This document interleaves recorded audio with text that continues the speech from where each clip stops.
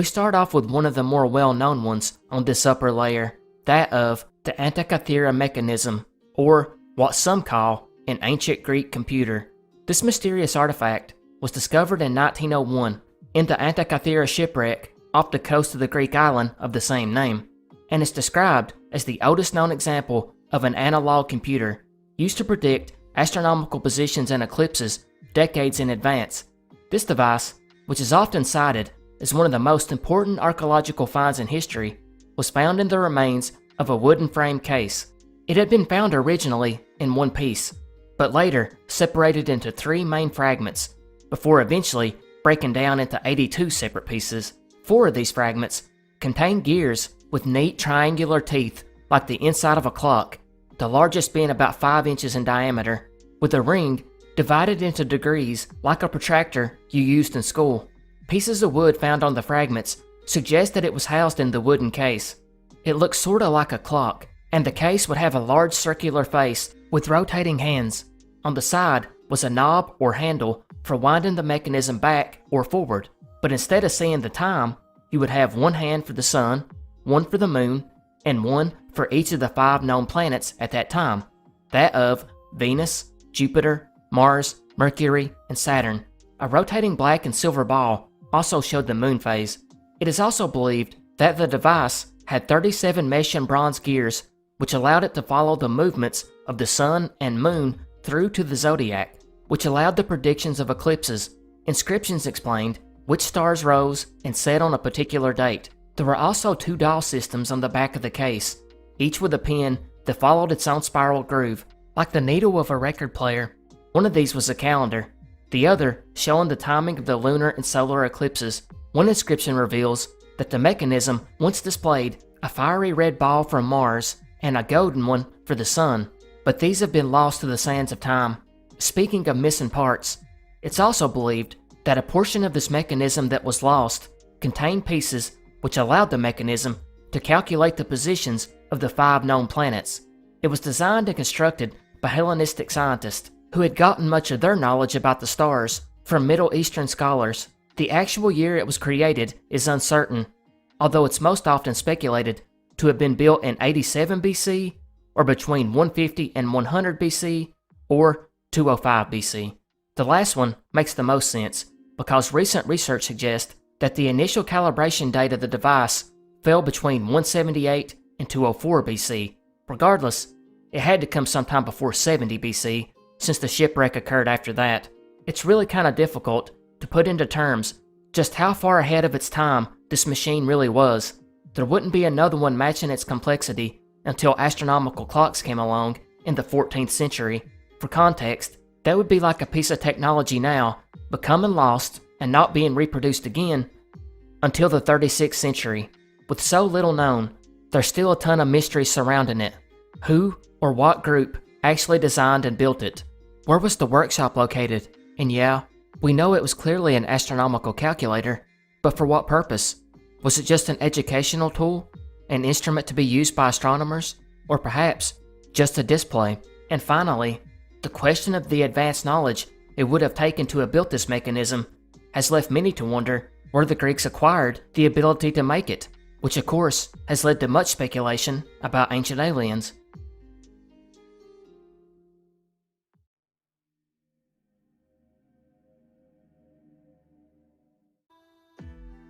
You have no doubt heard of the Ark of the Covenant, even if you're not a religious person. Hearing the words alone will probably make many of you remember the Indiana Jones movie. But what was it exactly? And what happened to it? The legendary artifact is said to be an ornate golden case built about 3,000 years ago by the Israelites to house the 10 Commandments.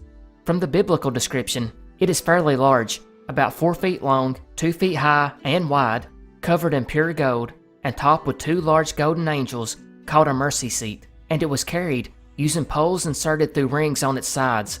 Inside was 2 stone tablets with the 10 Commandments, and according to the New Testament, it also contained Aaron's rod, which was a walking stick carried by Moses' brother Aaron, as well as containing a pot of manna, which was some kind of edible substance. The Ark was created according to a pattern given to Moses by God when the Israelites were encamped at the foot of Mount Sinai, and then carried 2,600 feet in advance of the Israelites on their march through the desert. When they camped, it was stored in a sacred tent called the Tabernacle. The ark would then go on to be linked to several miracles in the Bible. It was said to have cleared impediments and poisonous animals from the path of Israelites as they left Egypt. And when they crossed the Jordan River, the Bible says the river stopped flowing the moment the ark bearers stepped foot in it. Many others assert that when the Israelites besieged Jericho, they carried the ark around the city for a week while sounding the 7 trumpets of ram's horn, and on the 7th day, the walls fell down, allowing an easy conquest. But even this powerful weapon could not stop the evil to come, which happened in 597 and 586 BC, when the Babylonian Empire would conquer the Israelites, and the Ark of the Covenant, which was supposed to be stored in the Temple of Jerusalem, would vanish. And in the centuries since, theologians, as well as historians alike, wonder what actually happened to it. Was it destroyed or stolen by the Babylonians? Did the Israelites just hide it, and its location was lost to time? Well, if you have heard this story before, you probably know the most famous alleged location of the Ark of the Covenant. That is, in Ethiopia.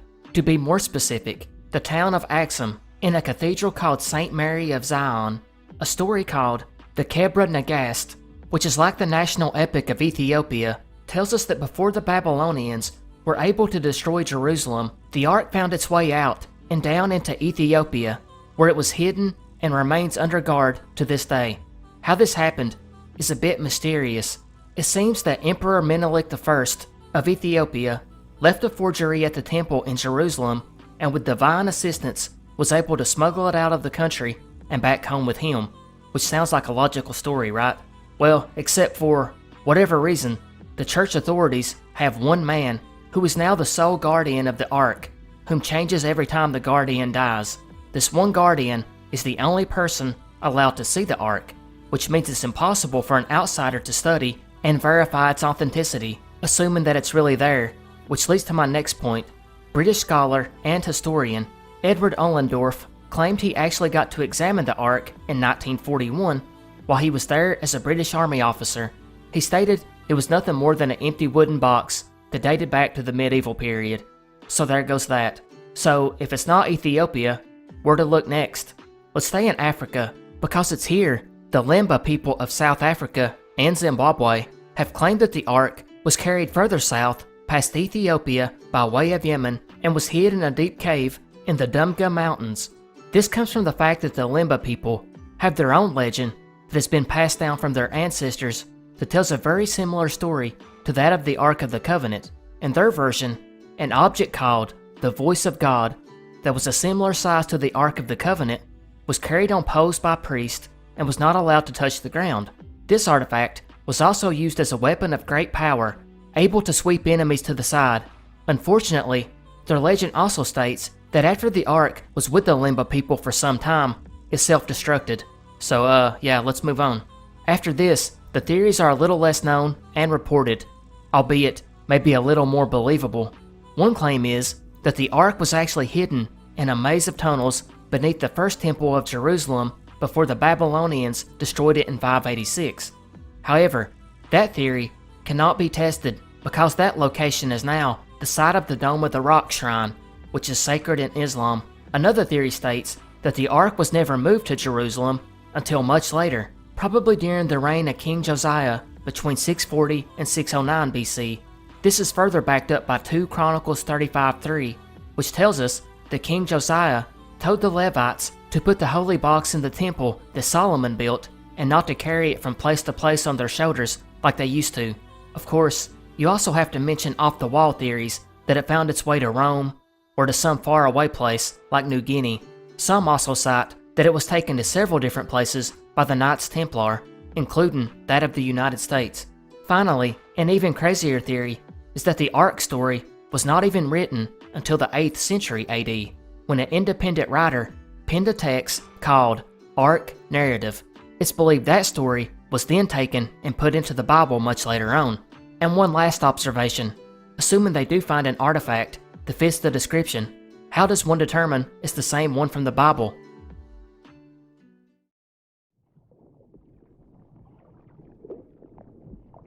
can you believe in all the time we've been covering these mysteries, we haven't covered the mystery of Atlantis? And looking through my archives, the only mention I can find of it is on my Pre-Columbian Contact series.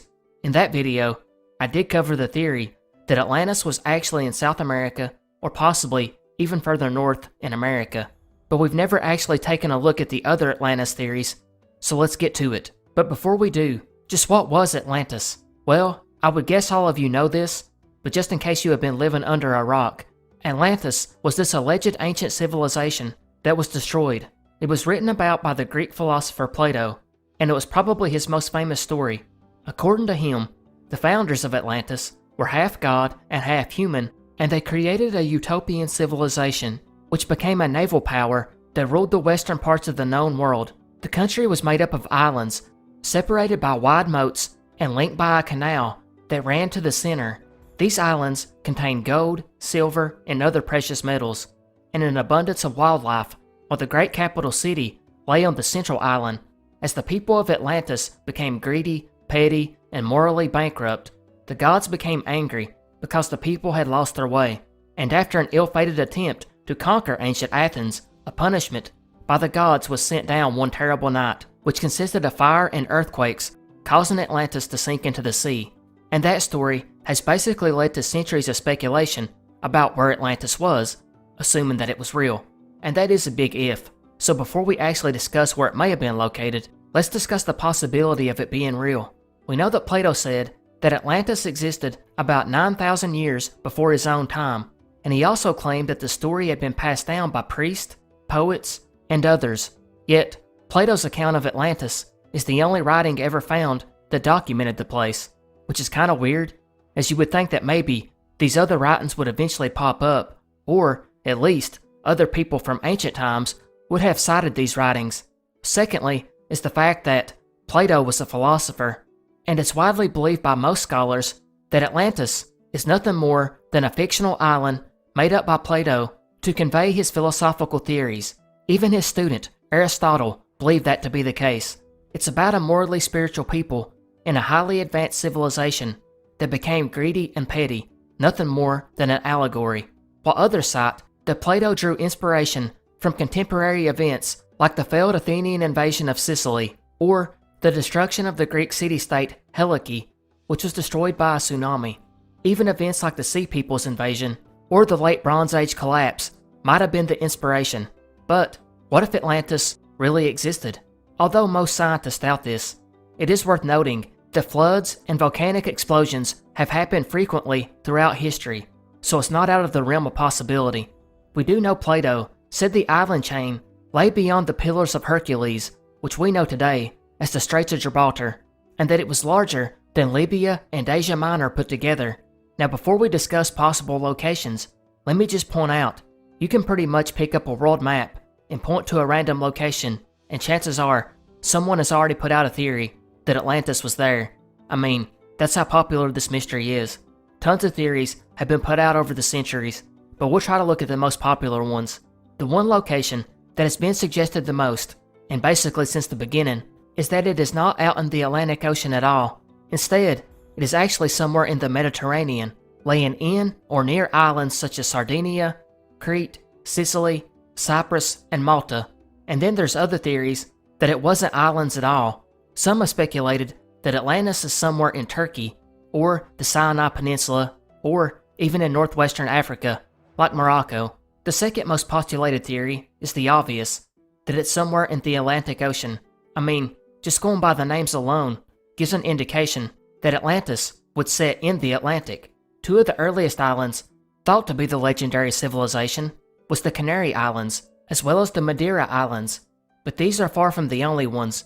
Basically every island in the Atlantic has been identified as Atlantis at one time or another, most notable that of the Azores, mainly because cores of sediment found around the Azores show that the islands were an undersea plateau for millions of years, as well as an area known for its volcanoes and many seismic events. Next we move to Northern Europe, where the island is frequently connected to Doggerland, which was an area in the North Sea that eventually sunk into the ocean.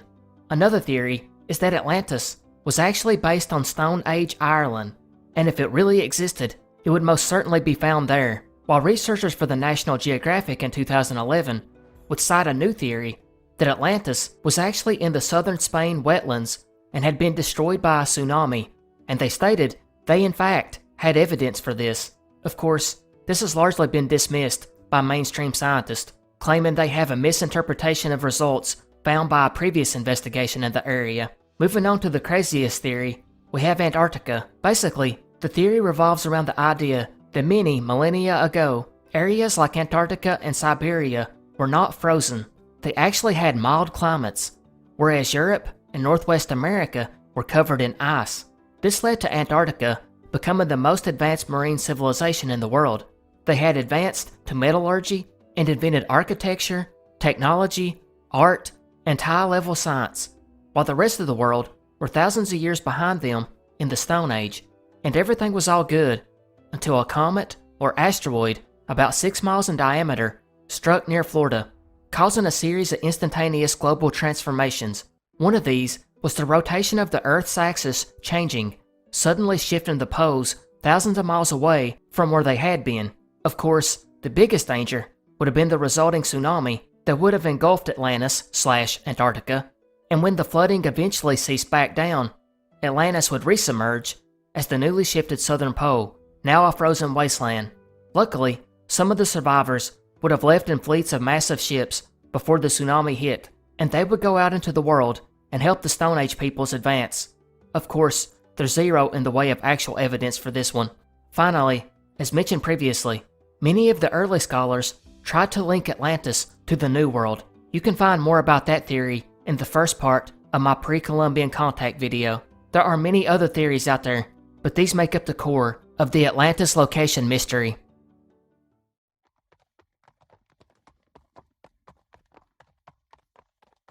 Benjamin Bathurst was a British diplomat in the early 19th century.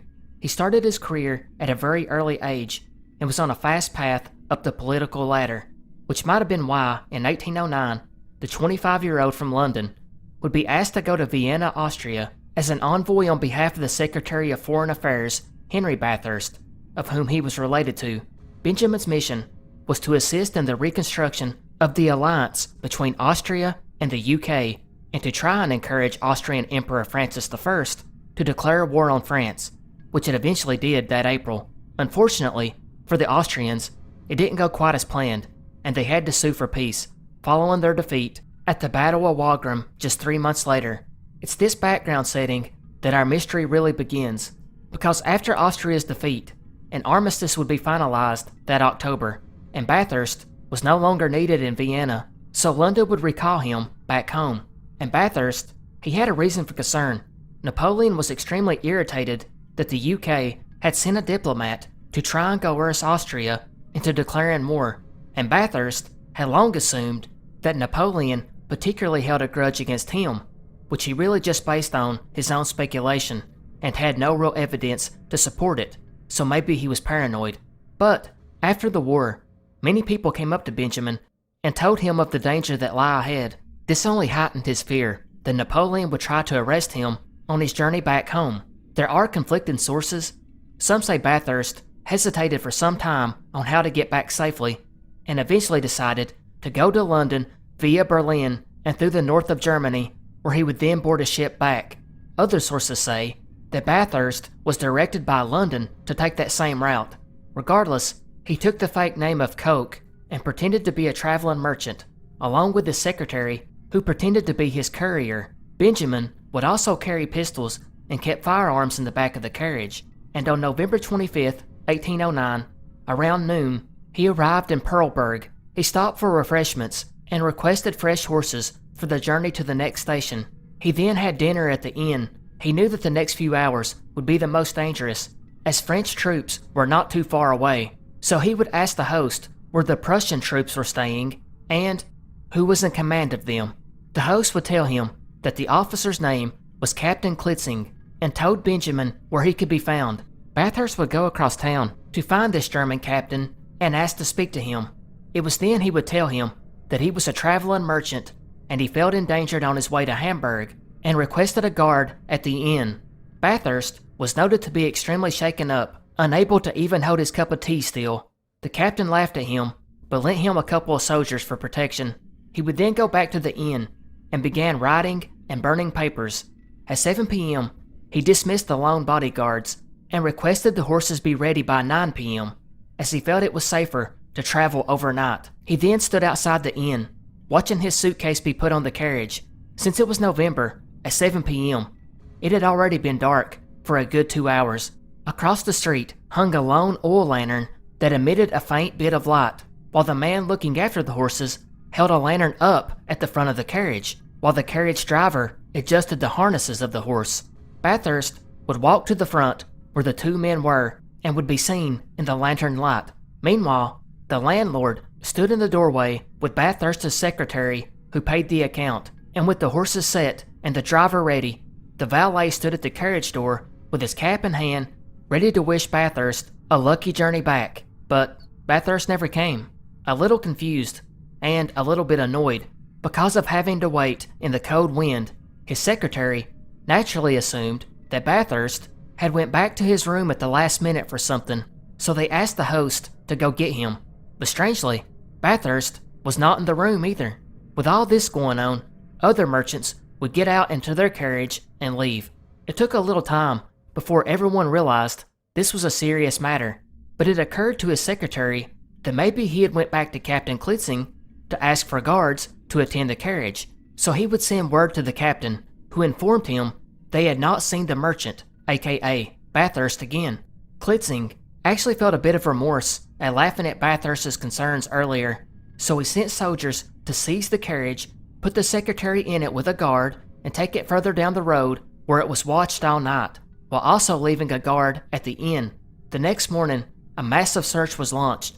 This included the woods, marshes, and ditches, but no trace was found. Klitzing waited all noon and left to meet his commander and tell him of the events. That commander would instruct him to go to Berlin for further guidance, who strangely ordered him to go back and investigate further. Getting stranger, about 3 weeks later, on December 16th, two women collecting firewood found a pair of trousers turned inside out.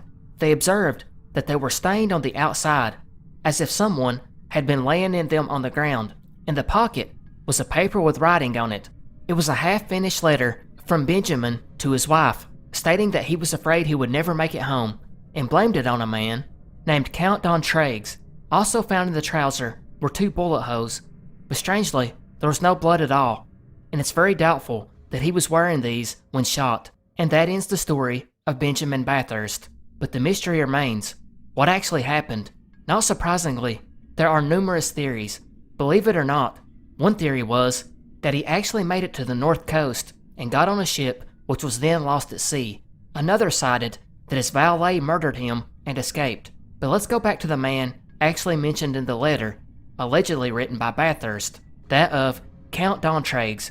He was actually a French spy living in London at the time, and he would actually tell Mrs. Bathurst that her husband had been carried off by military officers and killed. Even though this one sounds the most plausible, it doesn't really seem likely either.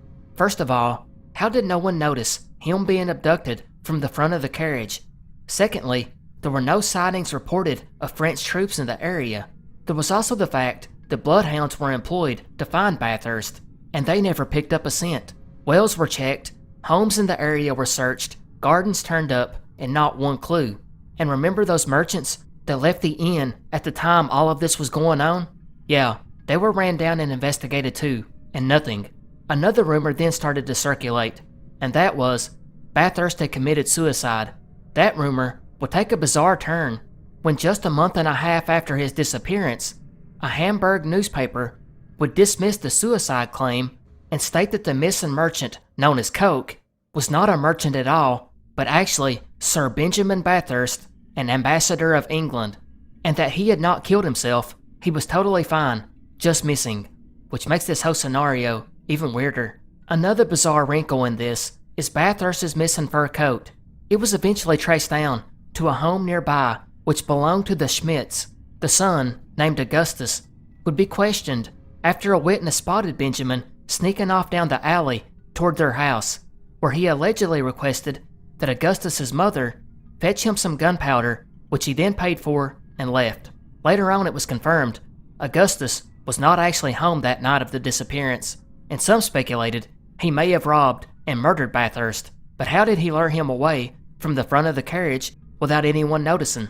Authorities didn't believe he could have, and assumed that he or his mother had just found the coat somewhere after his disappearance and stole it. The both of them would be imprisoned for 2 months for the crime of theft, but the robbery theory has grown in recent years, and most historians now believe he was simply mugged and killed. This also fits with how his pants were found, with the gunshots but no blood. Whoever planted them there wanted investigators to think Bathurst had been ambushed by several people lying in wait. In fact, Captain Klitzing would state later on that he believed Benjamin was the victim of a robbery gone bad. But there are more outlandish theories, which come from the fact that his disappearance took place just a few seconds after walking to the front of the carriage. These theories cite that he fell into a portal, or was taken away by paranormal forces, or was abducted by aliens. There's also a more skeptical take on the actual disappearance itself.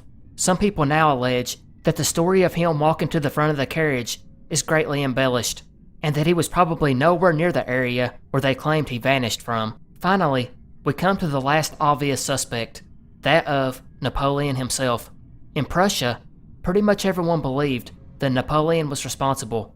The rumor was he had ordered the abduction of Bathurst for the sole purpose of collecting the dispatches he believed Austria was sending England, and that his death happened accidentally during the pursuit of him, which was then covered up by the French government. Benjamin's wife would actually make the long trek to ask for a meeting with Napoleon.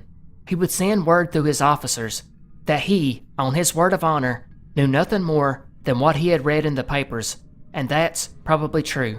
Bathurst was a small fry. It wouldn't be worth Napoleon's time. Furthermore, the war had ended, and there wouldn't have been any important dispatches for Austria to send to England. There was also no known personal dislike of Bathurst, because the two had never even met.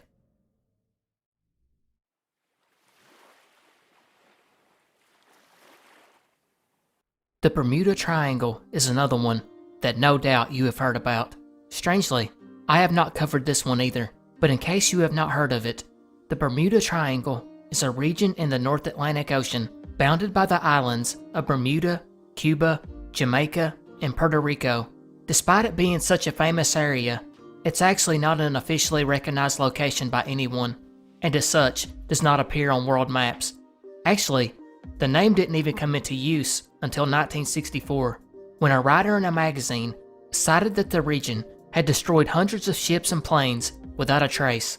But even before it was officially named, writers were already speculating about this cursed area as far back as 1950, when the boundaries of the triangle were first laid out. Around this time, people started suggesting that it could be the cause of something supernatural, and that's what makes this area a source of fascination for many. But this isn't just a recent phenomena. There are reports of unexplained occurrences going back to at least the mid-19th century, which may be due to the fact that the Bermuda Triangle is one of the most heavily traveled shipping lanes in the world. Even the air traffic in the triangle is substantially high. In addition, the triangle is subject to frequent tropical storms and hurricanes, which is due to the Gulf Stream that passes through the triangle. A couple of the more famous cases that we have already covered are that of the Carol A. Deering, a schooner found without its crew, which had previously passed through the triangle, and Flight 19 in 1945, in which a group of torpedo bombers disappeared with 14 airmen, and then the rescue crew of 13 men who went to the area to find them vanished without a trace too. However, with all that being said, there are some facts that kind of dispute the infamous legend of the Bermuda Triangle. First of all, despite its reputation, the triangle does not have a higher rate of disappearances than any other part of the ocean. In fact, a study done in 2013 revealed that the Bermuda Triangle is not even in the top 10 when it comes to the world's most dangerous shipping lanes. Secondly, although no one has an exact count of the number of planes and ships lost in the area, the most common estimate is about 50 ships and 20 airplanes, not exactly a huge number. Skeptics as well state that a lot of the Bermuda Triangle claims are exaggerated, dubious, or just straight up unverifiable. They note that in an area frequented by tropical cyclones, The number of disappearances that did occur were not mysterious, as many of these could be attributed to storms, and some of the accounts, such as a plane disappearance in 1937, was completely made up by a newspaper writer looking to increase sales, which kind of goes to the next point. A lot of the Bermuda Triangle craziness is due to TV channels, magazines, books, etc., knowing that the mystery of the triangle sells pretty good. So even though they know there's nothing to it, they still push media claiming otherwise. Backing these claims, and maybe the one that really debunks it, is Lloyd's of London, the famous ship insurance company, which has determined that there has not been a large number of ships lost there, and because of this, their insurance rate for this area is not any higher than any other area.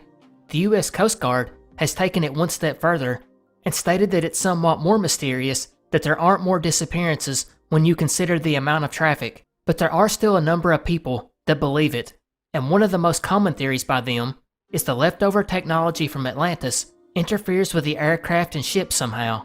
And since some believe that Atlantis is in the area, I guess that makes sense. Others believe that there is a time or space warp in the area that sucks the ships into another universe. Others cite UFOs, or even more mundane theories like methane bubbles or rogue waves.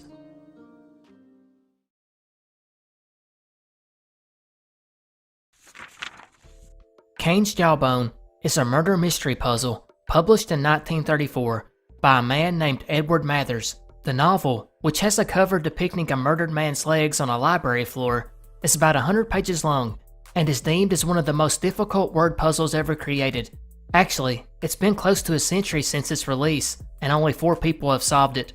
The book's pages have been organized in a haphazard way, but the book's jacket cover states that through logic and intelligent reading, you can sort them in the correct order and reveal the 6 murder victims and their respective killers.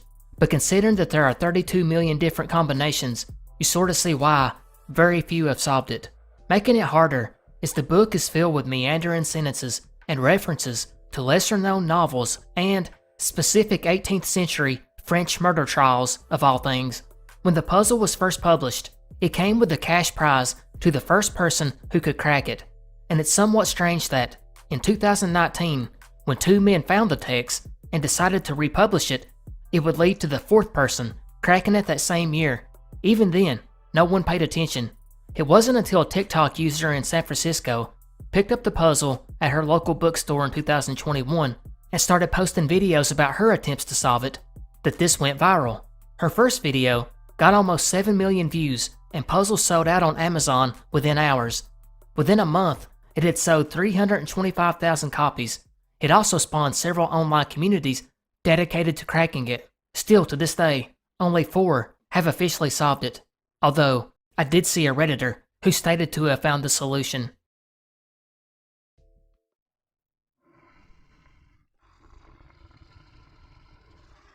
What would you do if you were hiking and you came across a bear? That would be scary enough, right? But what if it was a cocaine-fueled bear? Director Elizabeth Banks would sort of try to answer this question in her comedic horror movie called Cocaine Bear, which came out earlier this year. Some of you may not know, however, that this film was loosely based on a real event, when a man named Andrew Carter Thornton II of Kentucky would leave the U.S. Army as an expert paratrooper. When he returned, he would join the Lexington Police Department as a narcotics officer before leaving the force to, well, sell narcotics. Actually, he began piloting planes that were smuggling drugs from Colombia, and it's September 1985 that would be the backdrop of this odd story. As Thornton was flying over Georgia with a duffel bag worth $15 million in cocaine, or about $42 million in today's money, Thornton would notice that the Cessna they were flying was being weighed down by the 2 men plus their gear and drugs. So he would start dumping packages of cocaine off the plane over Blairsville, Georgia. When this wasn't enough, Thornton would parachute out over Knoxville, leaving his plane on autopilot to crash in North Carolina. Unfortunately for Thornton, his parachute failed and he died. 3 months later, a 200-pound black bear would be found dead in the Chattahoochee National Forest that had apparently overdosed on the cocaine dropped by Thornton. The bear was surrounded by the remains of a duffel bag that investigators would link to Thornton. The bear had died of acute cocaine intoxication after ingesting about 3 to 4 grams, But this opens up the mystery. Did the bear get high? And are animals in general able to experience a high? We do know they experience some kind of effect. For example, reindeer have been observed acting erratically after consuming mushrooms, and numerous animals have been observed getting sleepy after having a sip of alcohol. And in contrast to the cocaine bear film, no one in the area reported a black bear acting erratically within the few months of Thornton dumping the cocaine off. Of course, there's always the possibility that no one was near the bear when he ingested it. One ursinologist, someone who studies bears, has speculated that the black bear most likely had a physiological reaction of some kind, but what that was is hard to say. We do have instances of animals looking for what would be considered a high though, like that of the vervet monkeys in the Caribbean that raid bars and tourist beaches looking for alcoholic drinks, and they drink until they become visibly inebriated, while we also know cats love catnip, which is the plant Nepeta cataria, and in a dose low enough to not harm the cat, but still has enough to give them a euphoric reaction, while dolphins have been observed pushing around an inflated pufferfish, which defensively secrete a neurotoxin which might have an intoxicating effect on dolphins. However, other marine biologists dispute that dolphins do this intentionally, while wallabies have been seen entering commercial poppy fields, consuming plants, and acting intoxicated. But this still doesn't answer the question, what do animals observe when high, assuming they can experience it? Is it different than that of a human? And also, please don't try this with your pet.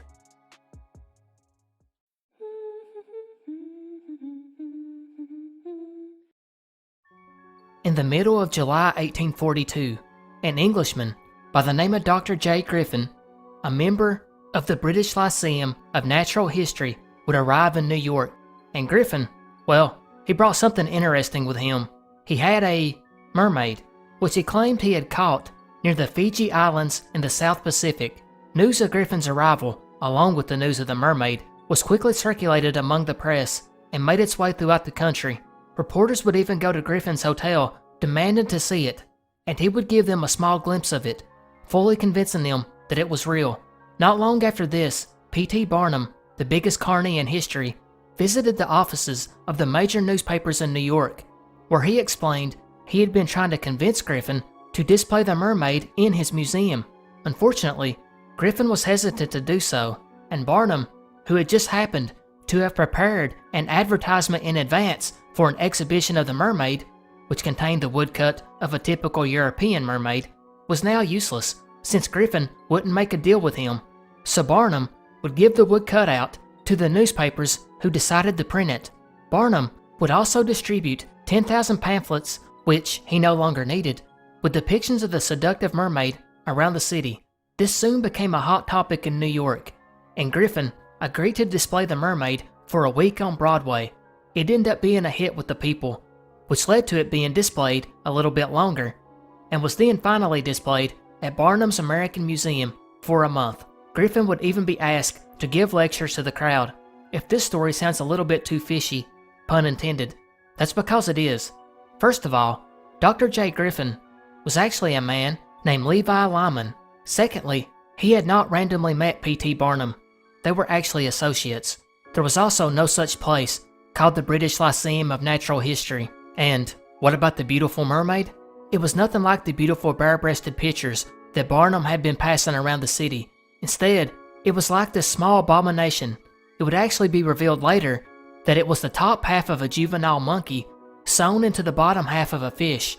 The original had scales with animal hair superimposed on its body, with breasts that hung down loosely on its chest. The mouth was left wide open with teeth bared. It was posed to look like it had died in agony. Objects like these had been made in Asia, particularly in Japan and the East Indies, long before P.T. Barnum had acquired his. This one itself was thought to have been made in 1810 by someone in Japan in an alleged traditional art form amongst fishermen. It was sold to Dutch merchants, who then sold it to a sea captain named Samuel Barrett Eads in 1822. He paid a huge amount of money for the mermaid, but wasn't able to actually make much money from exhibiting it. He would leave it to his son upon his death, who sold it to a man named Moses Kimball, who then leased it to Barnum. Following the month-long display, he would go on a tour of the South, which ended up being cut short. It was then brought back to New York, where it split its time between Barnum's Museum in New York and Kimball's Museum in Boston. But in 1859, the mermaid would go on tour in London and then came back to Kimball's Boston Museum and disappeared. There's actually a couple of theories on this one. The first is that the fake mermaid simply burned up in a fire. The original thought was that the fire in Barnum's Museum in 1865 was the cause, but the records showed that it was actually in Kimball's Museum at that time. So this has led to speculation that a fire that had destroyed Kimball's Museum in the early 1880s was likely responsible for the disappearance of the mermaid. However, some speculate that the mermaid was not in either museum when they caught fire. It's actually thought it ended up in Harvard's Peabody Museum of Archaeology and Ethnology. That museum does possess a Fiji mermaid, but it is unknown if it is the same one that P.T. Barnum had.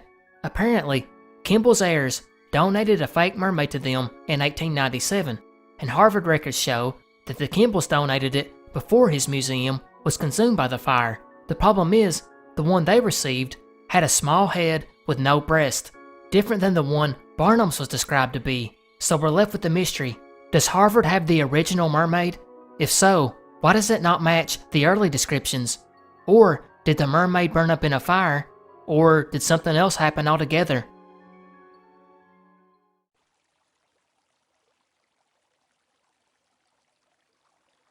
If you have heard of the famed Spanish explorer Juan Ponce de Leon, then you may know that he is well known for leading the first official European expedition of Florida. But what he is equally as famous for is the search for the fabled Fountain of Youth.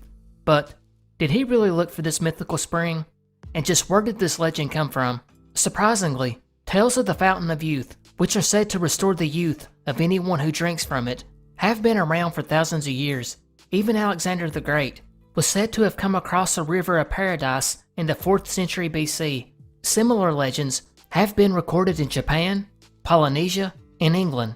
The mythical king, Prester John, who the Middle-aged Europeans believed to be a Christian king in the heart of Africa, allegedly had a fountain of youth in his kingdom. Spanish records also assert that the Taino Indians of the Caribbean also spoke of a magic fountain and rejuvenating river somewhere north of Cuba. These rumors no doubt reached Ponce de Leon in 1513, who, with his 3 ships, landed on the east coast of what they would call La Florida. He then journeyed down through the Florida Keys and up the west coast before heading back to Puerto Rico.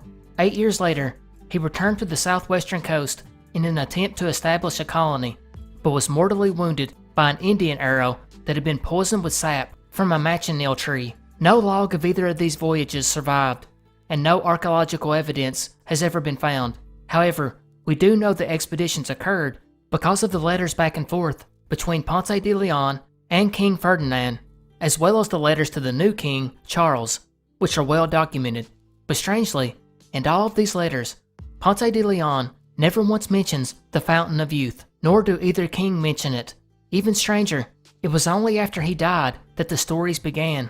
In 1535, Gonzalo Fernandez de Oviedo stated Ponce was actually looking for the land called Bimini, where, according to natives among the islands, possessed a fountain that restored youth. However, he noted that it was just a tale and that Ponce was just looking for the land for colonization purposes, whereas Hernando de Escalante Fontaneda, who, after a shipwreck in Florida, lived many years with the Indians, would record that he had heard Ponce de Leon was looking for the River Jordan so he could bathe in it in the hopes of restoring his youth, to which they all had a good laugh over, since he lived there long enough and knew the story to be nothing more than a legend, although he did clarify later that he doubted Ponce was really in the area looking for it. But the legend continued to grow, and would transform into a story that Ponce de Leon was an old decrepit man with a long white beard dreaming about his youth, which is dismissed by historians as just flat out ridiculous. However, since no documents from his expeditions are left, no one can know for sure if just maybe he was motivated to find it. In fact, 3 of the higher officials from the colonies sent word to the Pope that the fountain was real and that one servant had a father who had been rejuvenated by the waters. So there were some during this period that believed it to be real. But where does the original fountain story trace to? Well, we do know that Herodotus mentioned a special kind of water in the land of the Macrobians, who lived at the Horn of Africa, where these people went to a fountain to wash, leaving their flesh all glossy and sleek and smelling like violets. This water is said to have allowed most of them to live to the age of 120, although the legend probably goes back further than that. Regardless, by the time that the Spanish were in the New World, the legend was old and widespread in Europe. So, was it real? And if so, where is it? It's no surprise here, but as you can imagine, most scholars chalk it up to nothing more than a legend. As far as how the myth ever got started, no one knows, other than maybe a hope that it existed, or perhaps the thrill of trying to find it.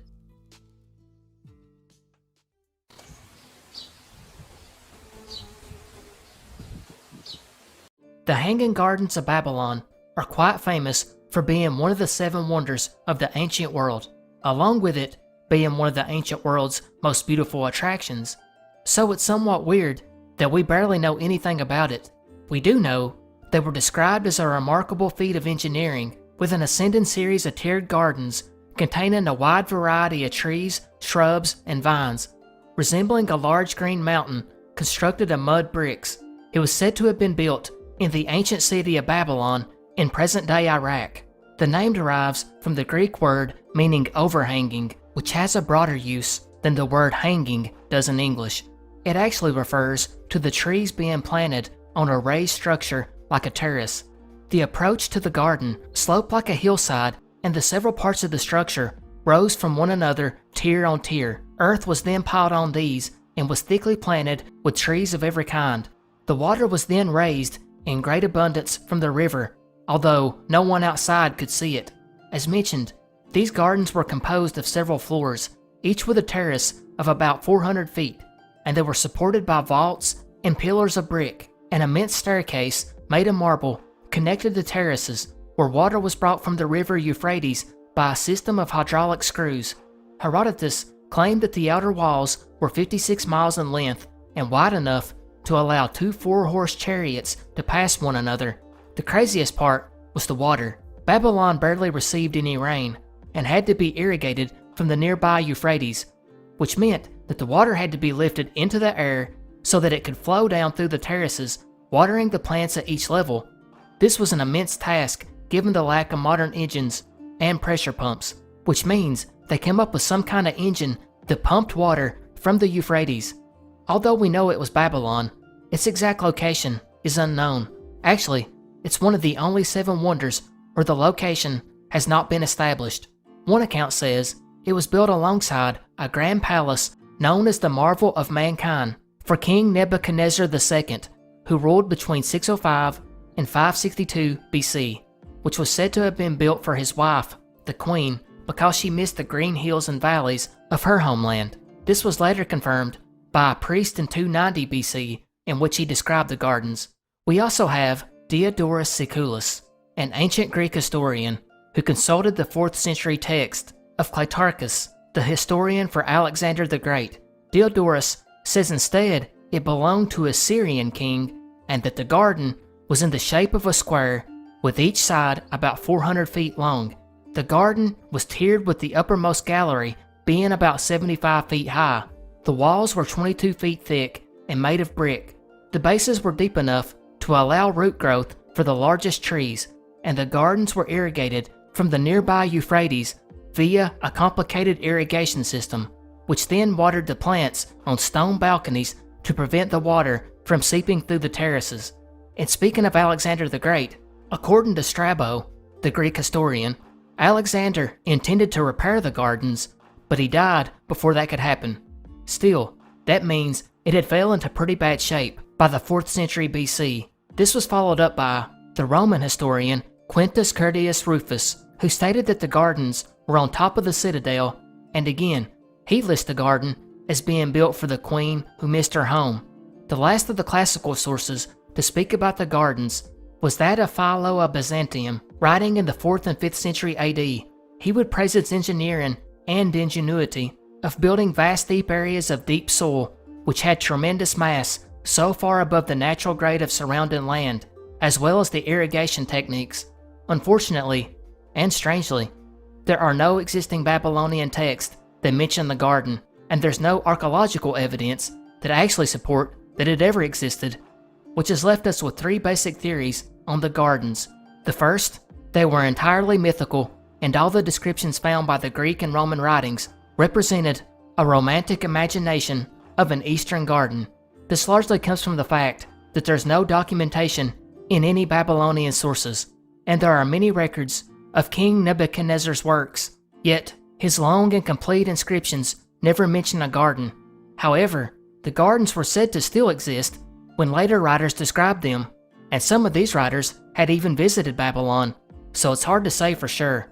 But what really hurts the cause is not one piece of archaeological evidence has been found, although it could be beneath the Euphrates, as the river flowed east of its current position during the reign of Nebuchadnezzar II.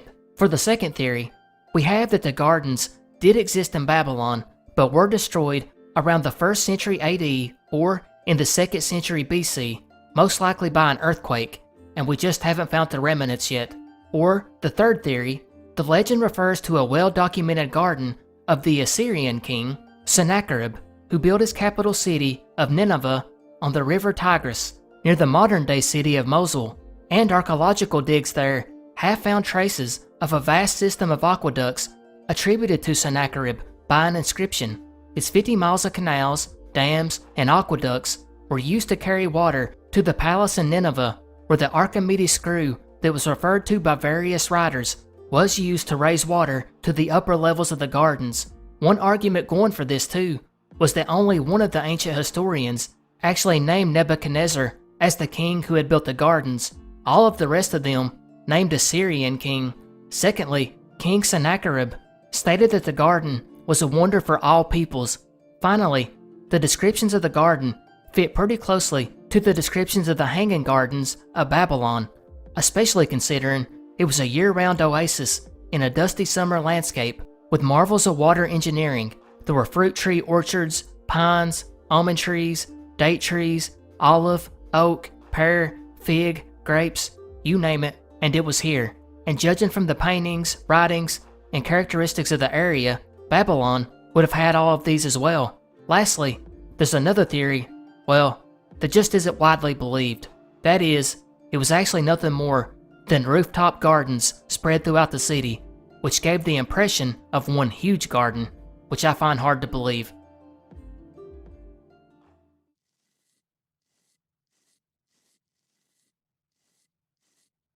Although the name Hans Nilsen Langseth sounds like a cool Viking mystery, it's sadly not. It's about a guy who had the longest beard in the world. As the naming of this iceberg relates, some of the entries on here are considered oddities and not mysteries, and that's what this one is. Hans Langseth, aka King Whiskers, was a man from Norway who moved to North Dakota, or Iowa, depending on the source, and holds the world's record for the longest beard, at 18 feet and 6 inches. Before he was buried in 1927, his son cut the beard down to 12 inches and kept the rest, which was eventually put on display at the Smithsonian. Although this one is an oddity, there is a small mystery about his death at the age of 82. It is allegedly not a natural one. Legend states that he stepped on his beard and tripped at the top of the stairs, falling down and breaking his neck. Other sources say he died in a house fire, which I kinda doubt since his beard would presumably have burned up, while another source combines the two and says he died by breaking his neck trying to escape a house fire, while others state that he did in fact die of natural causes.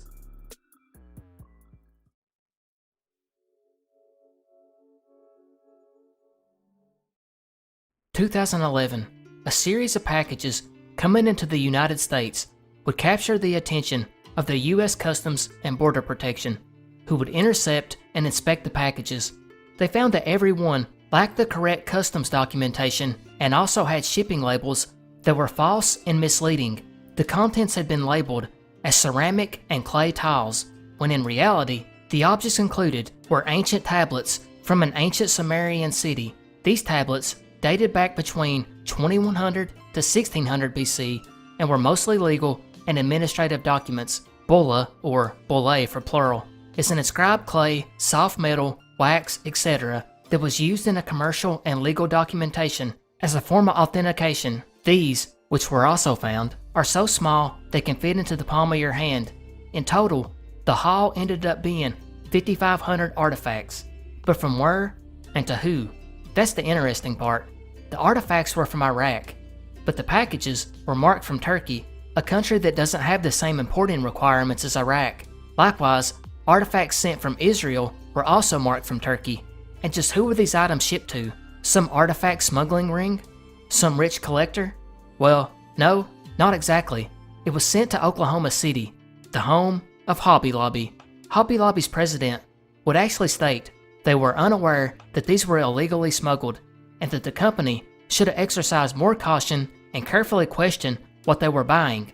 However, the Justice Department would claim that there were numerous red flags that should have tipped them off, which is most likely true since internal staff at Hobby Lobby had notified superiors that the items were most likely looted from Iraq, as well as one expert who warned them that the items were from an archaeological site located in Iraq.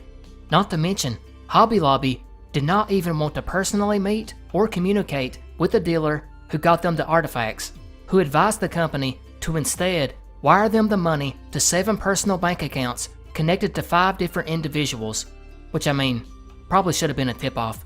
But why did Hobby Lobby, a store which specializes in arts and crafts, spend $1.6 million smuggling these ancient artifacts? It seems the Christian-ran chain of stores had taken quite an interest in artifacts they could pick up and put in the Museum of the Bible, which also was ran by the same family that owned Hobby Lobby. In 2009, the company president, Larry Green, had stated that their mission was to collect as many biblical artifacts and texts as fast as possible, and they did, coming up with 40,000 in just a few years, and then putting them in the Museum of the Bible in DC. After being busted in 2011, they would eventually be forced in 2017 to give up 3,800 items seized from Iraq and then had to pay a fine of $3 million. And then, in 2020, they would be forced to return more, almost 12,000 items, to Egypt and Iraq.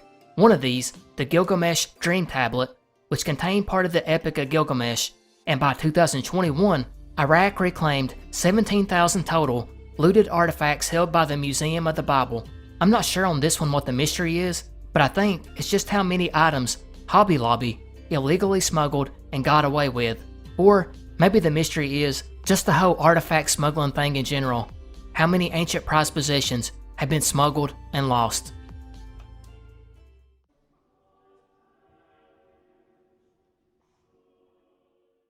The Holy Grail is a legendary and symbolic object with deep roots in Western mythology, folklore, and religious traditions. It is most commonly associated with King Arthur and Christian mythology. The Holy Grail is typically described as a sacred vessel, cup, or dish that possesses mystical and miraculous properties. Its significance varies depending on the specific interpretation, but some key aspects include King Arthur. In that legend, the Holy Grail is often portrayed as a cup or dish used by Jesus during the Last Supper, the meal he shared with his disciples the night before his crucifixion. According to the story, Joseph of Arimathea, a disciple of Jesus, used the Grail to collect Christ's blood at the crucifixion. The Grail later becomes the object of King Arthur's quest by the Knights of the Round Table, whereas in Christian interpretation, the Holy Grail is deeply intertwined with Christian mythology and the story of the Last Supper. In Christian tradition, it is considered a symbol of the Eucharist, where the wine in the chalice is believed to become the blood of Christ during the Mass. Therefore, the Holy Grail represents the vessel used by Jesus to institute the sacrament. The Grail is often believed to possess miraculous qualities, such as the power to heal or provide sustenance. It is seen as a symbol of divine presence and grace. But the biggest mystery with this one is, what was it? Was it a physical object, such as a cup or dish, like depicted in the King Arthur legend? Or is it a symbol of spiritual enlightenment and divine grace, seen in the Christian interpretation? Secondly, what is the origin of the Holy Grail legend? It became widely known, mainly because of the tale of King Arthur and his Knights of the Round Table. This has led many to speculate that the Grail legend may have been inspired by earlier Celtic or pagan myths, or from lost ancient relics or artifacts.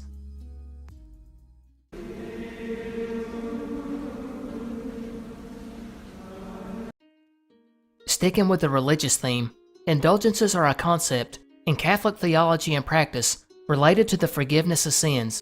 They have played a significant role in the history of the Catholic Church. The idea of indulgences is rooted in the belief that God's mercy and the authority of the Church to grant spiritual benefits. An indulgence is a remission or forgiveness of the temporal punishment due for sins that have already been forgiven in the sacrament of penance. In other words, it's a way to lessen the consequences of sin in the afterlife. In Catholic theology, sin has both eternal and temporal consequences. Eternal consequences refer to the separation from God, while temporal consequences relate to the suffering or purification that may be required before entering heaven. Indulgences are primarily concerned with the latter. The practice of granting indulgences goes back to the days of the early church, but it became more structured and systematic during the medieval period. Pope Urban II is often credited with the first formal declaration of indulgences during the First Crusade in the late 11th century. There are two main types of indulgences: partial indulgences, which remit part of the temporal punishment due to sin, and plenary indulgences. These remit all of the temporal punishment due to sin. To obtain a plenary indulgence, certain conditions, such as confession, communion, and prayer for the Pope's intentions, must be met. Traditionally, indulgences were granted for various acts of piety, such as visiting holy places, reciting prayers, or performing charitable deeds. In more recent times, the granting of indulgences have become more focused on acts of devotion and spiritual exercises. The sale of indulgences in the late Middle Ages, particularly during the time of the Protestant Reformation, became a source of significant controversy. The sale of indulgences were heavily criticized by reformers like Martin Luther, who saw it as a form of spiritual abuse and a way for the church to raise money.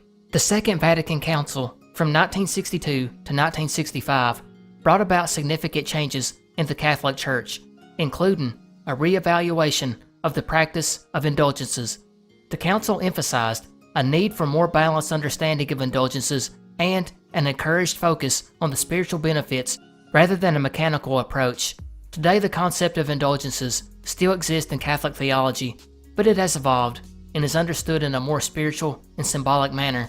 The granting of indulgences is less common and has been redefined with the context of the Church's teachings of God's mercy and the reconciliation of the faithful. I'm not sure, but I think this one might just be an oddity and not a mystery, but maybe the mystery is just how confusing it is.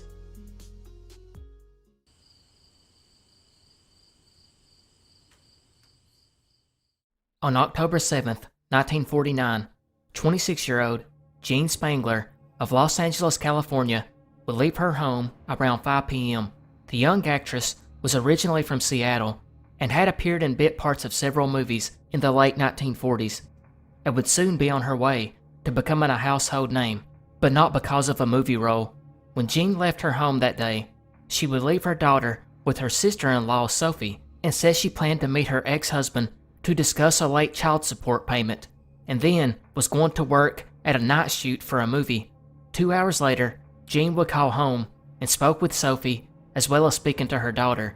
She would end up telling Sophie she had to work the full 8 hours and probably would not be home that evening. But Jean never arrived home, and since Jean's mother was out of town visiting family, Sophie would go to the police to file a missing persons report. She would tell detectives that Jean had planned on going to work at a film set after she met with her ex-husband Dexter Benner. However, when detectives checked with the studios, there was no record that Jean ever showed up. Investigators would start searching around to try and find any witnesses that may have seen Jean, and they finally found one. A woman at a farmer's market just a few blocks from Jean's home. She had recalled seeing her browsing around at 6 p.m. and said it appeared that she was waiting for someone. Depending on the source, this is the last official sighting of Jean, but there are other sources that state she was seen at a club at 2:30 a.m. where she appeared to be arguing with two men. It didn't take police long to figure out that her ex was most likely responsible. I mean, just after a little bit of digging into their background, they quickly found out that the two had a long, bitter custody battle over their daughter. before Jean was finally awarded custody in 1948. But when police went to question Dexter, he would tell detectives he hadn't seen his wife in weeks, and his new wife, whom he had been married to for just a month, confirmed this and gave an alibi for that evening, which would seem maybe kinda hard to believe, but detectives would actually take the investigation into a different direction, so they must have believed he wasn't involved, which is really odd, because after Dexter got custody of their daughter, he would get into another custody battle with Jean's mother over not allowing her to have visitation with her granddaughter.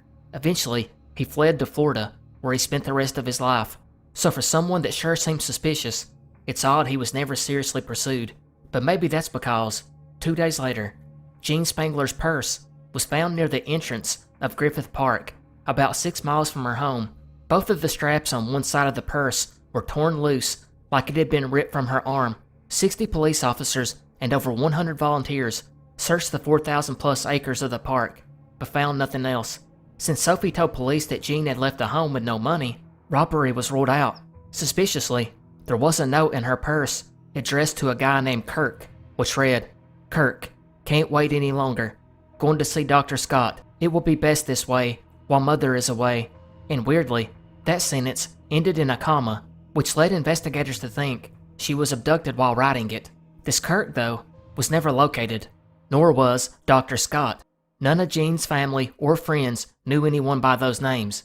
However, when Jean's mother finally returned to LA and was interviewed by the police, she would tell investigators that a Kirk had picked her up twice at their house, but stayed in the car so she never seen who it was. She also stated she had worked together on a set with a man named Kirk, but she didn't remember for which studio. Detectives, meanwhile, would question every doctor with the last name Scott in Los Angeles, but none of them had a patient named Jean Spangler or Jean Benner, her married name.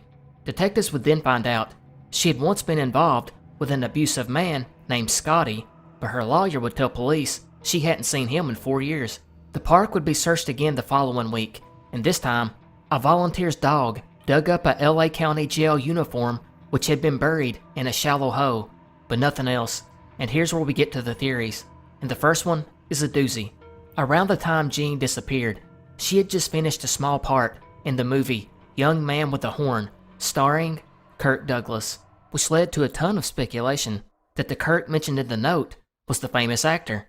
Douglas, after hearing the news, would call police voluntarily and told them flat out he did not know her. He'd done this while he was on vacation too, and before police even made the connection, which was certainly odd. But when the head detective called him back to learn more, Douglas admitted they had talked and joked around on the set, but he had never seen her outside the studio. Then he would go back and clarify all this in a press statement by saying that he had told the detective he didn't remember Jean until a friend reminded him, which I guess is possible. The plot would then thicken when Jean's girlfriends would tell investigators that she was 3 months pregnant and was about to have an abortion, which was illegal at that time. Witnesses who went to the same clubs and bars as Jean would tell police that they had heard of a medical student known as Doc performed abortions for cash.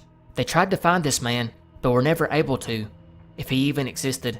Meanwhile, another actor, Robert Cummings, would tell police that Jean had confided in him that she was having a casual affair, but did not mention the man's name. And to complicate matters, the media was now speculating that Jean may be one of the victims of the active serial killers in LA at the time, potentially even linked to the infamous Black Dahlia murder, whose victim, Elizabeth Short, bore a striking resemblance to Jean, as well as both women having movie aspirations. It wasn't just the press though. The police were attempting to tie the two cases, but were unsuccessful. Detectives would also run down a theory that it was related to gangsters that she had been affiliated with, apparently from her time as a dancer at a nightclub. Detectives investigated these claims too, but once again, came up empty-handed. But a year after her disappearance, one customs agent in El Paso would report seeing Jean at a hotel with one of these gangsters, that of Davy Ogle. When police went to that hotel, the clerk identified Jean from a photograph, but their names were not on the register. Speaking of Davy Ogle, he vanished 2 days after Jean and was never seen again either. Of course, he was under indictment for conspiracy at the time, so it might not be related.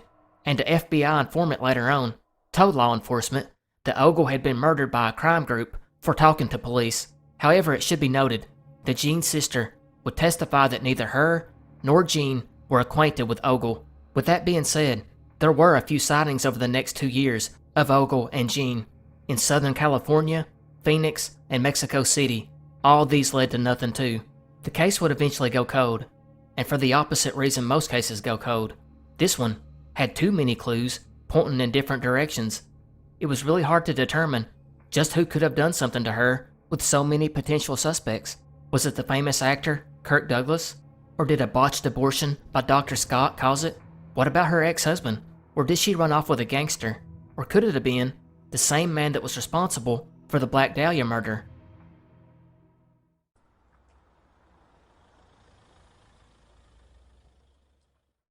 Jimmy Hoffa was a prominent American labor union leader and a central figure in the American labor movement during the mid-20th century. He got fame through his involvement in labor unions, where he began at an early age when he worked as a labor organizer for the International Brotherhood of Teamsters, a prominent and influential labor union. He quickly rose through the ranks of the Teamster Union, becoming its national vice president in 1952 and its general president in 1957. Under his leadership, the Teamsters became one of the largest and most powerful unions in the United States. He was known for his fierce dedication to workers' rights and the improvement of labor conditions. He played a pivotal role in organizing truck drivers, warehouse workers, and other laborers. Hoffa's leadership of the Teamsters was marked by controversy and legal troubles, though. He was convicted of jury tampering, attempted bribery, fraud, and other offenses. In 1967, he was sentenced to prison, but was released in 1971 after Richard Nixon commuted his sentence, which leads to the mystery. On July 30th, 1975, Jimmy Hoffa was last seen outside a restaurant in Bloomfield Township, Michigan. He was scheduled to meet with two reputed members of organized crime, Anthony Giacalone and Anthony Provenzano. After the meeting, Hoffa vanished without a trace. His disappearance remains one of the biggest mysteries in American history, despite the fact that, well, it looks very obvious to me what most likely happened. He was most likely killed by the Mafia, and his remains were hidden somewhere and never found. However, there are other theories out there. One is that the FBI was responsible for his disappearance. Another one was he joined the Witness Protection Program.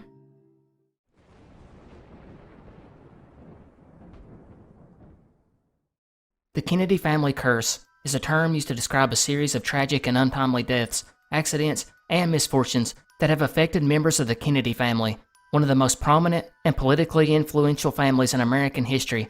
While the majority of people don't believe in curses, the Kennedy family has indeed experienced a disproportionately high number of tragic events and premature deaths.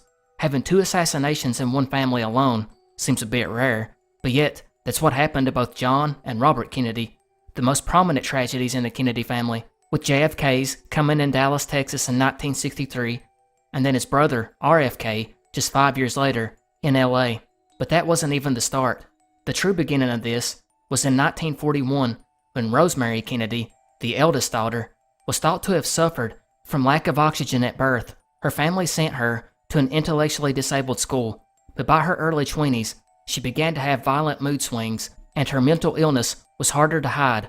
Her father, Joseph, decided to subject her to an experimental new procedure called a lobotomy, not even telling the family till afterwards. The lobotomy was botched and left Rosemary with the intellectual capabilities of a 2-year-old, and also took away her ability to walk and talk. She had to be cared for in private institutions for the rest of her life, and she was hid away to keep from damaging any political ambitions of the rest of the family. Then we go to 1948. Kathleen Kennedy would die in a plane crash from Paris towards the Riviera when it was caught in a storm. 1963, Jacqueline Kennedy gave birth to a premature baby who died shortly afterwards. Then we go to the plane crashes. Several members of the Kennedy family have died in plane crashes, including Joseph P. Kennedy Jr., the oldest brother, who was killed during World War II, John F. Kennedy Jr., who died in a plane crash in 1999, along with his wife and sister-in-law. Other members of the family, such as Senator Ted Kennedy, the youngest brother, survived an accident in 1969, but killed passenger Mary Jo Kopechne. In fact, by the time Ted Kennedy had suffered the car crash of 1969, he had lost 4 siblings prematurely, and in 1978, Ted Kennedy Jr. would have to have his leg amputated due to swift-spreading cancer. 1984, Robert Kennedy's son David died from an overdose, while his son Michael died in a skiing accident at the age of 39, which brings us back to the curse. Is it real or not? The idea of a curse associated with the Kennedy family has more to do with the family's high public profile and political prominence, causing it to receive more attention and scrutiny. And although the majority of families will not have assassinations, most families will see their fair share of tragic accidents as well as health and addiction issues. However, if there was a curse, who was responsible? The family had no shortage of enemies, but one theory is that the person responsible for the curse is none other than their father, Joe Kennedy, who brought it on himself by the forceful way he pushed his kids to go for political offices or other prestigious lines of work instead of letting them pursue their own interest, and more importantly, for how he had his daughter Rosemary lobotomized for the fear of shame over her mental issues.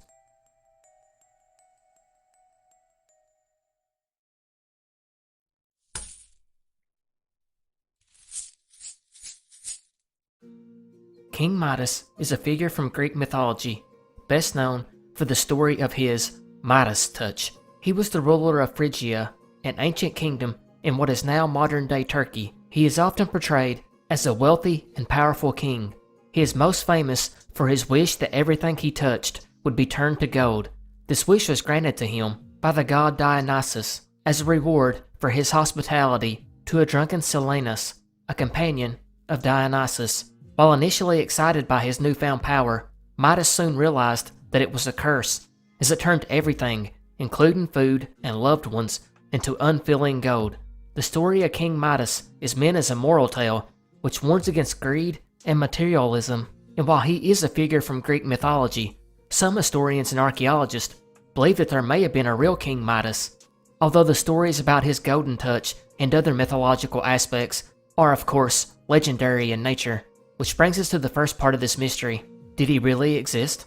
The historical evidence for this may have been the real historical king of Phrygia in the 8th century BC. His name was Midas, and he died by suicide after the capital was sacked by Cimmerians. This Midas is also believed to be the same individual called Mida in the Assyrian text. So where does the story of the Golden Touch come from then? Well, for one, the capital city of Phrygia was called Gordion, and this area where King Midas lived, well, it didn't have an abundance of gold. In fact, at archaeological sites, the only gold found was from a few pieces of jewelry and ornaments, but even that's been rare. Even in the royal tombs and monuments, there's not been any gold recovered. But there's still a theory for the origin of the Midas touch. Turns out, the answer lies in a tomb of someone from the nobility, most likely Midas's father, who was covered with a textile that contained a pigment called gothite, which gave the material a golden shine. This same material was found in other textiles in the area. It seems that maybe the royal family had been wearing such golden-looking garments, and it became a hallmark of the elite. There's also another theory that this legend came about just because Midas was so rich, due to the electrum found in the river Pactolus, which they then used for the basis of their economy. That river also appears golden in color due to the electrum that was found there. The legend states that King Midas stopped to bathe and it turned the water to gold. Regardless, either of these theories means that the story of King Midas is based on some truth.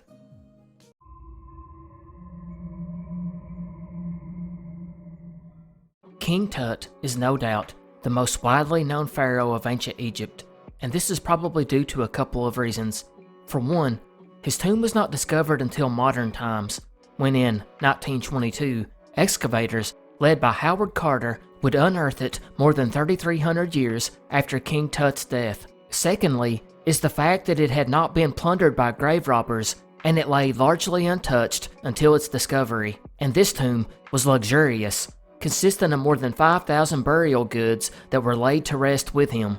It created a media frenzy and brought back ancient Egyptian designs to the Western public. But there's one more reason why King Tut's tomb is so famous, or maybe I should say infamous. Along with Howard Carter was the financial backer of this whole operation, that of the 5th Earl of Carnarvon, a man named George Herbert. Herbert, who had supported the expedition for nearly 5 years, was about to pull out of the project when Carter contacted him on November 4th to let him know of the major discovery. And 3 weeks later, on November 26th, Carter and Herbert were the first people in modern times to see the tomb. But in a swift turn of events, a short 5 months later, Herbert, the 5th Earl of Carnarvon, would die on April 5th. He had suffered a severe mosquito bite, which became infected after he accidentally cut himself shaving. This eventually led to blood poisoning and then pneumonia. His death would give birth to the curse of King Tut. This curse is said to be cast on anyone that disturbs a pharaoh's tomb, and does not differentiate between thieves and archaeologists. It can bring bad luck, illness, or death, but we are just getting started, because next would be George J. Gould, a wealthy railroad executive who visited the tomb shortly after the discovery. He died 1 month after George Herbert on May 16th, after he developed yellow fever. 5 years later, A.C. Mace, a member of the excavation team, died from pneumonia. The following year, Richard Bethel, Carter's secretary, died in bed, the victim of a suspected smothering.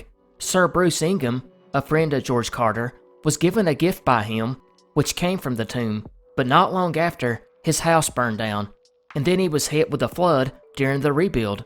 Hugh Evelyn White, a British archaeologist who visited the tomb and may have worked during the excavation, committed suicide in 1924. Sir Archibald Reed, a radiologist who x-rayed Tut before the mummy was given to a museum, got sick the next day and died 3 days later. But this is not just a cute legend that people kinda have fun with.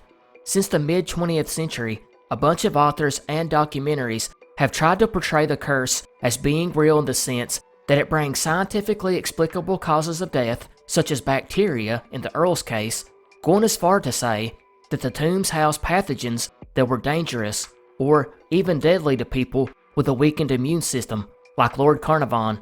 Considering that some of the mummies carried mold and the tomb walls had bacteria, it was very possible that the curse is biological in nature, whereas skeptics point out that only 8 of the 58 people present during the opening of the tomb and sarcophagus died within a dozen years, and not the 26 people within 10 years that is sometimes cited. Carter himself, who led the expedition, lived almost 20 years afterwards. They claim that the real origin of the Egyptian mummy came from European cultures, and that it had no connection to a real scientific phenomenon. Furthermore, in spite of popular misconceptions, there's no inscriptions anywhere inside the pharaoh's tomb that speak of a curse. Actually, inscriptions warning of curses inside these ancient tombs are extremely rare.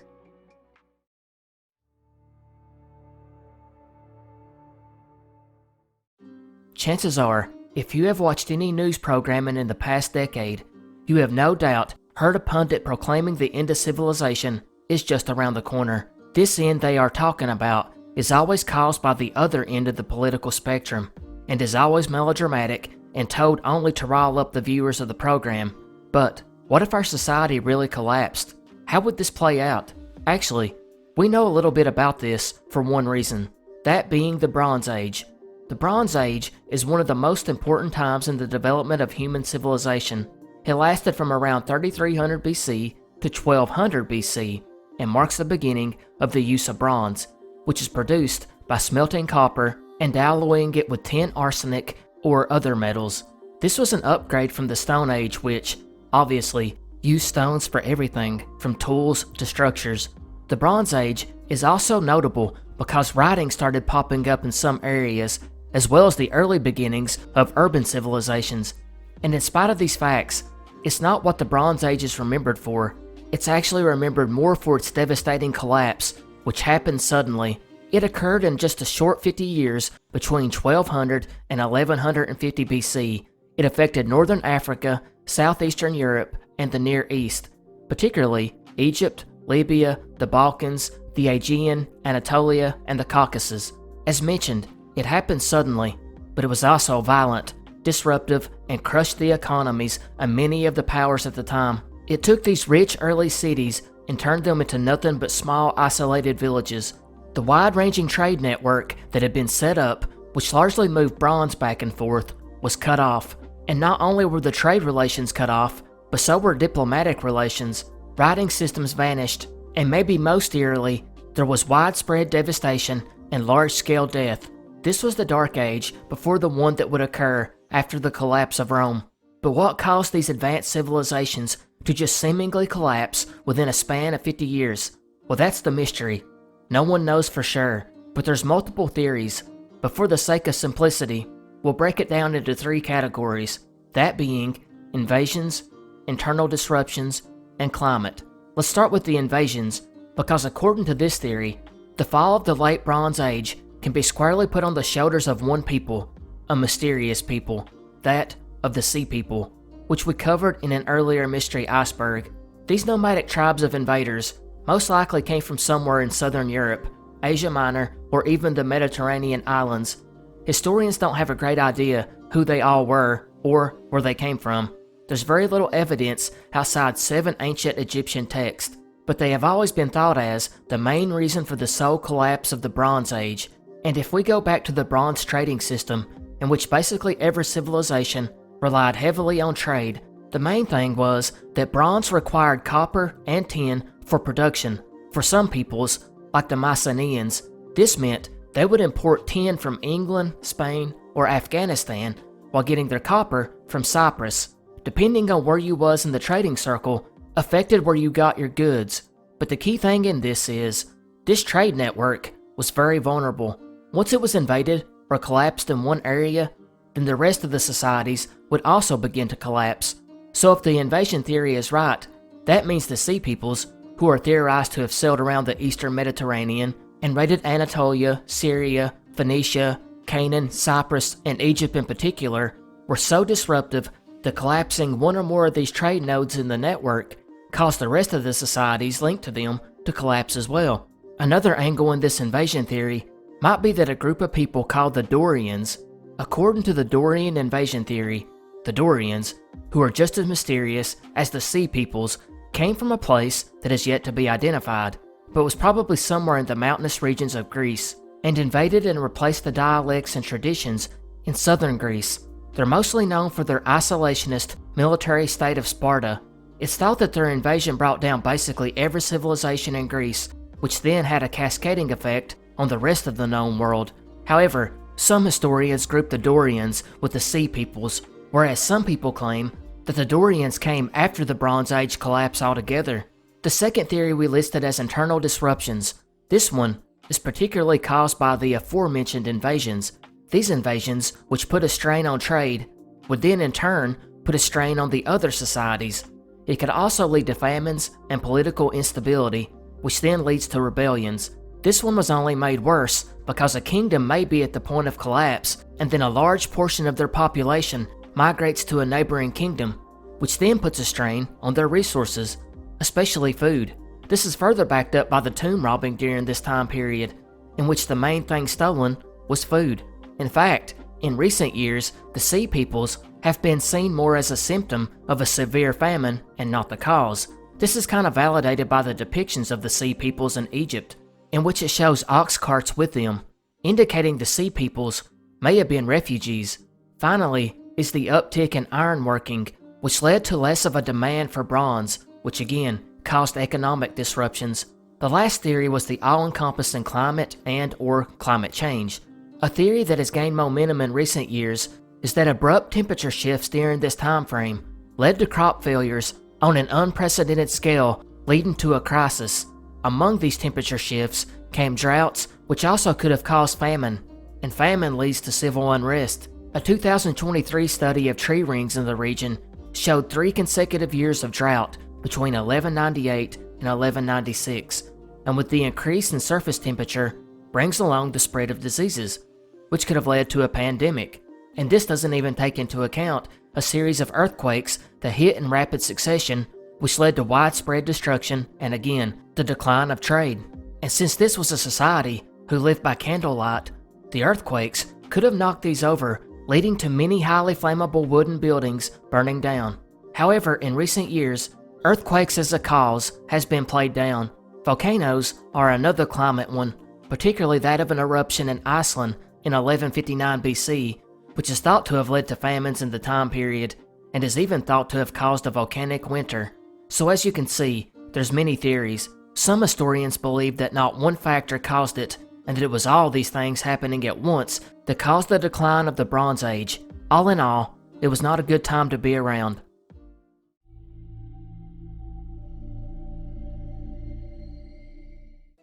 You have probably heard the name Grigory Rasputin, the man who would be nicknamed the Mad Monk. But this Mad Monk, who would find himself in the Russian Tsar's inner circle in the early 20th century, came up from humble origins. Born in 1869 in a small village in Siberia, Rasputin grew up with a relatively normal life, despite having a few run-ins with local authorities. He would do like most, marry and have a few children, but his life changed in 1892 after joining a monastery for a few months. But unlike other men who joined the monastery, Rasputin never gave up his past life or family, and he never took any holy orders, thus was not a real monk, contrary to his nickname.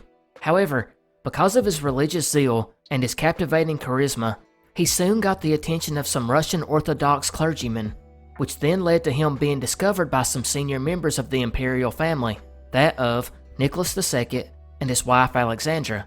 The king and his wife were so impressed that he would later tell one of his ministers that what should have been a 5-minute conversation with Rasputin went on for more than an hour. The imperial couple were not strangers to meeting with the more unusual type of spiritual advisors at times in the past, so Rasputin would really step in and fill this need the two had for meeting with a mystic, or some may say charlatan, and that's because he was really just good at reading what they wanted to hear and then telling them that exact thing. For example, encouraging Nicholas to be more confident in his role as Tsar. He was also said to meet with Alexandra and soothed her anxieties, which would later fuel rumors the two were having an affair, which there was no real evidence of. But he quickly became a mainstay in the royal palace, and by World War I, he was given political advice and making suggestions for government-appointed officials. And as you can imagine, this didn't go over well with the elite, who wanted the strange con man out of the royal family's sight. But that would not happen soon, because the one thing Rasputin done that really won favor with Nicholas and Alexandra was he allegedly helped alleviate their only son Alexei's hemophilia, which is of course a rare bleeding disorder in which your blood does not clot properly. It can cause you to bleed out from injuries or just lead to spontaneous bleeding, and just how Rasputin was really able to help this kid is still debated today. But we know from records that Rasputin would kneel at the foot of the young boy's bed and pray, and it's thought that maybe this calmed down the mood in the palace, which assisted in his recovery. In the 2016 book, Rasputin, Faith, Power, and the Twilight of the Romanovs, it was speculated that Rasputin's assurances calmed Alexandra and gave her confidence, and she in turn transferred this confidence to her ailing son. Others from the royal palace would record that they thought Rasputin used folk medicine he had learned growing up in the Siberian villages, which was used to treat internal bleeding in horses. Another wise move by Rasputin was his insistence that doctors stay away and not treat Alexei, and this was a good thing, because at the time, aspirin, which was only about 2 decades old, was used as a cure-all drug, and doctors threw them out like candy. And of course, someone with a bleeding disorder would be severely compromised by taking aspirin, which no one knew at the time that aspirin thinned the blood. In fact, Rasputin had the royal family throw all the medicine into the fire, and of course, Alexei appeared to improve. And while this was going on, he was presenting himself as a holy man, yet he had no affiliation with the church. He also spoke as a self-appointed representative of the peasantry, pretending to be this man with a lot of humility, when in reality, he was a drunk, and had affairs with numerous women, from sex workers to some of the highest women in society. He loved his new fame, and even started showing off by wearing shirts personally embroidered for him by the Empress. He would even take her servants and friends back to his place, and I assume that it wasn't for prayer. His wife was just as starstruck, commenting that he had enough for all the women. Unfortunately for the royal family, the press, which had just gotten real journalist freedoms about a decade earlier, would write all kinds of sensational stories about Rasputin. The stories then began to spread throughout Europe. Petitioners would even mail requests to Rasputin to the palace, thinking he lived there. And it's here, in the middle of the First World War, these rumors I mentioned earlier would begin. Soldiers on the Eastern Front spoke of Rasputin and Alexandra having an affair that was supposedly common knowledge. Then rumors would begin he was working with Germany to defeat Russia in the war. Or, the even crazier one, he started a cholera epidemic in St. Petersburg with poisoned apples imported from Canada, because that's how Canadians roll. This in turn only fueled demands by the elite to get rid of him, which is where a young man named Felix Yusupov comes into the picture. He grew up in one of the wealthiest families in Russia, lived a life of privilege, and would even marry the king's niece. Yet he was described as aimless, or maybe kinda lost, like he needed a direction in life, and that ultimately led to him plotting to kill Rasputin. That way, he could become what he thought was a patriot defending the throne. And he also thought with Rasputin gone, the king would have to trust the advice of his extended family more, which may lead to him getting a prestigious position. That's when we come to the second part of this mystery, because not only is Rasputin's life an enigma, but his death is even more confounding. Felix would record in his memoirs that he invited Rasputin to the palace under the guise of introducing him to his wife, where he would then serve him cakes and wine laced with potassium cyanide, to which Rasputin devoured. And instead of falling over as you would expect, Rasputin was unaffected by the poison. Felix, dumbfounded, would go to get a gun and would shoot Rasputin multiple times, yet he still did not die. So they beat him and took him to throw him in an icy river where he was found several days later.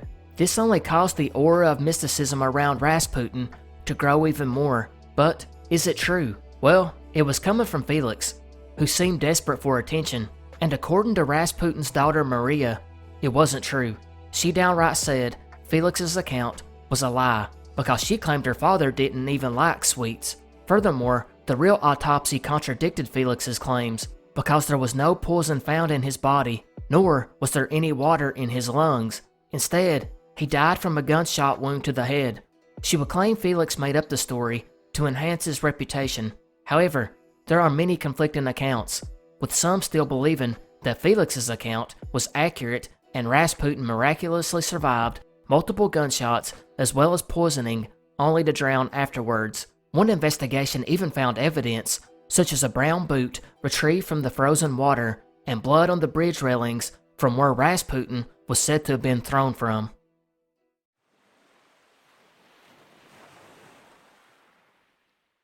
The records we have from the Dark Ages are notoriously spotty for the time period, thus leading to the name Dark Ages. However, some records that have survived the sands of time offer incredible stories, and that's what we're going to take a look at here, because according to 4 different accounts, between the years 891 and 906 AD, the body of a drowned giant woman would be found on the shores of Scotland. First we go to the Annals of Ulster in 891, which were compiled by a scribe. He would state, "The sea threw up a woman in Scotland. She was 195 feet in height. Her hair was 17 feet long, and the finger on her hand was 7 feet long, while her nose was 7 feet. Her body was also stated to be as white as a swan." This would be followed by the Annals of the Four Masters the same year, which was compiled by several authors and recorded the chronicles of medieval Irish history. The account was basically the same as the first one, except her hair was recorded to be 18 feet instead of 17 feet. Then we move forward 9 years to 900 AD with Chronicon Scotorum, which is copied from the Annals of Tigernach, another chronicle of Ireland, which recorded a great woman was cast ashore by the sea in Scotland. Her length is 192 feet. The length of her hair was 15 feet, and the length of her finger was 6 feet, and her nose 7 feet, with her body being once again described as white as a swan. Curiously, in this record, it states the area between her breasts measured 6 feet, which I imagine made it difficult to motorboat. Then we move forward 6 years to 906 AD in the Annals of Innisfallen, written by Irish monks who would record a giant woman washed ashore. This time, she measured 192 feet, while her hair was again 16 feet, and her fingers 6 feet, and nose 6 feet, with skin the color of a swan or sea foam. So even though the descriptions of a beautiful giant woman sounds like something I would have written at 13 years old, these were legit scholars at the time recording this, which is weird enough, but the really interesting part about all this is the almost formulaic repetition of the details. The measurements are basically the same, only altered by a foot or two, and you may think, So what? Big deal. But this was a period of 15 years in the Dark Ages. These scribes most likely never met, yet somehow still heard the exact same details of these stories, which is what makes it weird. Is it possible the later scribes read the first account and just copied it? Possibly. Or could it be a superstition, or maybe even a story that came from one of the old pagan religions? Or is it possible that a beautiful giant woman washed ashore?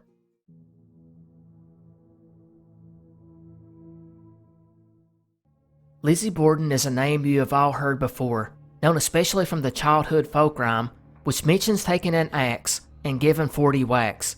But what actually happened on August 4th, 1892, and why did it occur? For that, we have to go back a bit.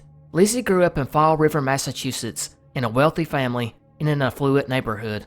Her mom died in 1863, just 3 years after Lizzie was born, and her father, Andrew Borden, would remarry just 3 years after her death to a woman named Abby Gray. As Lizzie grew up, the relationship between her and her stepmother was strained, to say the least, as she believed Abby had married her father only for his wealth, and it seems like the whole family dynamics were not really good. A live-in maid would later testify that Lizzie and her sister Emma rarely ate meals with their father and stepmother. And if we move further ahead to 1892, there is a story of Andrew killing multiple pigeons with a hatchet because local children were hanging around hunting them, which allegedly upset Lizzie, who had recently just built a roost for the pigeons. However, this whole story is disputed. What is known is, a family argument happened that July that prompted both sisters to take extended vacations to New Bedford. The girls would return late that July, with Lizzie choosing to stay in a rooming house for 4 days before finally returning home. But tensions remained high.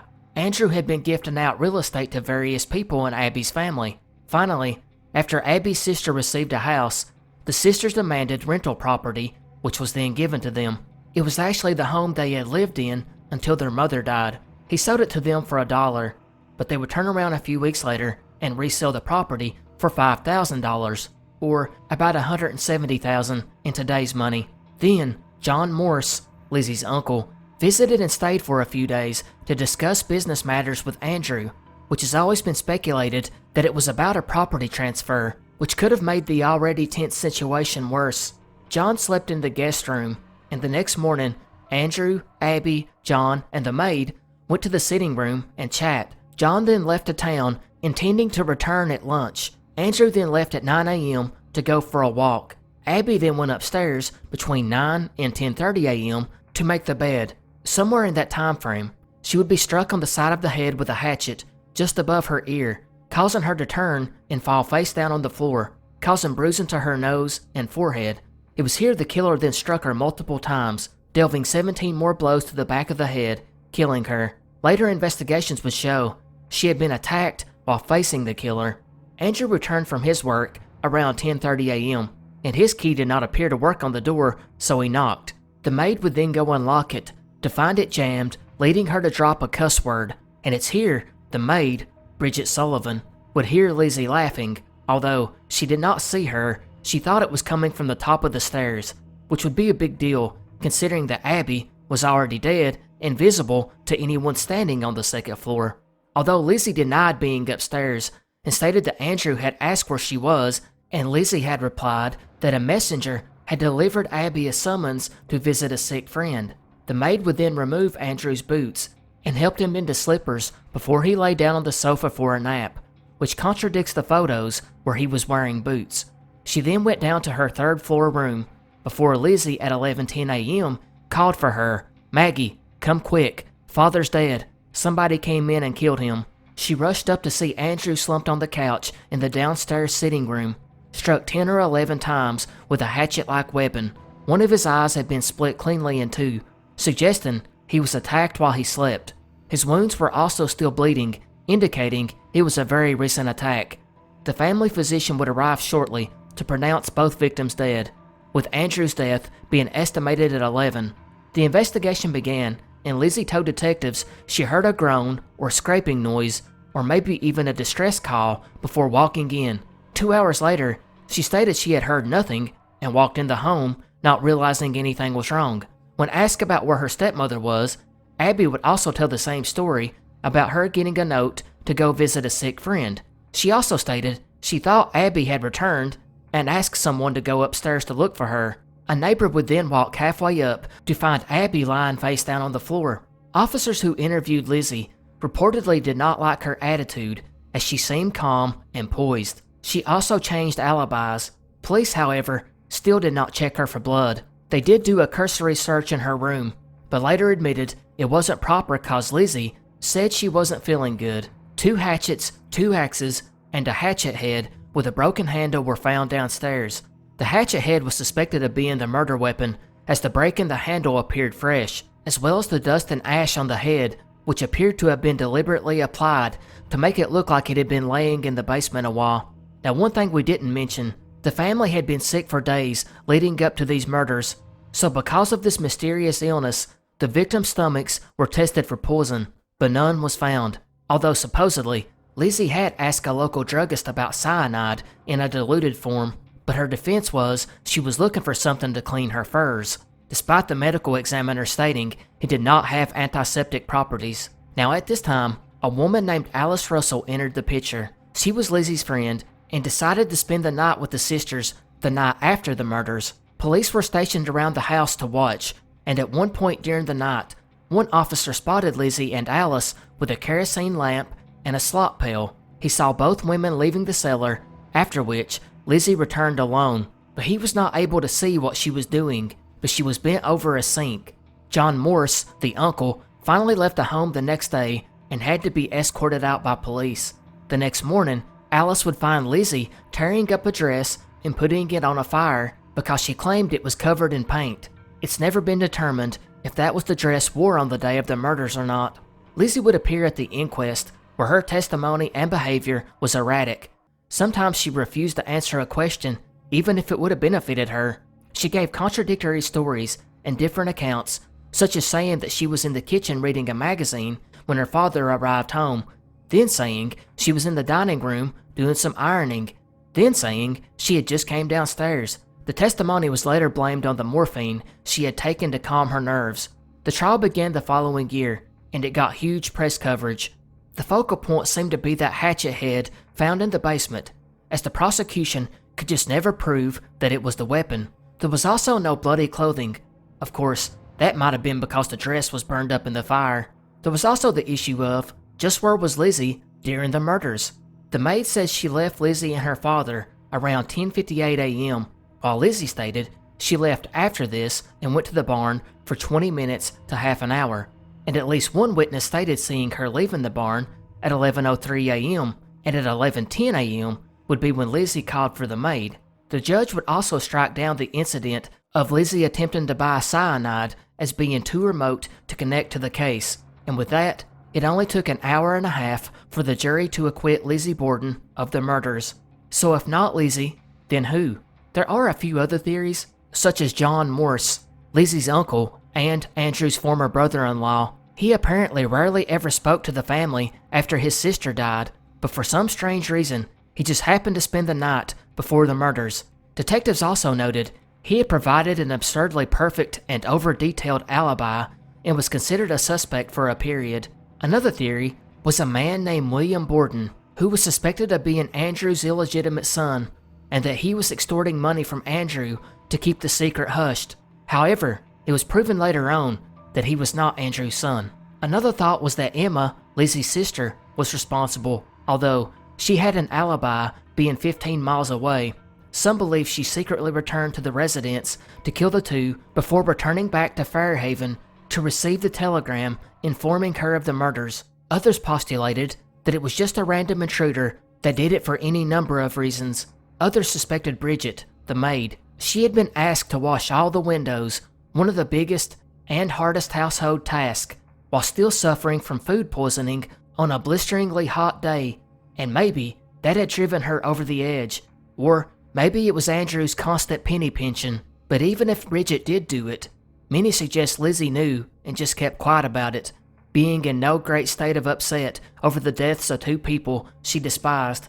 But who are we kidding? It was almost certainly Lizzie, and the theories as to why were pretty strange. Some say she was in dissociative fugue, which is a rare psychological condition characterized as temporary amnesia and wandering behavior. The person may suddenly travel away from their environment, forget their identity, history, and everything about them, and then assume a whole new identity.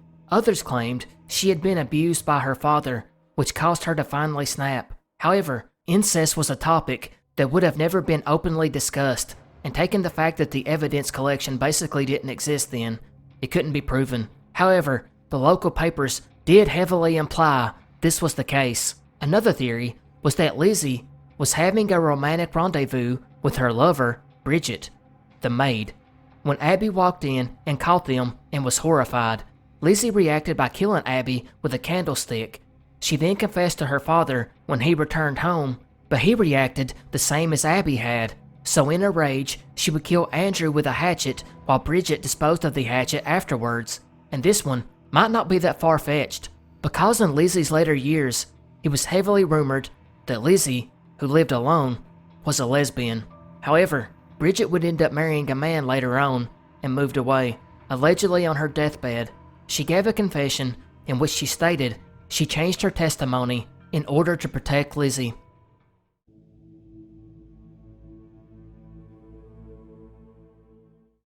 Jesus is a man who needs no introduction. You all know the story about his birth as well as his death. After being crucified, Jesus was taken to a tomb for 3 days before he rose, and that's where this mystery comes in. The location of that tomb is still unknown. Many locations have been suggested and still remain popular sites of pilgrimage, but it has never been decided exactly where he was buried. But we'll start with the top theory first. That is the Church of the Holy Sepulchre in the Christian quarter of the old city of Jerusalem. Emperor Constantine in the 4th century ordered a search for Jesus' tomb, leading to the identification of the Church of the Holy Sepulchre. The church since then has always recognized this as the location. It's here which the 2 holiest sites in Christianity, the site where Jesus was crucified, a place known as Calvary, and Jesus' empty tomb, where he is believed to have been buried and resurrected, are located. But what about the other lesser-known locations?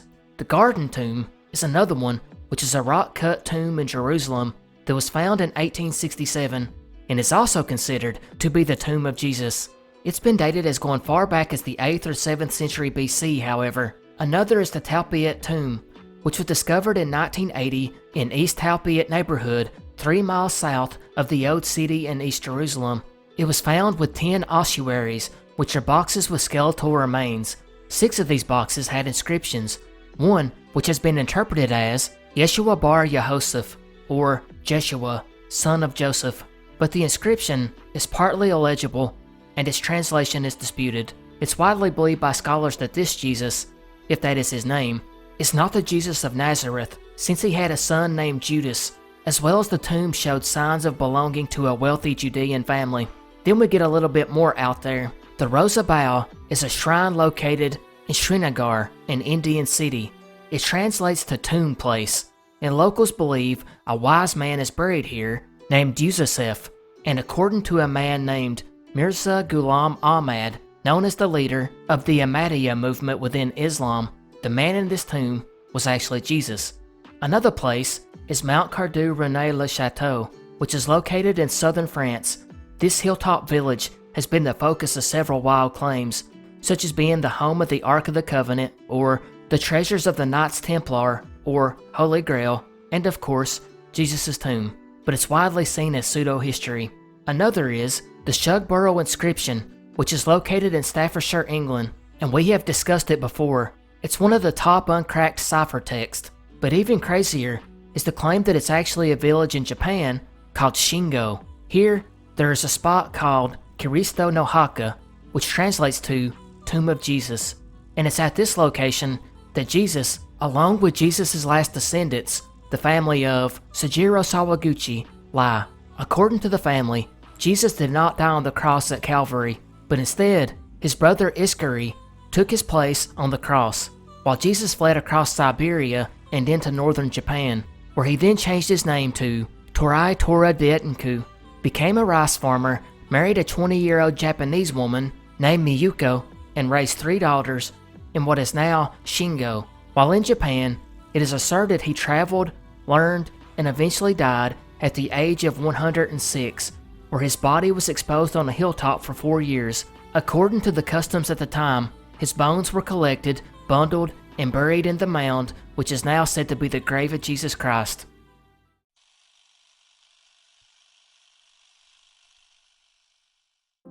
Cinema mysteries is one we haven't touched on much, and crazily enough, one of the biggest mysteries in film took place off-screen, and that is the sad story of Louis Le Prince, which we all know the name Thomas Edison, the man widely credited for inventing the equipment which made moving images possible. Louis Le Prince actually preceded him by a good number of years, with a working model that actually captured the first motion outside of his house in Roundhay, Leeds, in England. However, Le Prince would not become widely recognized for this feat because, well, he disappeared after boarding a train in September 1890 as he was preparing for a trip to the US to publicly premiere his work and join his wife and children. Before that, though, he went to visit his brother in France. On the 16th, he took a train to Paris, but having taken it later than he planned, he missed a planned meeting with his friends at Paris and never seen them again. His brother would record he boarded the train and waved goodbye. In fact, the last confirmed sighting of him was by his brother at the train station. Scotland Yard, along with the French police, conducted massive searches for him, but nothing ever came up, and since then, various theories have been proposed. One of these we touched on in the obscure conspiracy series I did a long time ago that speculates he was murdered at the behest of Thomas Edison before he could patent his camera. Le Prince's family suspected Edison right from the start. In fact, in 2008, a researcher going through the New York Library archives would come across some interesting notes left from Edison that read, "Eric called me today from Dijon. It has been done. Prince is no more. This is good news, but I flinched when he told me. Murder is not my thing. I'm an inventor, and my inventions for moving images can now move forward." This is a pretty damning note, if real, and according to the researcher, Alexis Bedford, he would take the note to a historian named Robert Meyer, who after weeks of examining the journal, confirmed its authenticity, which included the penmanship of Edison's other known writings. However, it's still not a full confession. Another theory was that Le Prince voluntarily left due to financial reasons and familial conveniences, which basically assert that Le Prince was really a gay man, and his family basically requested him to go away. So he moved to Chicago, where he lived out his life until he died in 1898. However, there's not one shred of evidence that Le Prince was gay. Another theory was that he was murdered by his brother. This is based on the fact that if Le Prince had wanted to disappear, he had many opportunities to do so before the train ride, so he most likely never boarded the train, which then leads to a more suspicious thought. If his brother was the last person to see him and knew he was suicidal, why didn't he report that to the police before it was too late? Finally, we have the thought that Le Prince did in fact commit suicide. In 2003, during research of the police archives, a photograph of a drowned man pulled from the scene in 1890 strongly resembled Le Prince. This led to the theory that he failed to get his moving picture to work, had heavy debts, and chose to take his own life. But in spite of drowning, there were marks that looked like he had taken a beating, which again ties back to the murder theory that states Edison was responsible, or that Le Prince just had ran into a group of thieves and was mugged. Others cite a late night cab ride he took, where it's alleged a cab driver took him to where two acquaintances were waiting to rob him, and there were at least 12 articles from the time period that documented this type of crime taking place. However, going against this was some have claimed the body found in the river was too short to be Le Prince. Others point to the less believable ones, such as the Le Prince family curse, or that he joined the Foreign Legion to save his family from disgrace of bankruptcy.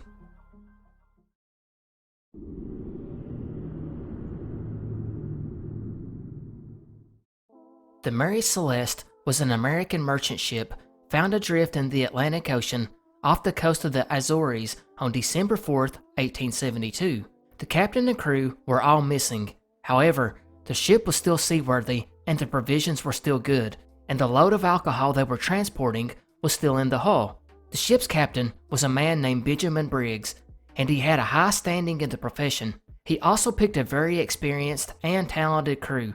They left port on November 7th, just as a Canadian ship De Gratia was in nearby Hoboken, New Jersey, awaiting a cargo of petroleum. This ship was captained by Davy Morehouse and would leave port 8 days after the Mary Celeste on the 15th.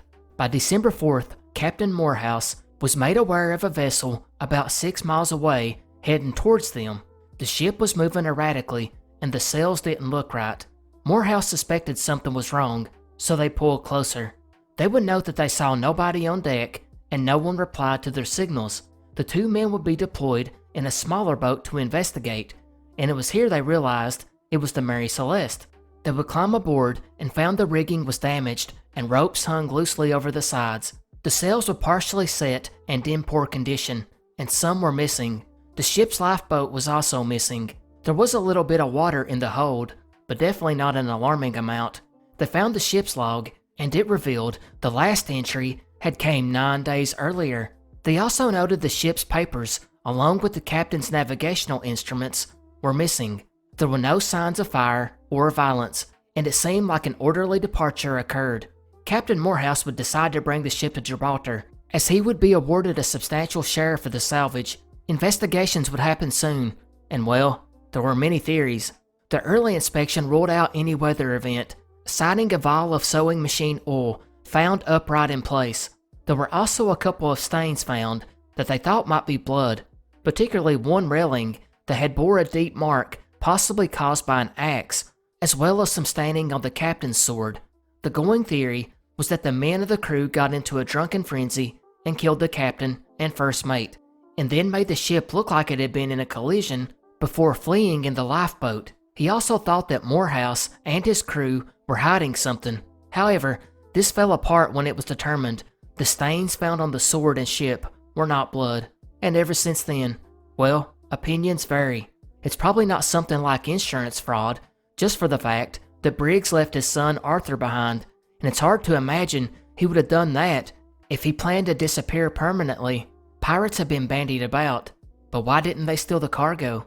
The main theory today is the men got off the ship due to some type of emergency and tethered a rope from the ship to the lifeboat.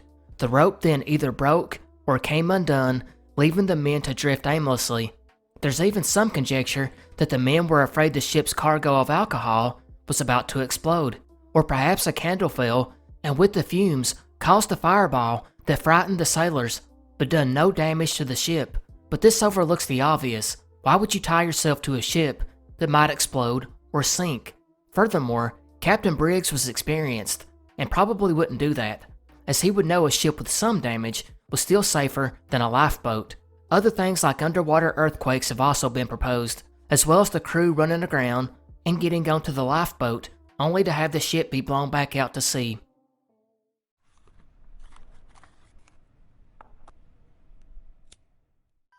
In 1820, New York City, the Rogers family would give birth to a little girl they would name Mary Cecilia Rogers. This girl would grow up in circumstances that left much to be desired, because her father had passed away when she was only 5, putting her mom in a bad situation, although some sources say he did not die until she was 17. Regardless, her mom would eventually begin to make money by conducting a boarding and lodging house where the young Mary would help her mother after she grew older. And Mary, she would turn into quite the beautiful young woman. She was rather tall, had a beautiful complexion, and gorgeous jet black hair. She also had a pleasing manner that unsurprisingly led to a ton of admirers. She seemed to attract attention wherever she went, and this fact did not escape one creative entrepreneur named John Anderson. He conducted a large retail cigar store on Broadway, and after hearing of her marvelous beauty, came up with an idea to employ her as both a clerk and as an attraction. The year was now 1840, and Mary was 20, and John would travel over to pitch his idea to the young woman.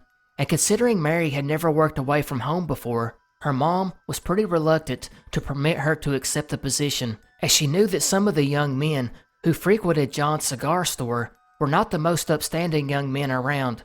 But John had offered Mary quite a bit of money for those days, and she finally talked her mother into letting her accept the position. And long story short, John's predictions were spot on. As his store was now flooded with customers, Mary was always polite and modest and smiled, but she was not adverse to turning down passes from men. She would continue working the store for 10 months, until late January 1841, when she did not show up for work. John had no idea where she was, and Mary's mother became frantic. She did not waste any time going to the authorities, and this led to the press getting a hold of the story, and soon everyone was talking about the missing famous cigar girl. But this story may not end how you think, because 6 days later, Mary suddenly returned to the store. She was in good health, uninjured, but the girl who had once continually smiled now appeared to be sad and devoid of emotion. And for anyone who asked her where she had been, her answer was the same. She had visited relatives in the country. This would be the same answer her mother and John would give, but it was also obvious that Mary, her mom, and John were hiding something.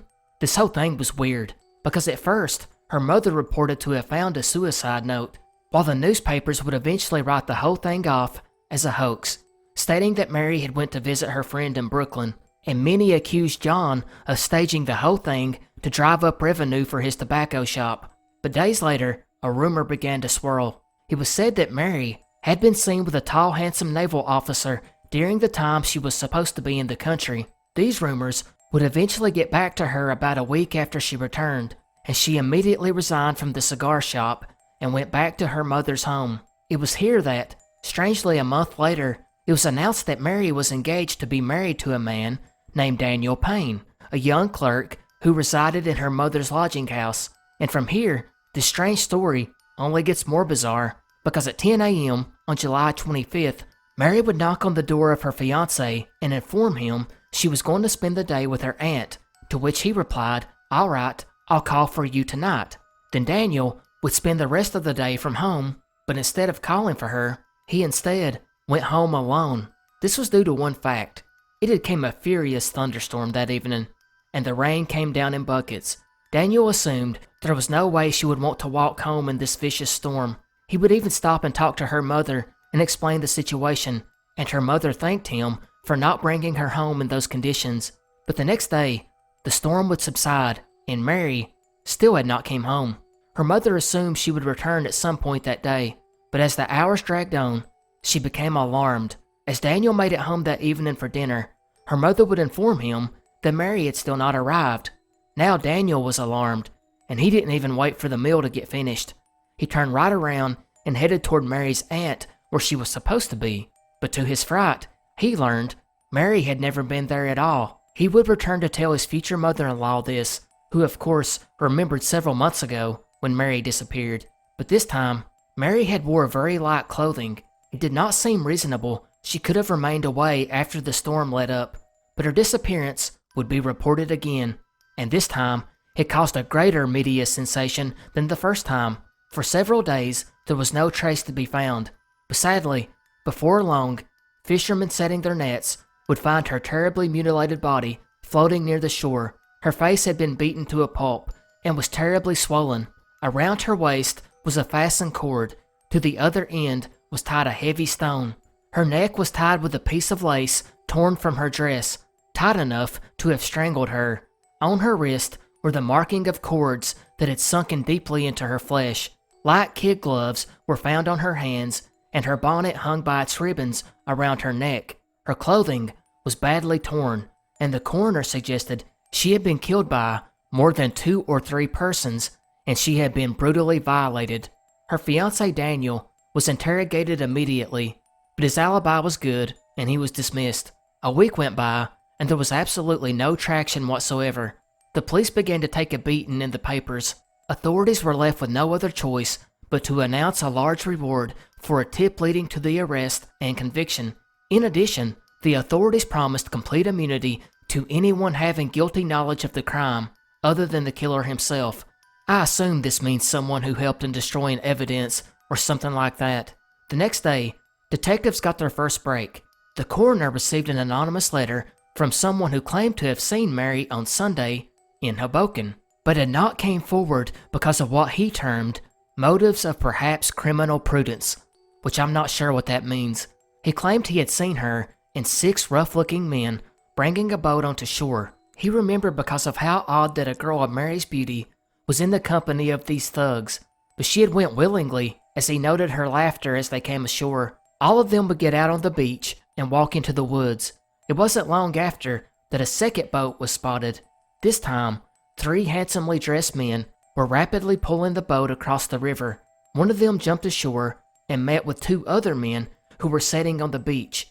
He excitedly asked them if they had seen a young woman and 6 men from a boat a few minutes before. The man said yes and pointed to the direction he seen them going. He asked the man then if he witnessed any violence being used towards the girl. He said no, she had went with them willingly.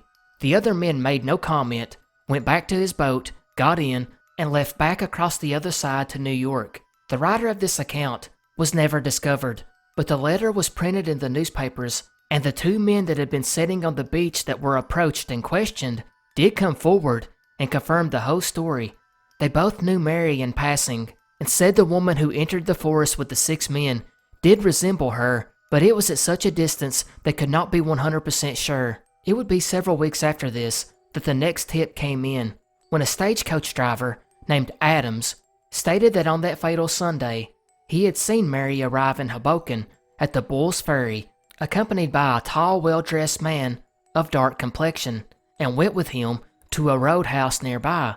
Detectives would go to this roadhouse, and the keeper, Mrs. Loss, remembered the man had came in with the young woman that day, and after drinks, they went into the adjoining woods. Soon after this, she heard a woman's screams coming from there, but since the place was already well known to be a place where questionable characters came in, and since such screams like that were a frequent occurrence, she gave it no thought. However, Mrs. Loss would later contradict this by stating that she had came in with a gang of men.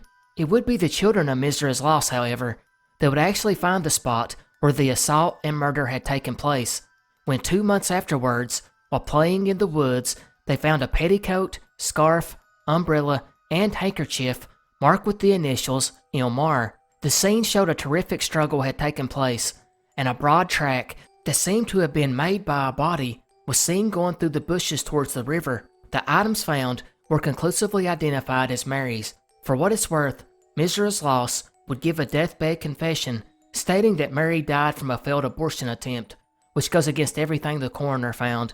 This tall, dark-complexioned man fit the same description of the naval officer Mary had disappeared with before. A massive search for him began, but he was never found.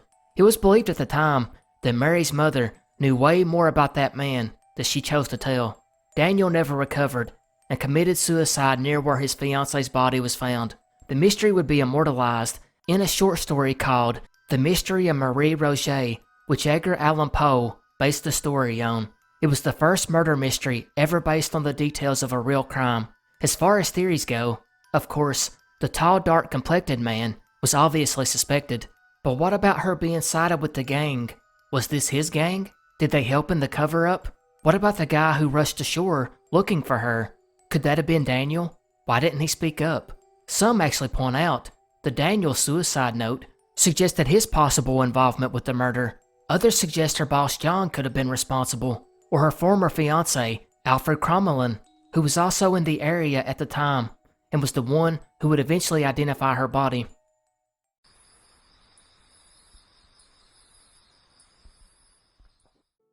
September 1726, the strangest news one could ever imagine, would make its way to the court of King George I, told of a 25-year-old woman living in the small town of Godalming, Surrey, named Mary Toft, who according to reports had given birth to several rabbits. Yes, you heard that right, rabbits. Mary was an illiterate servant married to a man who sold clothing named Joshua Toft.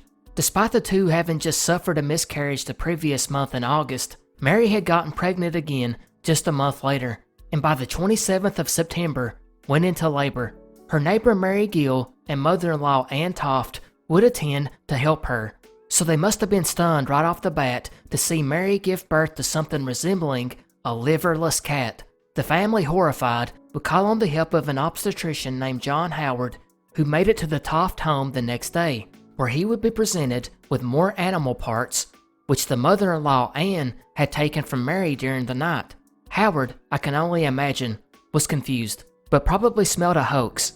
He left and returned the following day, where this time he would help deliver yet more animal parts. Over the next day, John Howard would record that he had procured a rabbit's head, the legs of a cat, and in a single day, 9 dead baby rabbits. Dr. Howard would send letters to some of England's greatest doctors and scientists, along with the King's secretary, informing them of these remarkable births. King George could not believe it. He sent 2 men out to investigate, that of Nathaniel St. Andre, a Swiss surgeon to the king, and Samuel Molyneux, secretary to the Prince of Wales. But by now, Mary had become a local celebrity, and she had moved from Godalming to nearby Guildford, where she was closely monitored by Dr. Howard. By November 15th, Dr. St. Andre and Molyneux arrived to his home and were immediately greeted with the news that Mary was in labor with her 15th rabbit. She would go on to give birth to several more dead rabbits in their presence. The doctors conducted an examination on the lungs and internal organs of the little furry creatures, and they found that these rabbits most likely did not develop inside Mary's womb.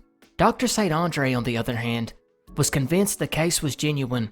He believed them to be supernatural births, and even took specimens back to London to show the king, where the story quickly spread throughout London.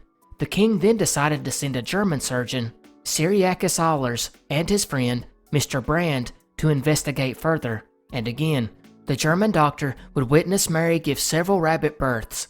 However, he was not convinced. He would take the rabbit parts back to London and found that several of the dung pellets in the rabbit contained corn, hay, and straw, meaning these rabbits had been raised by someone. Finally, Dr. Ahlers and Dr. Howard would report to the king that they suspected the whole thing was a hoax. Meanwhile, Sir Richard Manningham, another doctor and midwife among upper-class society in London, was contacted by St. Andre to attend. After observing her give birth to what he believed was a hog's bladder, he also seemed unconvinced, but he kept his doubts to himself until he could find proof. By now, though, the story was a national sensation, and interest in this brought people willing to pay to see it. And now, the Toffs saw a way to make money. Mary's story was that in April 1726, she had been working in a field when she was startled by a rabbit. She and another woman ran and tried to catch it, but failed. That night, she dreamed of a field with 2 rabbits in her lap, and she awakened with a sick fit, which lasted until that morning. From that time forward, she had a constant desire to eat rabbits, but being very poor, she could not afford them. And that's where the theory of maternal impression comes in, which is an old medical theory that has now been disproved, that suggested birth defects were caused by a powerful mental or sometimes physical influence working on the mother's mind, which would produce an impression on the child she was carrying. For example, it was often suggested that the Elephant Man's condition was brought on by the fact his mother had been frightened by an elephant during her pregnancy, thus imprinting the memory of that elephant onto the fetus. You can see why this was later dismissed, but you could also see where Mary had came up with this as an excuse. However, Mary would be brought back to London, where she was watched even more closely, and for 4 days, Mary produced no more rabbits, but continued to appear to go into labor. She was also badly infected and had fits that made her lose consciousness. Then, a carrier from a local brothel was busted trying to sneak a rabbit into Mary's room. He confessed that Mary's sister-in-law asked him to smuggle in the smallest rabbit he could find. The doctors were now satisfied, but Mary would still not confess. She was eventually taken into custody, where she still denied it. However, when a doctor threatened to perform a painful experimental surgery on her to see if she was formed differently, she then admitted the whole thing was a hoax. She admitted to have been inserting dead rabbits into her vagina and allowed them to be removed as if she had been given birth. In several different confessions, she implicated the wife of an organ grinder, her mother-in-law, Dr. John Howard, and a mysterious stranger who was not named. The medical profession would be mocked after this, especially St. Andre, the king's surgeon, who was duped and forced to post an ad to explain why he had fallen for it. However, he lost favor with the court, and his patients deserted him. He retired and died in poverty in an almshouse. Mary was dismissed of charges, most likely because it was deemed too embarrassing to pursue any further. She would spend a few months in jail and then faded into obscurity. She would be arrested 14 years later, though, for receiving stolen goods, but she was later acquitted and died a little over 2 decades later. However, she would be made fun of by several satirists of the day, and proving that sometimes the jokes write themselves. In that time period, the word used for a rabbit track was prick. No, I'm not making that up. So as you can see, writers had a field day with this whole saga.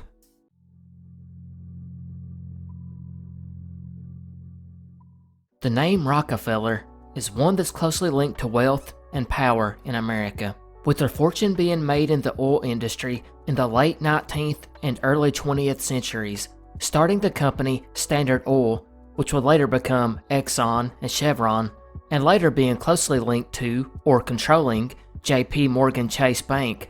They are long considered one of the most powerful families in American history, so it's not really a shock that many of the children that grew up in this family are able to pursue their passions without worry of cost. One of these was 23-year-old Michael Rockefeller, the son of New York Governor and later U.S. Vice President Nelson Rockefeller, who in 1961 went on an expedition for Harvard's Peabody Museum of Archaeology and Technology.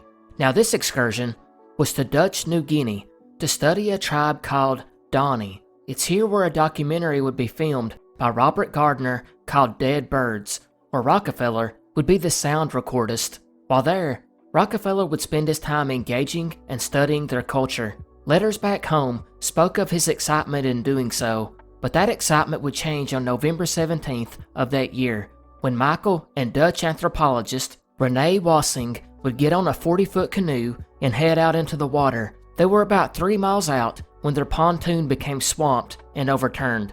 Their 2 local guides swam for help, but it was slow in coming. The men would continue to drift for a long time, well over a day, and they drifted further out.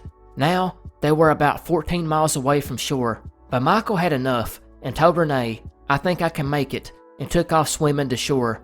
Finally, the next day, Renee would be rescued, and he was stunned to find out that Michael had never made it back. It was quickly reported and reached the outside world, where the news quickly spread.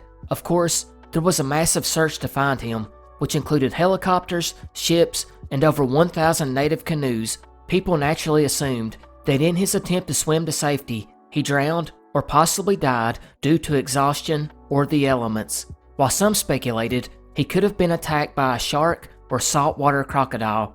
However, there was a far darker theory.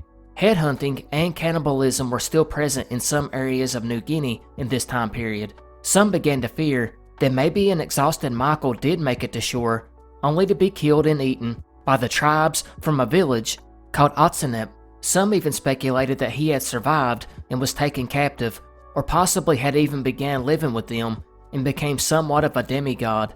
Similar occurrences did happen in World War II, when Japanese soldiers fleeing the Asmat region were taken in by villagers and sometimes kept as prisoners or guests due to beliefs about their old appearance offering protection against forest demons. However, a journalist named Milt Macklin disputed these claims and would, 8 years later, go on to the island to do his own investigation. He found there was enough circumstantial evidence that showed Michael Rockefeller did not drown, but was instead killed, because unfortunately for Michael, some 3 years earlier, a Dutch patrol had killed several leaders of a village where it was thought Michael had came to shore. So this tribe, in trying to get revenge, would kill someone from the quote, white tribe. And since headhunting and cannibalism weren't just random, but instead a way to seek the ultimate revenge, it was thought it could have happened to Michael. However, Macklin would also state that he later on met with an Australian smuggler who claimed that Michael was alive and was living in a remote village. He stated he was half crippled with a sandy beard and identified himself as Michael Rockefeller and was part of the tribal council house. Michael told the smuggler he had made it by swimming to shore and was then captured by the villagers who believed he was an important sorcerer. The smuggler would go on to say he couldn't help Michael because he couldn't risk drawing attention to his illegal smuggling activities. This, of course, was never confirmed. Another author, Paul Toohey, would claim that Michael's mother hired a private investigator to go to New Guinea in 1979 to try and solve the mystery. He would later claim that he swapped a boat engine for the skulls of 3 men. These 3 men, according to the tribe, were the only 3 white men ever killed by them. The investigator would take the skulls back to the family, convinced that one of them was Michael. However, this story has been questioned, and the Rockefellers have never commented on it, although the History Channel did state Michael's mother did pay a $250,000 reward to the investigator, which had been offered for proof either way. Another update would come in 2014, when another author traveled to the island to investigate the disappearance. He was told several stories which had been passed down that again confirmed earlier tales that Michael had made it to shore only to be killed in revenge for the 1958 killings by Dutch authorities. Finally, in some grainy footage that was found for a documentary some 40 years later, purportedly showed Rockefeller rowing in a canoe with other tribesmen, and it's supposed to be proof that he lived out the rest of his life here. Of course, this is heavily disputed, and some claim this man was someone from a previous expedition.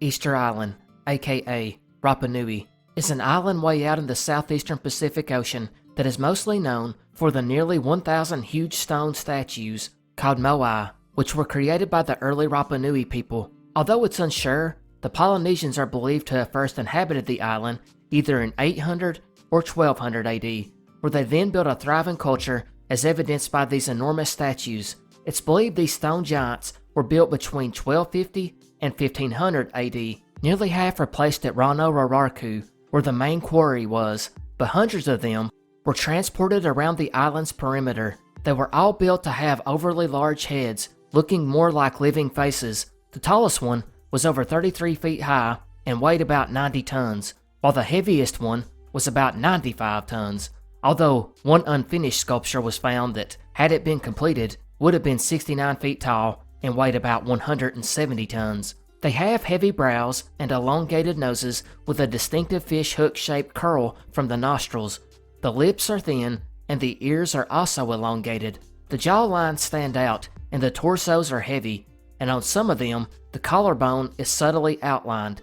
The backs are usually not detailed, but sometimes they do bear a ring and girdle. They are on average about 13 feet tall and usually weigh around 13 tons. And contrary to popular belief, they are whole body statues, not just the heads. It's just many of these statues have been buried up to their shoulders. But nearly everyone has heard of these Easter Island heads, as they're commonly known by. But the real mystery is, why were they built, and who were they supposed to be? Unsurprisingly, many archaeologists thought the statues were actually a type of container that stored the sacred spirit of the ancient Polynesian religions, and thus were symbols of authority and power, both religious and political.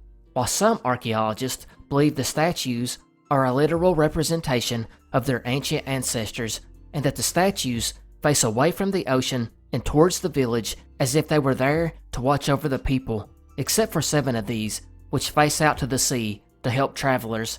It's thought this was a way to honor deceased chieftains and important individuals, which is why each stone has unique characteristics.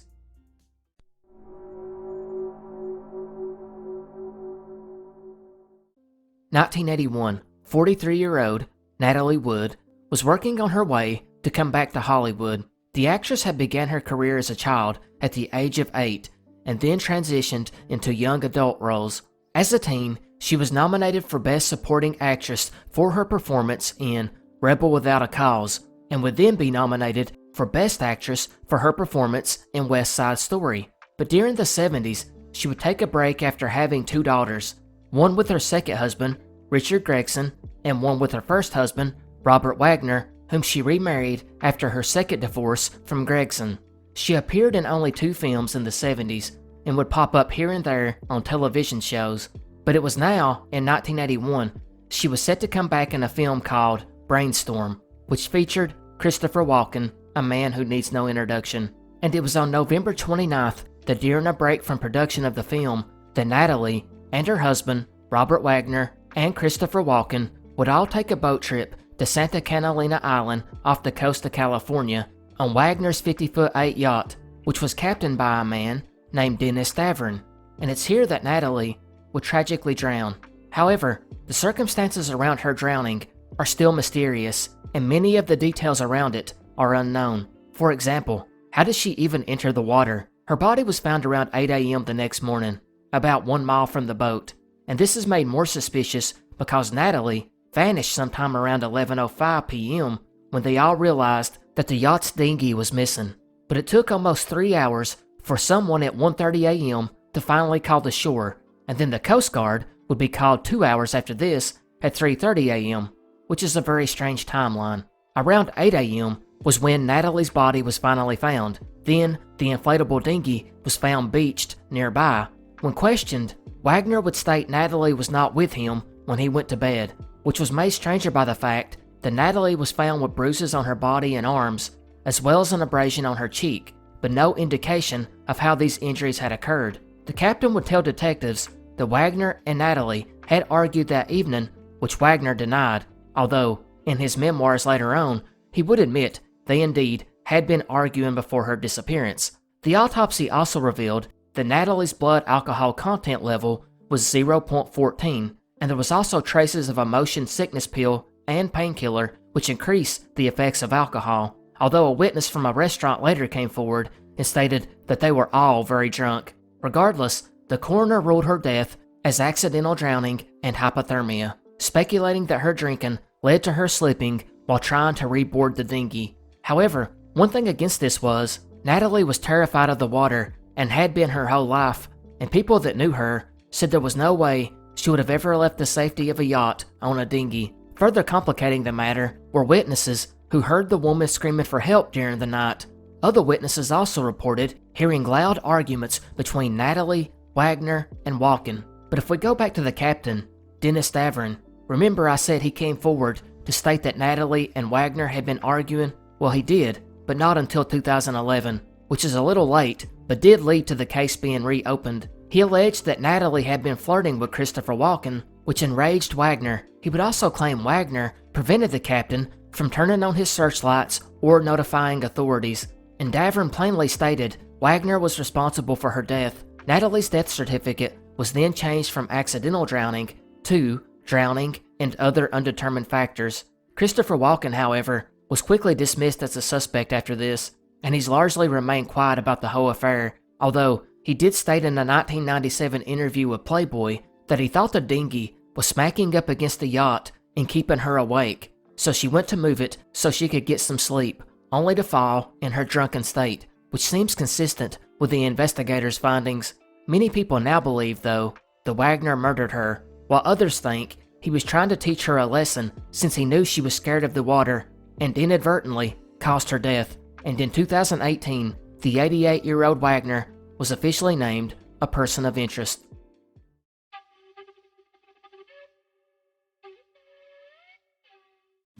In southern Peru lies a group of geoglyphs made in the soil of the Nazca Desert known as the Nazca Lines. These mysterious lines were made between the years 500 BC and 500 AD. They were created by people making depressions in the desert floor, removing the pebbles and leaving differently colored dirt exposed. Most lines run straight across the landscape, but there are some designs of animals and plants. They measure about 440 to 1,200 yards across. The combined length of the known lines so far is around 800 miles long and cover an area about 280 square miles. They are typically around 6 inches deep. The width of the lines vary considerably, but more than half are slightly more than 13 inches wide, while some are 6 feet wide. The lines are best seen from the air at around 1,600 feet, although they are visible from the surrounding foothills and other high places. Because it's so isolated and dry and windless, the lines have mostly been preserved. Hundreds of them are simple lines and shapes, but more than 70 are of animals, including a hummingbird, spider, fish, condor, heron, monkey, lizard, dog, cat, and a human. There's also trees and flowers. The first mention of them comes from 1553, when Pedro Cieza de Leon described in his book The Trail Markers. They didn't gain real prominence though until 1927, when Peruvian pilots started seeing them from higher up. And the mystery is, just what were they designed for? One of the most prevalent theories relates to its astronomy and cosmology. As was common in other cultures, The lines were intended to act like an observatory, maybe to point to the places on the distant horizon where the sun and celestial bodies rose or set at the solstices. This was typical of indigenous cultures, where many of them, like Cahokia, constructed similar earthworks. Another theory was that they were built as an irrigation system for their fields, or built to collect rainwater. There's also the religious theories, suggestions that they were built to appease their gods, and this one has some merit, because climate in this region is pretty dry, only receiving about 20 minutes of rain per year. It could be that this was a ritual to plead to their gods to send more water. And finally, how can you go without mentioning ancient aliens? Eric von Daniken believed the mysterious lines were used as landing sites for UFOs, and that they were made by aliens to help steer their spaceships.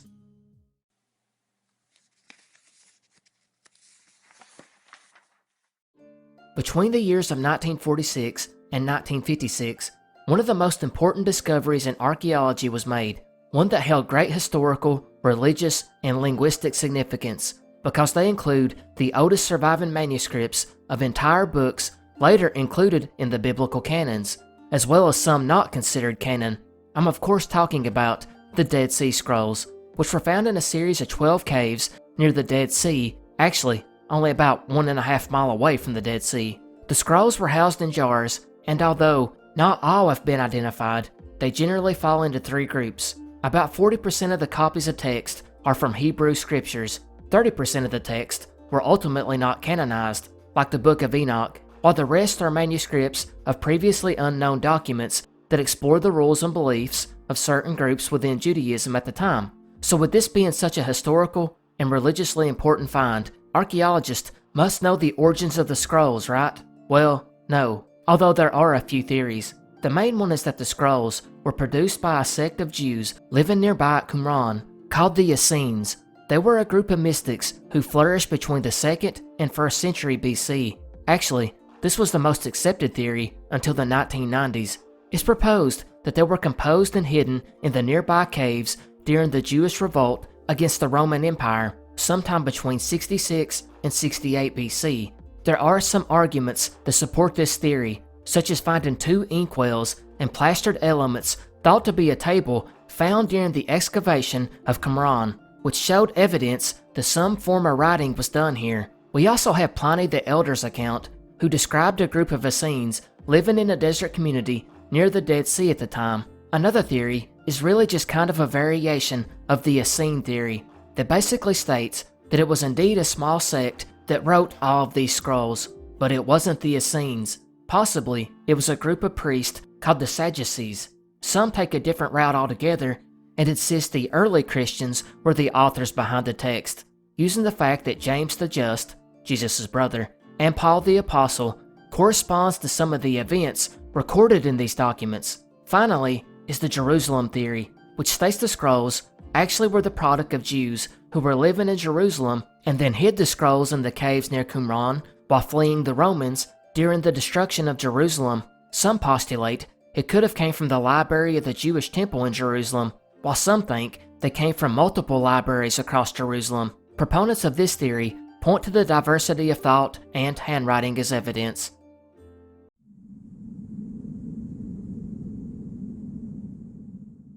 August 23rd, 1912, Opelousas, Louisiana. The Dunbar family, that of Leslie and Percy, and their son Robert, or Bobby as they called him, and their son Alonzo, would go on a fishing trip to the nearby Swayze Lake some 30 minutes away.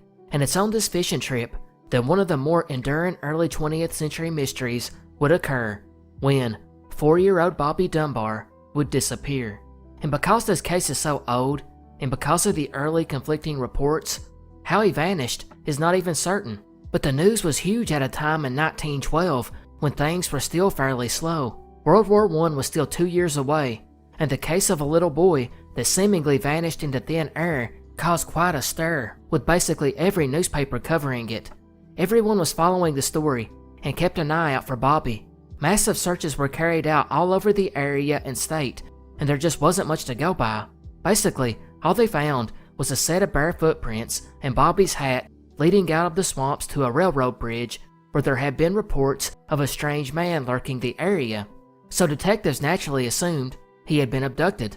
Soon, the story would fall to the wayside, but that would all change 8 months later, when authorities would be alerted to a strange man traveling through Mississippi with a boy that looked pretty similar to Bobby. This man was named William Walters, a handyman that traveled across the country working on different projects.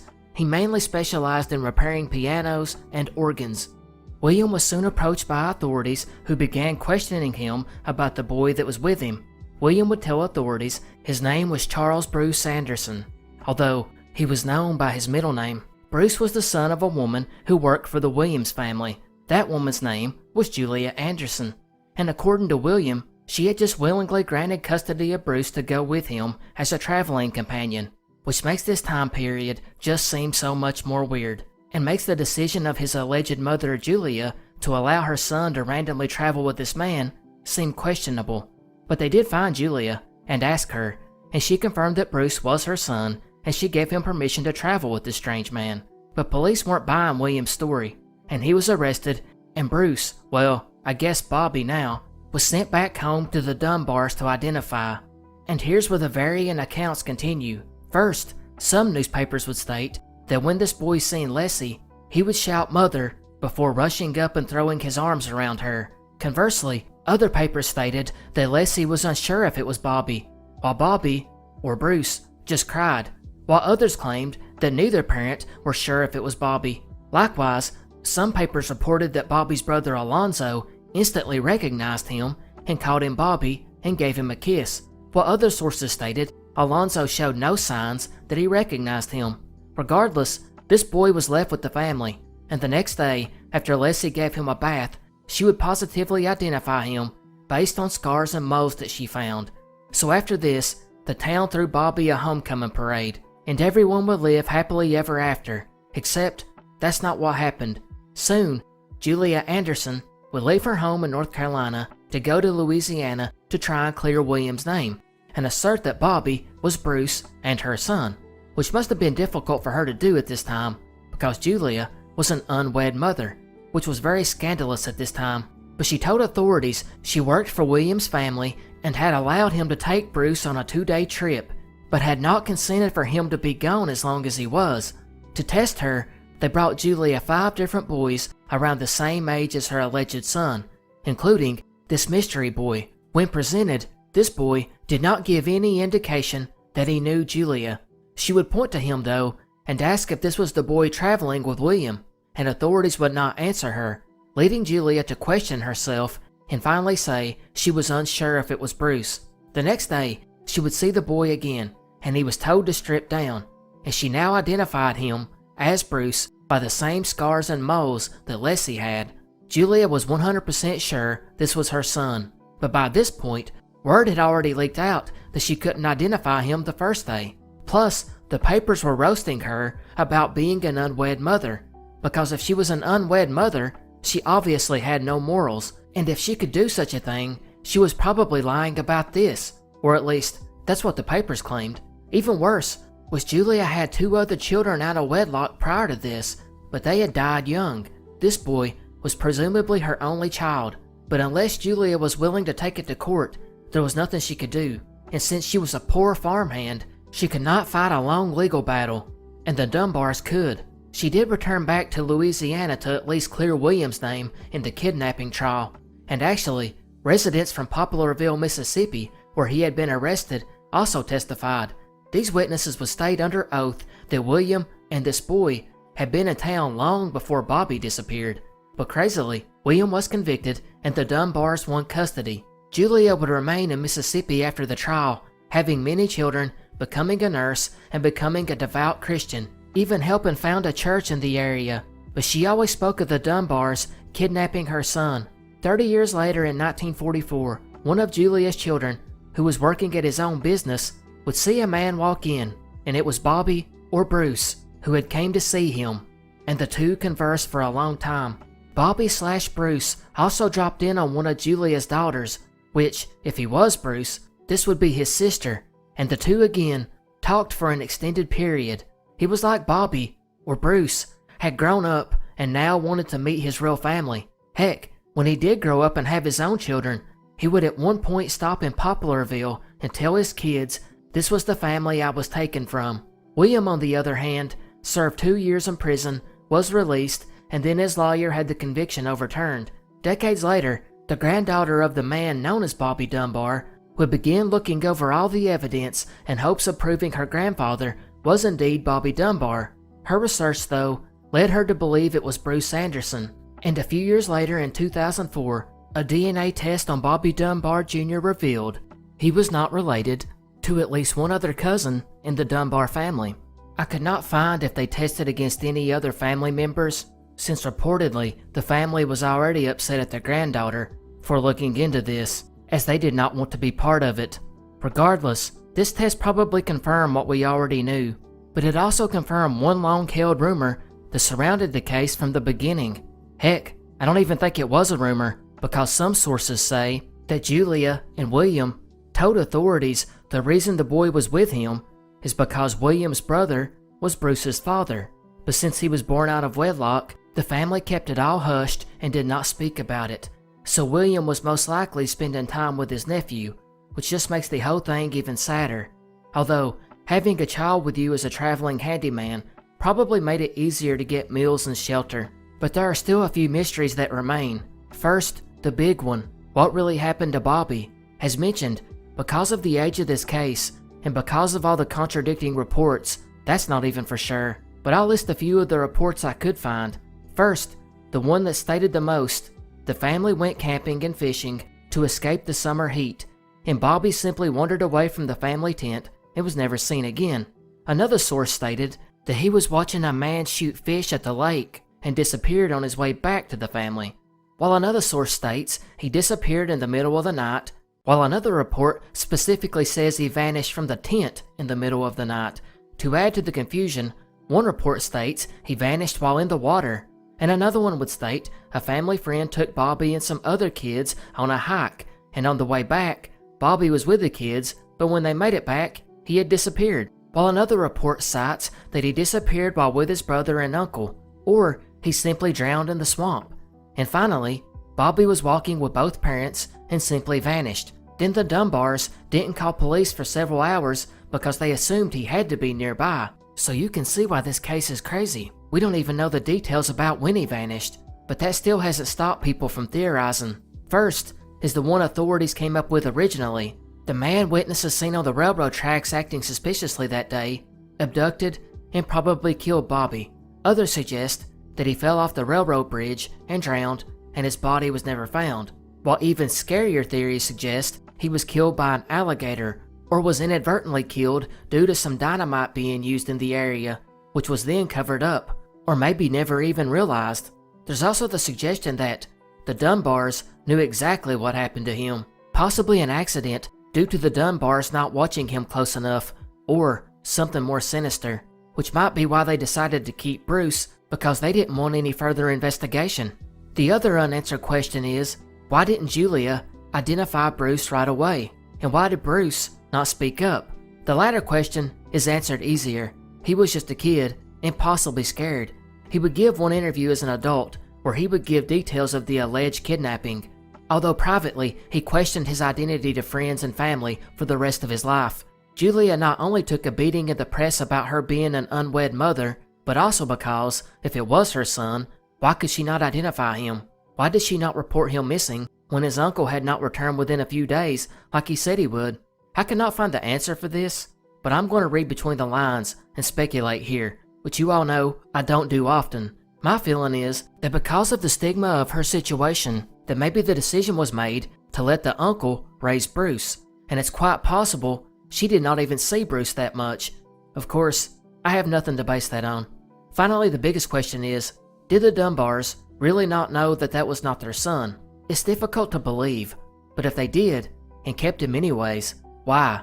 Did they feel guilty about what had happened, and they were just trying to make things right in their minds? Or, as mentioned, they knew exactly what happened, and they wanted police to stop investigating, so they just went along with Bruce being their son.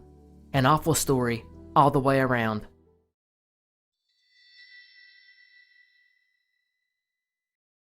Look at this ancient Egyptian artifact dating back to 200 BC and tell me, What do you see?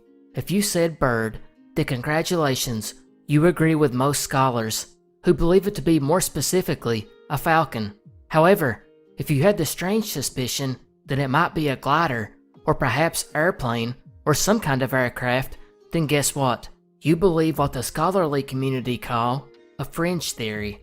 Regardless, this piece, called the Sakara bird, is just one example of a concept, or you may better describe it as conspiracy theory, called out-of-place artifacts. Out-of-place artifacts, or for short, OOPArt, is the theory that revolves around certain archaeological or historical pieces found in unusual places. Sometimes, it's because the artifact is deemed too technologically advanced to have existed in the time frame that it did, like the Antikythera Mechanism, which we described in an earlier video and is often cited as being too advanced for the Greeks of the time, and in turn, it's called an out-of-place artifact, or the Sakara bird, which we just discussed, which some believe is a model of an aircraft from the time period, thus proving that the ancient Egyptians had mastered flight. The other type of OOPArts are those where an item is found in a culture that should not have had access to it, which leads to a theory where these two civilizations, separated by thousands of miles, somehow had contact with one another. These types of artifacts have opened the door for many different theories, but the huge one is that of the ancient alien variety, which I probably don't have to explain to you, but it suggests that aliens were visiting ancient cultures and helping them, for some reason. While the skeptical theory is that the real out-of-place artifacts, which have been 100% verified to have not been hoaxed, are usually just mistakenly identified as an out-of-place artifact, usually because of the mistaken belief that certain civilizations lack the technology to create it. Since this one is not really a mystery, and more of a concept, we'll just browse over some of the more famous OOPArts. And we'll go back to the most famous one, the Antikythera Mechanism, an ancient form of a mechanical computer built between 150 and 100 BC. It was used to predict astronomical positions and eclipses. It is often linked to ancient alien theories, but devices similar to the Antikythera Mechanism are mentioned in several Greek and Roman historical accounts. Cicero even gave a detailed description of one, and while advanced for its time, many point out calling it a computer is pretty questionable, and it's pretty limited in what it can do. The main penny, which we have discussed before, was an 11th century Norwegian coin found at a Native American site that many believed showed the Vikings had visited Maine, but it most likely got there through an extensive trade network brought down from Newfoundland, where the Vikings did have a colony. The Tamil bell was a broken bronze bell found in New Zealand by an English missionary in 1836. It was used by the Maori women as a cooking pot. No one was sure how it had gotten there, since it was still early in the exploration of New Zealand, although it's now believed it had been dropped off there much earlier by the Portuguese. The Baghdad Battery is another famous one, which was this pot with a tube of copper and rod of iron that dates back from late BC or early AD. It's long been theorized to be a battery, but it was most likely a place to hold documents. And finally, the famous stone spheres of Costa Rica, noted for their near-perfect roundness, but they were not made by the Atlanteans or aliens, but most likely created by the now extinct Diki civilization, who made them by hammering boulders with rocks and then polishing them with sand, although historians have no idea what their use was, but it was possibly used in lines along the route to the chief's home, or possibly as a representation of the solar system.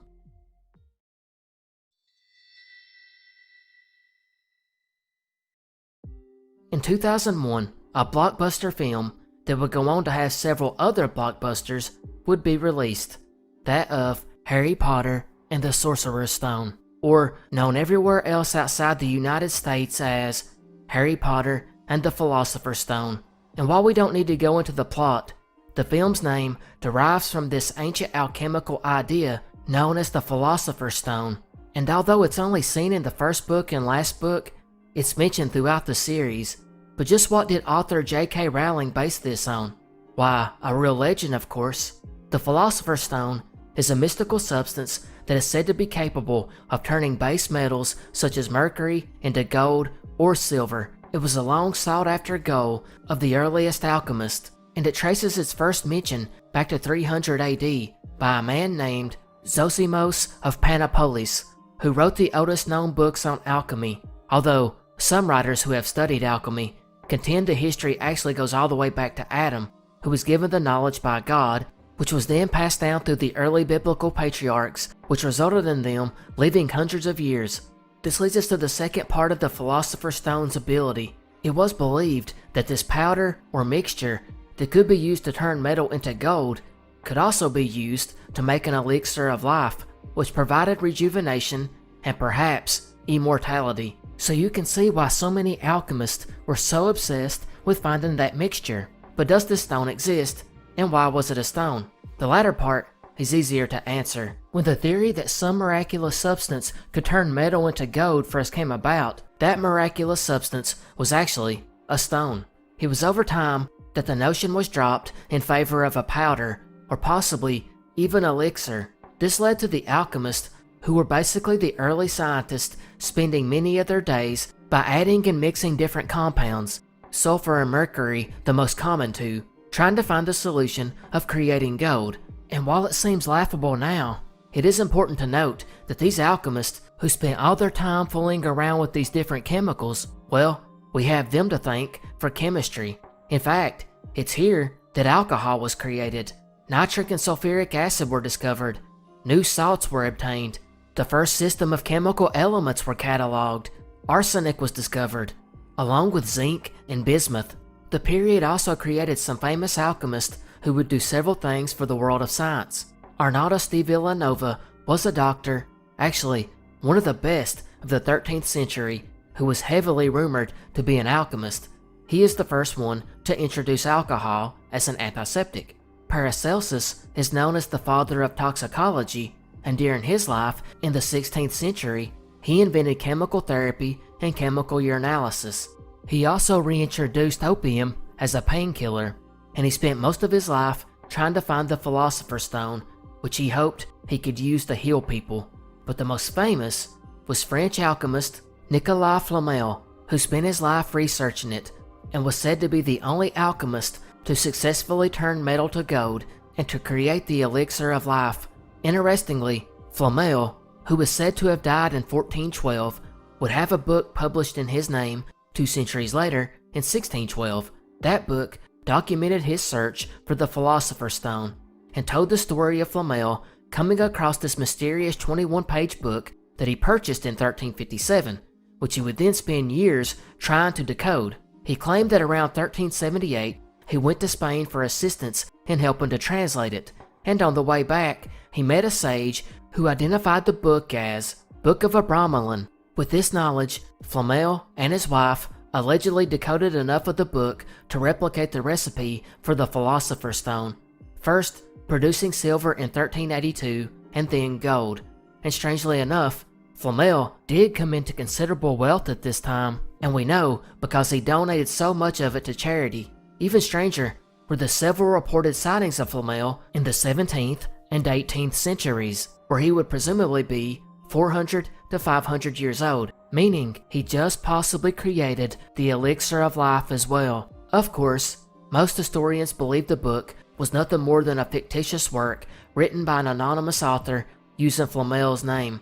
The stone, however, in addition to immortality and turning metals into gold, had the ability to be used as an energy source which would burn forever in burning lamps, or could also be used to turn common crystals into diamonds, revive dead plants, create flexible glass, or even create a small clone of oneself. The mixture is said to be white for making silver and red when making gold, and as you might imagine, it's almost certain the Philosopher's Stone was nothing more than a legend.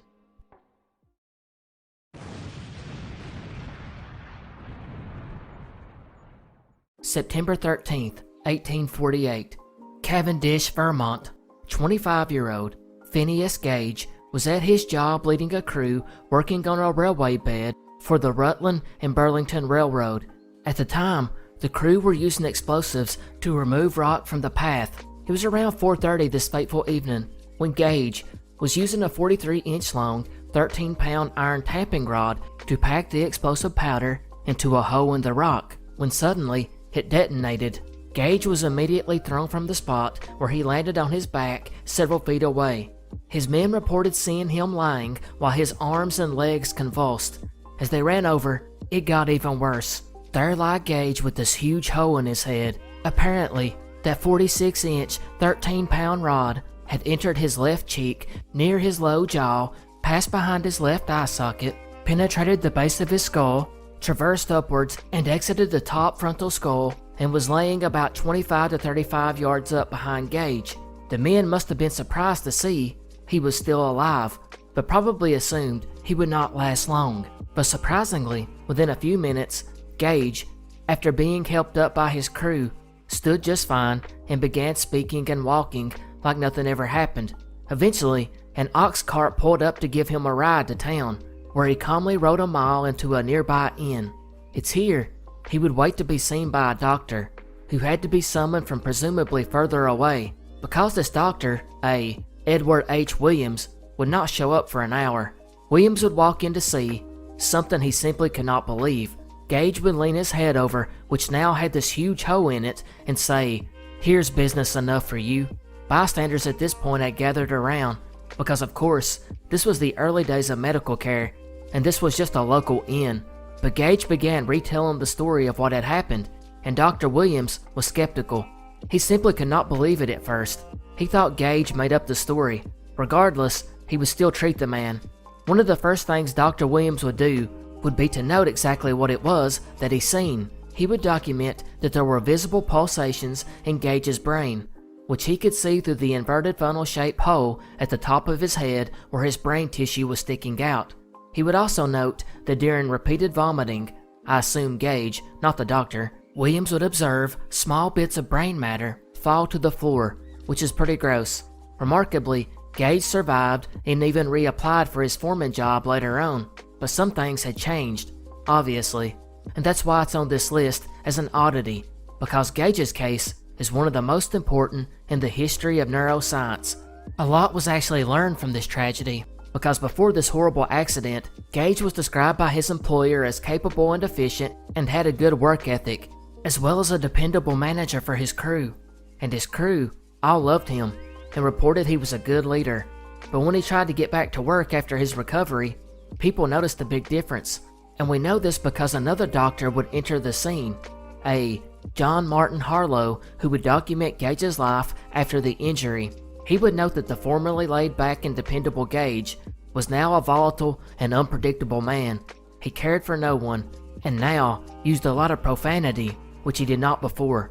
He was also impatient, and when devising plans for the work crew, he would often abandon them before finishing. Harlow speculated that Gage's brain properties that regulated self-restraint and social etiquette had been destroyed in the injury, causing him to be sorta like a child in those regards. He also noted after taking over for Dr. Williams that Gage was fully conscious but remarked he was tired from the bleeding. Over the next few days, he spoke with difficulty but could remember his friends' names. He went into a coma, which he came out of 10 days later, and 4 days after that, he could walk again. He then began to improve both physically and mentally. Over the next 4 years, though, is when Harlow would note the erratic behavior displayed by Gage. Of course, this was groundbreaking stuff, and the medical community really had no idea what parts of the brain actually caused it. But it was clear listening to Gage's friends and colleagues, he was no longer the same person. This led to some of the earliest theories which showed the frontal lobes of your brain basically control your personality, which is true. Gage would live on for another 11 years before dying from severe epilepsy in 1860 at the age of 36, and there was no autopsy done. But years later, Dr. Harlow had the body exhumed in the name of medical science. Even today, it's studied, with some research suggesting that Gage lost about 11% of the white matter of his brain, which is also linked to Alzheimer's, and it's possible the change in Gage's personality came from early onset Alzheimer's, presumably from the injury, and it's this injury that led medical experts to have a better understanding of the frontal cortex association with language, decision-making, intelligence, and reasoning. It was also learned that, contrary to what science believed at the time, brain lesions did not cause permanent deficits. As Gage recovered quite well and lived mostly a normal life, some psychologists believe he even relearned lost skills, although he could not keep his job as a foreman and went on to work as a coach driver. And before we close this one out, there is a bit of confusion just on Gage's personality before and after the injury. It seems that researchers over the years, particularly Harlow, may have glossed over Gage's pre-injury personality flaws while blowing his post-injury flaws out of proportion, because some actually say he was a mean drunk before the explosion, while others say he was a kind man, and others say that he wasn't that bad after the injury. So we really don't know to this day how much he did change, but the truth is probably somewhere in the middle.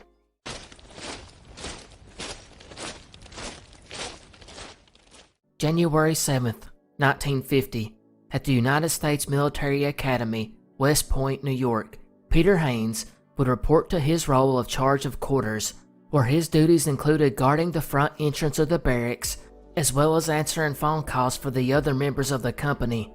And he would get a call that night that he thought strange because when he answered it, he was greeted by a man he would later describe as tone and rough and patronizing, almost insulting. This man would rudely insist to speak to the 21-year-old cadet stationed there named Richard Cox, but Richard was not in his room, so when Haynes told the man this, he replied, "Well, when he comes in, tell him to come to the hotel. Tell him George called. He'll know who I am.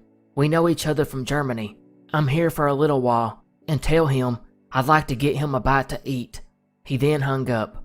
Almost an hour later at 5:30 p.m., a man would enter into the hall that was set up for cadets to meet guests, and the man asked to see Cox. The cadet on duty would call Cox's room, who by this point had returned, and informed him he had a visitor. Cox would then come into the hall and shook the man's hand and seemed like he was happy to see him.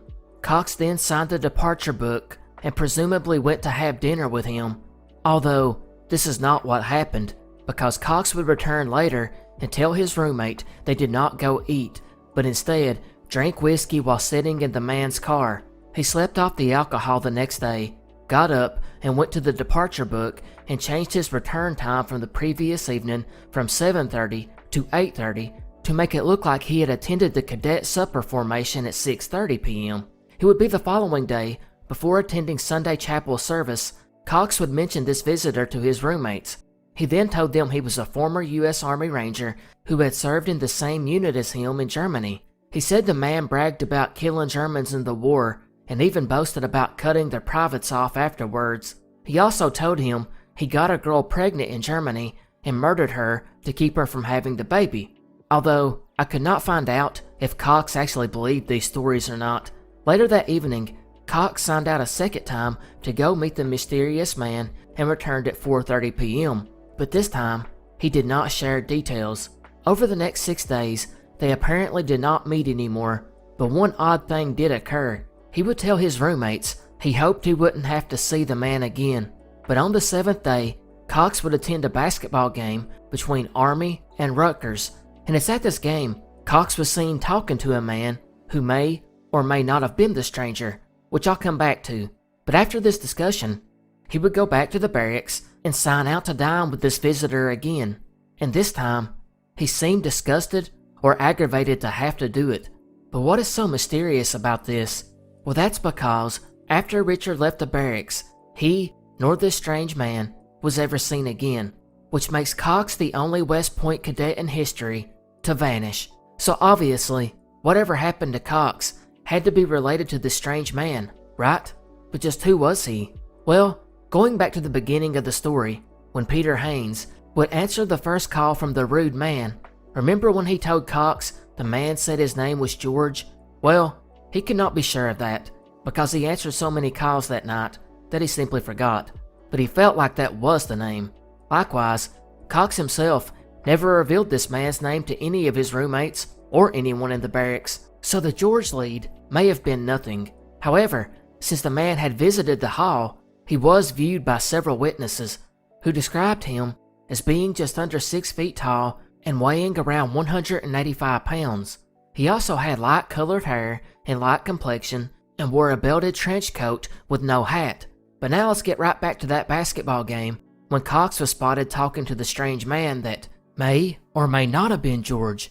The reason no one is sure is because in this sighting, the witness described a totally different person than the man that showed up at the barracks. The man was described as having dark hair and being rough looking. So was this the same man? Was this George? Detectives hoped to find out, because by that night, when Cox had not returned, his roommates became alarmed. He was supposed to return at 11, but when he did not, nothing was thought of it since sometimes cadets did come in late. But when Cox had not returned by 2:30 a.m., it was reported to a superior, but this officer done nothing either, knowing that sometimes the cadets did stay out all night, even knowing they would be punished.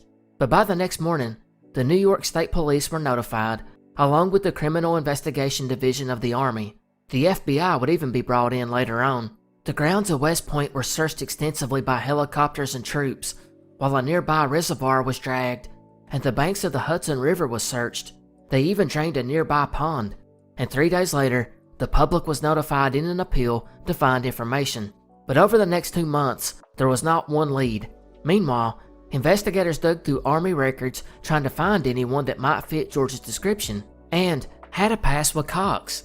But every time they found someone that fit the profile, they were able to trace that person down and rule him out after discovering he could not have been at West Point when the disappearance occurred.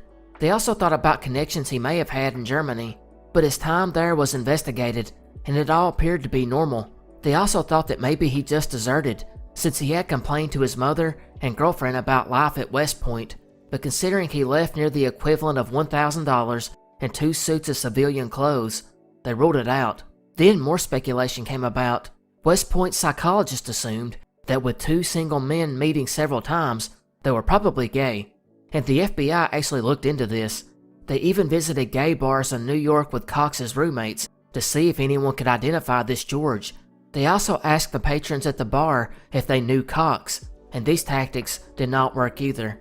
The FBI would be told of at least one other rumor, a third-hand story of an employee at a store who allegedly caught Cox and another man in the store's basement having a sexual encounter 4 years prior.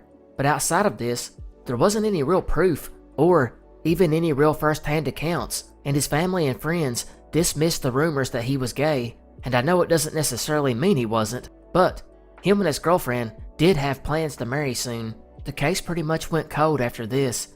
Authorities had no idea what could have happened. It was like he fell off the face of the earth. But 4 years later, the FBI would receive an interesting tip. And Ernest Shotwell came forward and reported to the FBI that he had seen and talked to Cox at a Washington, D.C. Greyhound bus station restaurant in 1952, just 2 years after he vanished. They would speak, and Cox told him he had resigned from West Point and was moving to Germany. Shotwell would go on to say that Cox seemed startled, unfriendly, and was pretty vague about his plans and left about 5 minutes later. The sighting is important because Shotwell actually knew Cox, as they had been prep school classmates, so it wasn't like he was going off a description alone. He knew him. He also stated he knew Cox had been reported missing, but when he seen him at the bus stop, he naturally assumed he was no longer missing. It wasn't until after he left that he realized the missing alert for Cox was still active. That's when he would call the FBI, and so the FBI would go to this Greyhound bus stop restaurant and interview the employees, and they would confirm the man they seen did resemble Cox. The FBI could not believe it still, and gave Shotwell an intensive interrogation and a polygraph, which revealed Shotwell was telling the truth. The investigators concluded that Shotwell most likely did encounter Cox. Regardless, the case would be closed within the decade, while his family had him declared dead in 1957. Strangely, there was one more sighting in 1960 from an FBI informant who claimed he came into a bar in Melbourne, Florida. He said the man, whom he identified as Cox, gave the name R.C. Mansfield, while people at the bar that knew him as a regular called him Richard. After speaking to this Richard, he was shared details that matched Cox's, and then further revealed his last name was Cox. He went on to state that Fidel Castro's time as Cuba's leader was limited, which is certainly odd, as well as being incorrect, but it's left open the thought that Cox may have been a CIA agent. Now what's interesting here is The FBI considered this informant to be very reliable. They took this sighting seriously, considering his reliability and the fact that the publicity around the case at this point was practically dead, meaning it was less likely to be hoaxed. Regardless, the case went cold again. It would stay that way for 25 years when a retired high school teacher, Marshall Jacobs, took an interest in the case. He began studying it in 1985 and thought it was crazy that it had not been solved. He then began to do a deep dive on the case, traveling across the country, chasing down old leads as well as new ones. He spoke to many people that knew Cox from high school up to his time at West Point. He even filed FOIA requests which granted him access to files from the FBI, CIA, and the Criminal Investigation Division of the Army. One thing that stunned him right away was authorities never took seriously the lead that Cox voluntarily left, and they didn't really pursue it or follow up on leads that hinted at it. Now former high school teacher Marshall Jacobs believed the man visiting the barracks, George, was actually helping Cox with getting a new identity, new life, and new career. Even more interesting, Jacobs would come into contact with a reporter named Jim Underwood, who had a source in the FBI, who told him at one point they had located Cox and planned to pick him up within 24 hours. Yet, some higher-ranked officers in the FBI called the whole thing off. The source speculated that the FBI did not arrest him for desertion at the request of the CIA. Even stranger, this reporter, Jim Underwood, would also relay that when he was granted access to the Cox files, he found them heavily redacted. The report was given to him missing 165 pages, and a lot of these seemed like they might shed light on what really happened to Cox. However, the fact that it came from a third-hand account makes it hard to say if Jacobs took these rumors seriously. Plus, there's just so many things in this that contradicted each other. Like, if he really left to join the CIA or just to start over with a new identity, why did he leave the money and his gold watch, which he loved, laying in his room? Yet, in an unfinished letter he was writing to his girlfriend, there were passages that suggested he was indeed planning on leaving West Point. But then, several of Cox's friends said he told them that while in Germany, he had testified at a court-martial, or regular civilian court, against a man charged with murder. Apparently, he told a lot of people this, yet the FBI could not find any record that this actually happened. Yet if it did, it could suggest that George was out to get revenge. Although, that makes you wonder why he voluntarily left with him. The espionage theory also carried some weight, as a John H. Noble, an American living in West Germany that was seized by the Soviet Union and imprisoned in 1955, would tell while at a gulag in Vorkuta, Siberia, he met another American prisoner named Cox, which some believed may have been Richard Cox. According to this theory, Cox left West Point to work for the CIA in West Germany, where he had gotten caught spying. Then there's that FBI informant who met the R.C. Mansfield, who said that Castro would not be around much longer. Yeah, it wasn't long after he said that the failed Bay of Pigs invasion happened. In fact, Jacobs, the teacher who had worked on this case for over a decade, eventually tracked down a soldier who served with Cox in Germany named David Westervelt. He lived in New Jersey and fit the description of George. He was interviewed by police several times over Cox's disappearance. Jacobs believed this David Westervelt was a recruiter for the CIA and that Cox had told him he was unhappy with West Point, seemingly on that first visit George made, and the visits after that was Westervelt helping Cox get out, start a new life under a new name and a career with the CIA. In fact, he would find a retired CIA agent whom he would not name. The stated Cox worked in a stay-behind team in Europe to help to smuggle Russian nuclear scientists and others out of the Soviet Union. He then quietly retired in Idaho and in the mid-90s succumbed to an illness. But that was just one CIA theory. There was also this rumor that swirled for years of a huge shootout with Soviet agents on the East German border in 1947, where Cox was shot and killed by a Soviet agent. However, to contradict this theory, FBI and Army records pulled via FOIA request showed no security clearances or sensitive military access was ever given to Cox. although the CIA just claimed they had no records on Cox. Another theory was the man known as George simply killed him that night for reasons known only to himself.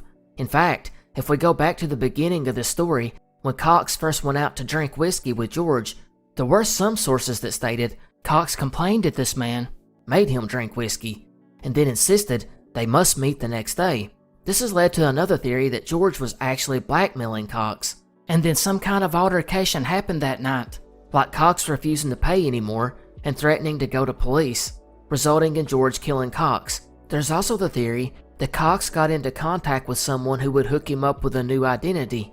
In fact, there was a man named Robert Frisbee who was stationed at Fort Knox with Cox and fit the description of George, and in the late 1950s, he started a lucrative criminal business of selling false IDs to a lot of people, which means he could have helped Cox start over somewhere else. But what was Cox running from? The speculation is endless. Some think he was involved in a scandal of some kind, or was possibly tired of living a secret life, which many have suggested he was a gay man, tired of living in the closet. Of course, Robert Frisbee was also tracked down, and he denied that he had anything to do with Cox's disappearance. Cox's family would give interviews over the years where they didn't seem to believe the CIA story at all, and instead believed that Cox had came into contact with the wrong crowd, insisting he would never go his whole life without contacting his family again. And there were some shady things that Cox was involved in. For one, he was rumored to have a big gambling debt, although the FBI nor Army could ever verify this. There were also rumors that he was involved in black market activities while he had been stationed in Germany, although I couldn't find many details about that. Then we come to the more mundane theories, like he simply fell into the river and drowned, or died from hypothermia before he got back to the barracks, because for the record, it was a very cold January night that he vanished. But I know you guys love the more out there theories, so I saved the best two for last. The first being, he was abducted by aliens, and whatever happened from that point is left up to your own imagination. And you know, if the alien theory doesn't take the top spot, then the last theory is going to be absolutely crazy. And it is. Some believe that Cox escaped his life from West Point to become famous actor James Dean. That's right, even though there is only a slight resemblance, and although Cox was born 3 years before Dean allegedly was, some actually think it's possible. According to the little-known theory, Cox fled West Point in January 1950, got a new identity, and pursued acting. 11 months later, James Dean would make his debut on television when he appeared in a Pepsi commercial on December 13th.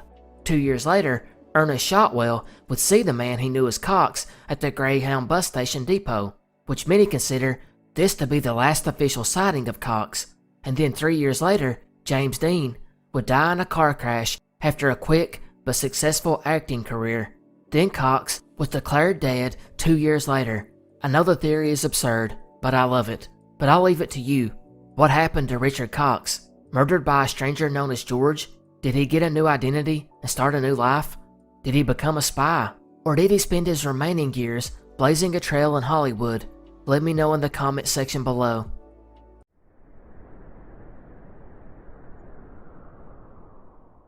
May 25th, 1928. Italian Air Force General Umberto Nobile was commanding the airship Italia in a series of expeditions around the North Pole when the airship would begin to lose altitude and start to crash to the ice below, killing one crew member, Vincenzo Pomella, on impact. Luckily, 9 men survived but were stranded on the ice, while 6 others were trapped under the airship's envelope. The crew were now in despair though, as they were in the Arctic, more specifically about 75 miles northeast of Nordlandslandet Svalbard, a part of Norway and a place that's not easily accessed today, and even less so in the 1920s.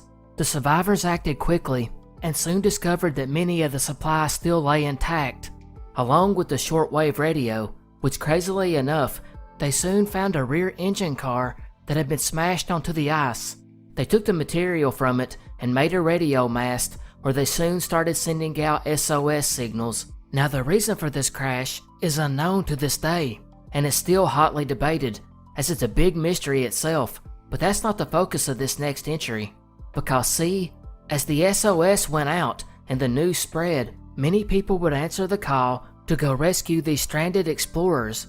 One of the men was a famous explorer of the Arctic, a man named Roald Amundsen, a Norwegian who was one of the key figures in an era known as the heroic age of Antarctic exploration, which took place from the late 19th century up until 1922. He was mostly known as the man who first successfully led an expedition to the South Pole in 1911, and then, on May 12, 1926, almost 2 years prior to the crash of the Italia, was the first to successfully lead an aerial expedition of the North Pole, becoming the first verified explorer to have reached the area, although his claims to being the first reaching the North Pole are disputed by other explorers of the era. But as soon as Roald heard about the men who had crashed in the Arctic, he felt that he could possibly help, and if there was one man in the world you would want to rescue you from the North Pole, that would be Roald. So he began putting together a plan and assembling a team which would come together over the next 2 weeks, and it involved Norwegian pilot and French pilot Leif Dietrichson and René Gilbeau, along with 3 other French crewmen. The team would then set off for the North Pole, where they scoured the area for the airship Italia, and any of the men that may still be alive, but when seeing no signs of either, Roald would make the decision to head back to the nearest Norwegian airbase to refuel. The Latham 47 took off around 4 p.m. and would radio out 40 minutes later at around 4:40 p.m. to ask about the ice conditions. The crew would continue on, and about 15 minutes later, a telegraph operator in Inge would overhear the crew of the Latham reaching out to a radio station in Longyearbyen, only for no one there to respond. Silence would then follow for about 30 minutes, when they would again call in at 6:45 p.m. and report they were about 19 nautical miles south of Bear Island, but again, no response from the station. It would actually take 30 minutes before anyone would call back out to the crew of the Latham, and by this point, Amundsen nor anyone else on the flight would respond. And while it's easy to just say, well, it was the Arctic, and the odds are they just crashed into the ocean and died, there is one big issue with that. The crew were flying in a French Latham 47, which is a flying boat, so unless there was just a huge catastrophe mid-air that caused the airplane to nosedive, there's no reason that the crew should have not been able to land the plane safely and then wait for help, assuming a mechanical issue occurred, or just assuming they had ran out of fuel. Whatever the case, it was really kind of baffling that this airplane could not land safely. Even stranger, once authorities were alerted to the fact that his team was missing, they could not find any trace of them. Just as curious, though, would be all these alleged sightings of the crew and airplane that makes it seem impossible that this plane was not tracked down. Very early in the search for Amundsen, a fisherman came forward to report seeing a gray biplane at an altitude of around 650 feet just northwest of Bear Island. When authorities went to speak to this man, he had already went back out to sea, and they could not get any further info. A week later, a Russian fishing vessel would tell a Russian newspaper that they had seen the Latham and its crew floating on ice just south of Svalbard, yet no information came from this. 2 months later, another fishing vessel would announce they had seen a fire on Edge Island, which is a pretty remote frozen wasteland. Since there were no hunters or anyone else reported to be in the area at the time, rescuers naturally assumed it had to be the crew of the Latham who had started a fire, but because the conditions were so bad, the fishing vessel could never get close enough to investigate it further. But to make things even crazier, over 70 years later, a 95-year-old woman named Jenny Johansson stated that on that evening, around the time of the disappearance, her and her sister seen a plane out at sea off of Hilasoya. She rushed to get the adults in the family, only for them to arrive and the plane to be gone. What makes this claim so incredible is around the same time this woman came forward, another witness did too, stating they had seen the plane flying at a low altitude not far from where Johansson had seen it. What's not clear about these reports are if the witnesses really waited 70 years to come forward, or if they had came forward previously to authorities and it just wasn't made public until 70 years later. But in the early days of the search, they found nothing. It would actually be a little while later when they found a wing float and the bottom of a gasoline tank, which someone had attempted to turn into a replacement wing float. These items were found near the Tromsø coast in northern Norway. Search and rescue naturally assumed that it had came from the Latham 47 that the crew had been in, and figured they crashed somewhere in the Barents Sea, and that the crew were killed in the wreck or died soon after. Of course, they could not conclusively link the items to that plane either, but the search was eventually called off, although 5 years later, what was thought might have been an engine was found, and then 30 years after that, in 1964, a plywood panel with the remnants of an electrical device, possibly from an aircraft thought might be linked to the Latham 47, was found. After this, many other items would be found, but their legitimacy has always been doubted, like 2 separate instances where a message in a bottle was found. These were both later ruled out as hoaxes. The only other 2 things found that might have actually been connected was a skull that was turned into authorities at an unknown date, and then this police department would move to a new building in 1995, and they lost that skull. It wasn't until later that someone suggested that that skull might have been from the crew of the Latham, but by then it was too late. The second instance was just 5 years after the crash, when a fishing vessel reported catching a large metal object in its trawl, about 6.5 feet long and weighing 440 pounds. Unfortunately, the line snapped before they could get it aboard, and it sunk back into the sea. However, the Latham was only about 4.5 feet long. Fast forward to 2004 and 2009, the Norwegian Navy would use an unmanned sub to search the 40 square mile area they believed held the remnants of the lost plane and crew, but they found nothing. As far as theories go, there's not many. It seems like a lot of the earliest conjecture was that the fog got so bad they were forced to land in the area to wait it out, but then the sea conditions were so terrible that it eventually destroyed the plane, causing it to sink. However, the repairs to the float and the attempt at using a fuel tank for added buoyancy suggest that the aircraft originally crashed, or at least landed hard in the water, but again, that's only if that float and gas tank was even connected to the aircraft. Another theory actually traces back to just 2 years after the disappearance, when rumors popped up that Amundsen had been found by the Inuit in Greenland, who rescued him. He would then live on with them until the following spring, where he died due to unknown circumstances, and he was then buried on the coast. Likewise, there's a similar theory that he went to live in Alaska with the Inuit, where there were several sightings of him in the 1940s. Not to be outdone, one theory that came about just 2 months later was when a cargo ship off the coast of Newfoundland, Canada, said they saw an aircraft lying in the sea. This too led to nothing, however. Then another theory that cropped up in 2017, almost a century after the crash, was the idea that the men began walking to try and find help, only to run into a member of the Italia expedition they were sent to rescue, that of Finn Malmgren, who left the site of the Italia crash to go look for help.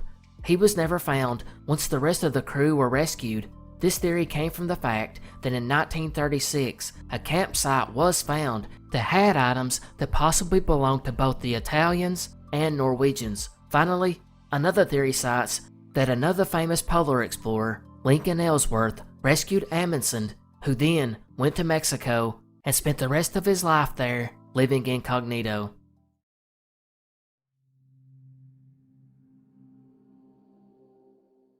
July 1799, 28-year-old Pierre Bouchard, an officer in the French Army of Engineers, had been dispatched to Egypt, where he was put in charge of rebuilding a Fort Julian, an old Mamluk fort near the city of Rosetta, which is now called Rashid. It was during this work that Pierre would make a discovery that some claim is the most important artifact in history. Depending on the source, it either happened on the 15th or 19th of July.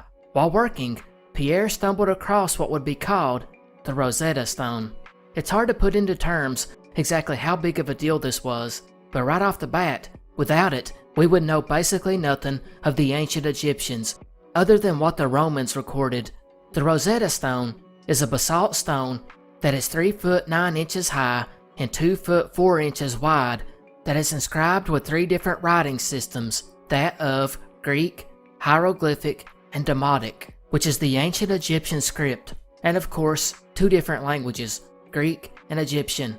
After France surrendered Egypt to the British in 1801, they would give up the stone as well, where it was then sent to the British Museum, but not before it would be studied. Deciphering the stone would basically come about because of 2 people, Thomas Young and Jean-Francois Champollion. Young was a doctor, physicist, and basically all-around smart guy. Egyptology was one of his hobbies, and he began trying to translate the stone in 1814 and would make several of the first key translations, such as being the first to correctly find the name Ptolemy. His work is seen as crucial to its translation, but since he was involved in so many other projects at the time, he soon stepped out of the way so someone else could put all their focus into it. That would be Jean-Francois, who picked up where Young left off. He had already mastered Latin and Greek and 6 other languages, but of course, no one could understand hieroglyphics yet. But with that, let's back up for a bit for a little history lesson. The story of the stone can be traced all the way back to Alexander the Great's conquest of Egypt in 332 BC. After throwing the Persians out of Egypt, he would begin setting up Macedon control over the country. And since Greek was the official language of Macedonia, this would be the language of the governing elite of the people of Egypt, for both native Macedonians as well as the Egyptians who may have taken a puppet role in the new Macedonian-led government. Now these Greek rulers, however, did not speak Egyptian, nor could they read the hieroglyphs, because they didn't need to know it, since if anything needed to get done, it needed to be in the Greek language. You can kinda see where this might upset the Egyptian population. It would take nearly a century, long after Alexander was gone, when Egypt would hit another rough patch. First was when Ptolemy IV and his wife died in suspicious circumstances, but it left their son Ptolemy V in charge. However, he was still a child, so a regency was set up to guide the country until he reached adulthood. Unfortunately for Egypt, they were soon attacked by the Seleucids, a former part of the Macedonian Empire, who then annexed some of the territory of Egypt. By the time Ptolemy V would take over the reins of the country, he was already facing a large revolt by other men who claimed to be the real pharaohs. This fight would go on for just over 20 years, and in that time, Ptolemy would reach adulthood, and a ceremony was carried out which seen him crowned as the pharaoh. Now I told you all that because it was this celebration that the Rosetta Stone was used to commemorate the occasion, and really, the Rosetta Stone is nothing more than a public decree to reinforce Ptolemy's claim to the throne. Some would even say it's just a propaganda piece, but because it was inscribed in both Greek and the Egyptian languages, both Thomas Young and Jean-Francois were able to use the Greek sections to slowly translate the ancient Egyptian hieroglyphs and script. This would of course lead to the translations of tons of other Egyptian texts that for years no one had the ability to do. It's from this one inscribed stone that an ancient culture cloaked in darkness now had a light shone on it and its inner workings.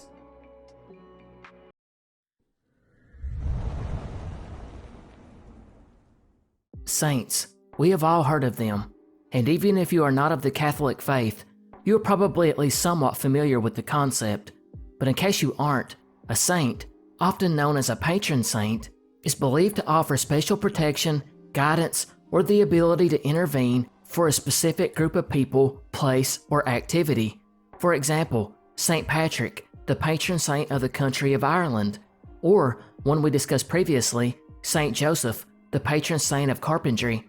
Saints are typically there for people to turn to for help or inspiration in the area of need or interest, and there are just so many of these that we can never discuss them all, as the Catholic faith alone recognizes more than 10,000 saints, which includes some that are not recognized but still considered unofficial by many, which also means there's a ton of unofficial ones, not to mention other sects of Christianity also recognize some saints not considered official. But of all the saints we could discuss, we're going to look at one specific one, a man whose origin and story is very mysterious, but he may be the most important saint to our friends in the old country of England, that of St. George.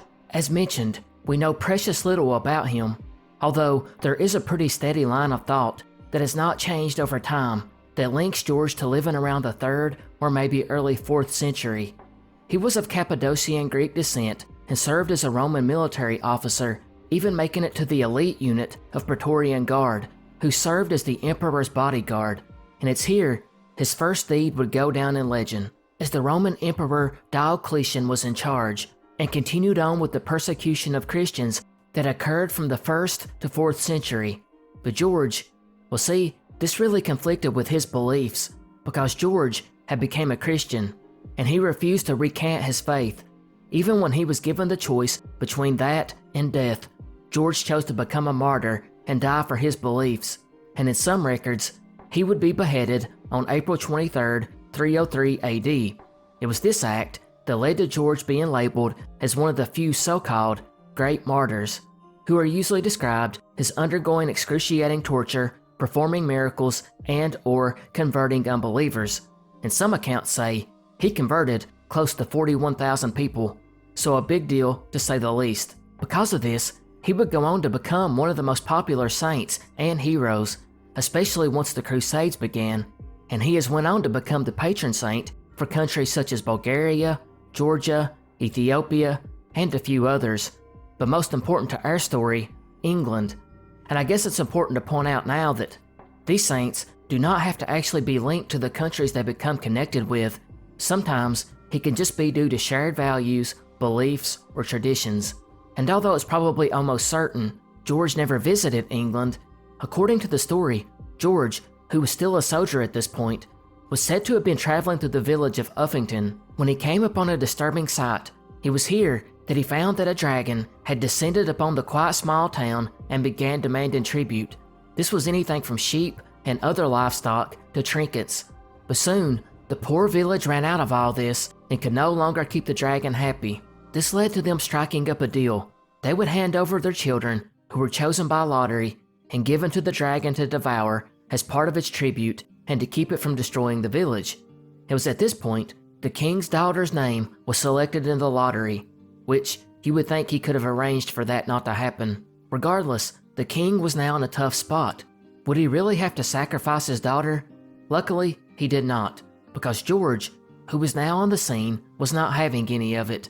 He would actually end up riding in just as she was being led to the dragon. George was horrified and stated he would slay the dragon. And as during this battle, George discovered a vulnerable patch of skin under the dragon's arm. He charged forward with the sword and killed the beast.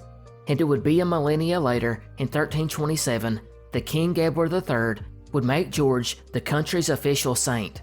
But as mentioned, it's almost certain George never visited England. So where does this tale come from? Well, its first official known record comes from the 11th century, some 800 years after George's life, and is found in a source in the country of Georgia, where it would then reach the rest of Catholic Europe about 100 years later, largely thanks to the Crusades. But it really spread in the 13th century thanks to a collection of 153 biographies of saints called Golden Legend. And it's here that St. George was said to have went to a place called Selene, located somewhere in Libya. It was here that a venom-spewing dragon lived in a nearby pond and poisoned the countryside.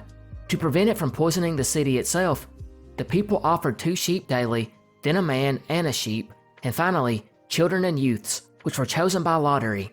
But once the lottery came up for the princess, the king offered all his gold and silver to have her spared. But the people refused, so she was sent to the lake, dressed as a bride, and was set to be fed to the dragon. But that's when our hero, St. George, arrives, just by pure chance. The princess tried to make him leave to spare the city, but he had none of it. And while she was pleading with him to leave, the dragon emerged.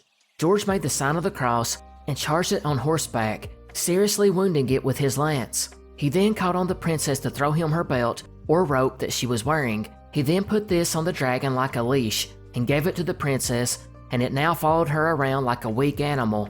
They then walked back to Selene, where obviously it freaked everyone out. George told them he would kill the dragon, only if they converted to Christianity and got baptized. This led to 15,000 men and the king converting. George then killed the dragon and beheaded it, and the body was taken out on carts. So over time, the story got twisted over and over until the people of England made it their own, and changed it up a little bit in the process. But it actually goes back even further than that. Going back to the 3rd century BC, some 600 years before George, the Thracian horseman was a recurring motif found in tablets which showed a man riding a horse, often accompanied by a hunting dog, in which they were attacking various creatures, sometimes a boar, but oftentimes a serpent. By the 5th century AD, the trampling of serpents began popping up in Christian art, and actually began linking a Saint Theodore as the dragon slayer first, which over time, and over many other tellings, would eventually change to George being the dragon slayer by the 11th century, which means tales of St. George defeating a dragon didn't appear for well over 500 years after his death. So all in all, it was a little bit of fact fused with a little bit of legend, which saw the dragon slaying as an allegory of good versus evil, a real-world evil, like the tyranny of an emperor that led to the martyrdom of St. George. Others suggest that it may have been a real incident, but instead, George killed a huge crocodile tormenting a town, or a venomous snake. It's even possible the dragon symbolized the pagan religions which were being buried in England in favor of Christianity, regardless of which, it led to probably the most famous saint that we know the least about. And while we do know that it is a fact that George did die during the very real Diocletianic persecution aimed at Christians in the Roman army, chances are very likely he didn't kill a dragon. Much to the disappointment of every paladin who insists their 2nd level divine smite can take down a full-grown red dragon.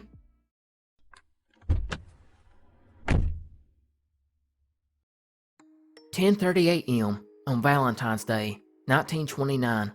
7 men from the Bugs Moran gang would be lured to an abandoned warehouse in the neighborhood of Lincoln Park in Chicago, under the guise of getting a cut of a stolen shipment of whiskey. After they arrived, a Cadillac sedan would pull up and stop in front of the garage, and 4 men got out, 2 of who were dressed as police officers, and entered the warehouse. The 2 fake officers would then order Bugs Moran's gang up against the wall. They, along with the 2 men dressed in civilian clothes, would then open fire with Thompson submachine guns and proceeded to mow the men down. Witnesses would state after this that the 2 men in police uniforms would lead the men dressed in civilian clothing out at gunpoint, which was just to give the illusion that the police had everything under control and so no witnesses would call the real police. The victims were as follows: Peter Gusenberg, Frank Gusenberg, Albert Kachelek, Adam Hayer, Reinhard Schwimmer, Albert Weinshank, and John May. And as previously mentioned, 5 of them were in the North Side Gang, which was then headed by George Bugs Moran. Surprisingly, Frank Gusenberg survived the initial onslaught despite being shot 14 times and was taken to the hospital. Police would ask him who was behind it, and he said, "No one shot me." But things would then take a turn for the worse, and Frank died a few hours later. Detectives quickly surmised that the massacre had been an attempt to kill Bugs Moran, which ultimately failed, and the real person behind it was most likely Al Capone, the most famous gangster in history. He's basically the guy that every gangster movie character is based on. He is the OG, and it was over nothing more that Capone wanted control of the Chicago bootlegging trade, which is very lucrative. This is one of those that is kind of an unofficial mystery, meaning everyone knows who was behind it. There was just no way to prove it. It's pretty much a given that Capone was behind it, but for the men who actually pulled the trigger, that's hotly debated, and can be any number of men employed by Capone. But at the end of the day, it was still him, and for that reason, it's not really a mystery.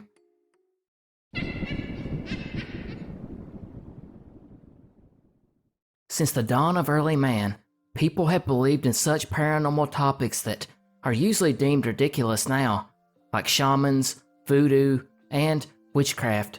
And it's witchcraft in particular that we're going to take a look at here, because between the 1300s and 1600s, a witch craze swept through Europe, and unfortunately led to tens of thousands of alleged witches, who were mostly women, being executed. And it's somewhat ironic that just as this paranoia was dying down in Europe, it was only beginning in colonial New England, where the Salem witch trials would start to go down in infamy as one of the darkest periods in America. Although it began in February 1692, the seeds for it were sowed in 1689, when the English monarchs, William and Mary, would start a war with France in the territory of the American colonies. It would go on to become known as King William's War, and it tore apart upstate New York, Nova Scotia, and Quebec, which in turn sent refugees into the county of Essex, and more specifically into Salem Village, which was part of the Massachusetts Bay Colony. This, of course, caused a mini humanitarian crisis because it put tremendous strain on the small village's resources and in turn fired up an already existing rivalry between the families there. Families that had ties to the wealth of the port of Salem, which depended on agriculture. But that wasn't all. A Reverend Samuel Parris soon would become Salem Village's first ordained minister in 1689 and quickly gained a reputation for being very rigid as well as being very greedy. And to top it off, the area had just overcame a smallpox epidemic and were always on edge due to the ever-present threats of Native American attacks. So all of this kind of created the perfect storm. In short, tensions were high and all it needed was a spark. And the spark it would get. Because in January 1692, the Reverend Samuel Parris's daughter, Elizabeth, aged only 9, and his niece, Abigail Williams, age 11, started having, quote, fits.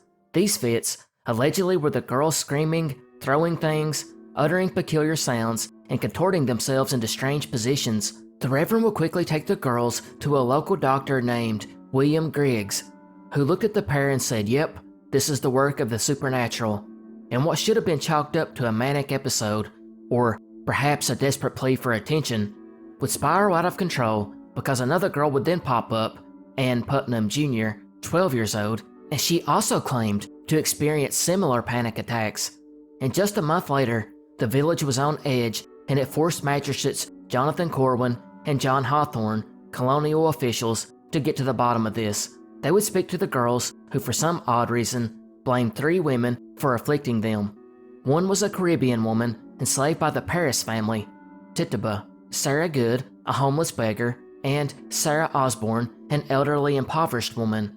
Well, this was all the bored crazy Puritans needed, because this led to several days of interrogations of the 3 women. By March 1st, 2 of them, both of the Sarahs, claimed innocence, but Tituba oddly confessed and stated that the devil came to her and bid her to serve him. She began telling a fanciful story of black dogs, red cats, yellow birds, and a tall man with white hair who wanted her to sign his book, to which she did, and she claimed there were several witches in the area who wanted to destroy the Puritans. Now why she said this, I do not know. Maybe she had some kind of mental illness, or actually believed it, or maybe she just hated her life as a slave and who could blame her. But this would cause that spark to light a stick of dynamite, because paranoia was now out of control, and there would be a steady line of accusations coming in over the next few months. One in particular was that of a woman named Martha Corey, known for her fierce loyalty to the church in Salem. Heck, if she could be a witch, anyone could. They even questioned Sarah Good's 4-year-old daughter, Dorothy, who I'm pretty sure was scared by the interrogation, and regardless of that, they took her answers as a confession. By this time, it was getting out of control, with just dozens of people having to come from not only Salem, but surrounding villages as well, to be questioned about being a witch. The governor would respond by sending the deputy governor, Thomas Danforth, to get down to the hearings, while he also set up a special court to try the cases. The first woman to be tried was Bridget Bishop on May 27th, an older woman who, allegedly, gossiped way too much and liked to sleep around. When asked if she was a witch, she stated she was innocent as an unborn child, but I guess that wasn't very convincing because she was found guilty and hanged just 2 weeks later. Now I want to stop here and point out one critical thing. The Puritans, as well as the Christian faith in general, has taken a real beating over this, and it's often led to them being mocked for the horrible things they did during this period. But there were some people that spoke out, sorta. Enter Cotton Mather, Harvard alumni, Puritan clergyman, and author, who was widely respected and wrote a letter to the court asking them not to allow spectral evidence. And what is that, you might ask? It's basically testimony from dreams and visions where the so-called victim of witchcraft would claim the witch had entered their dreams and tortured them. It was widely accepted, which was incredibly stupid, considering there was no way to refute it. And here was Cotton Mather pointing this out to the court, who just ignored him and hanged 5 more people in July, 5 more in August, and 8 in September. Although I should note that Cotton Mather is also blamed by a lot of historians for whipping up the witch panic to begin with, but thankfully, Governor William Phipps, who had ordered the court to be set up and to try the witches, soon found his own wife being questioned as a suspected witch. This clearly shook him up, and he prohibited any more arrests and released a ton of the suspected witches. He then dissolved the court, replaced it with a new one which did not allow spectral evidence, and it was only able to find 3 of the 56 accused witches guilty. And by May 1693, Governor Phipps pardoned these and all of the others who were still in prison. Of course, that was far too late for the families that had already lost a loved one. In total, 19 men and women were hanged, while Martha Corey, the woman we mentioned as the most loyal churchgoer who was suspected of being a witch early on, saw her husband Giles pressed to death with heavy stones after refusing to testify. This was particularly gruesome, as Corey was an 81-year-old farmer that basically had all this weight laid on him, hoping to get him to agree to enter a plea, and he did not. And he was crushed to death by the stones. In addition, another 5 people died in jail waiting on the trials. 25 people died in all, but there were many more, over 160 at least, that were accused and jailed and lost their property and rights. To her credit, Ann Putnam, 14 years later, confessed her deep sorrow and regret at the events of 1692. She stated she was just a child and accused several innocent people of a terrible crime, and for some, it brought their deaths. She of course blamed Satan for misleading her. She also stated she did not make up the accusations because she was mad at them or because she hated them. In fact, she had no hard feelings against them at all. Just 10 years after the events, the courts also declared the trials unlawful, and 9 years after that, they restored the rights and good names of many of the accused, as well as paying money to the heirs of the ones that had died. Massachusetts would formally apologize 250 years later, and by July 2022, Elizabeth Johnson Jr., the last convicted witch, whose name was the only one not cleared, was officially exonerated. So, did a combination of all these refugees entering the town, plus church politics, family feuds, and potentially mentally ill children, or children screaming out for attention, plus a smallpox epidemic and Indian attacks, really cause all this death? Was it really just paranoia and mass hysteria? Historians are divided, but it's probably a mixture of all that and for other reasons we just don't know. Some have even speculated that it could be traced to ergotism, a condition caused by eating foods contaminated with the fungus ergot, and is also famous for causing another case of mass hysteria, that of the dancing plague of 1518. But this has been heavily disputed, as the Puritans had already learned how to avoid bad rye by the 1690s. Regardless, people are still fascinated with this case to this day.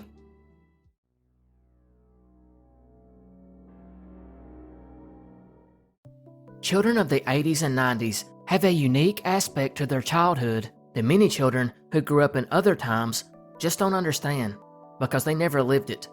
And that aspect I'm referring to is the Satanic Panic.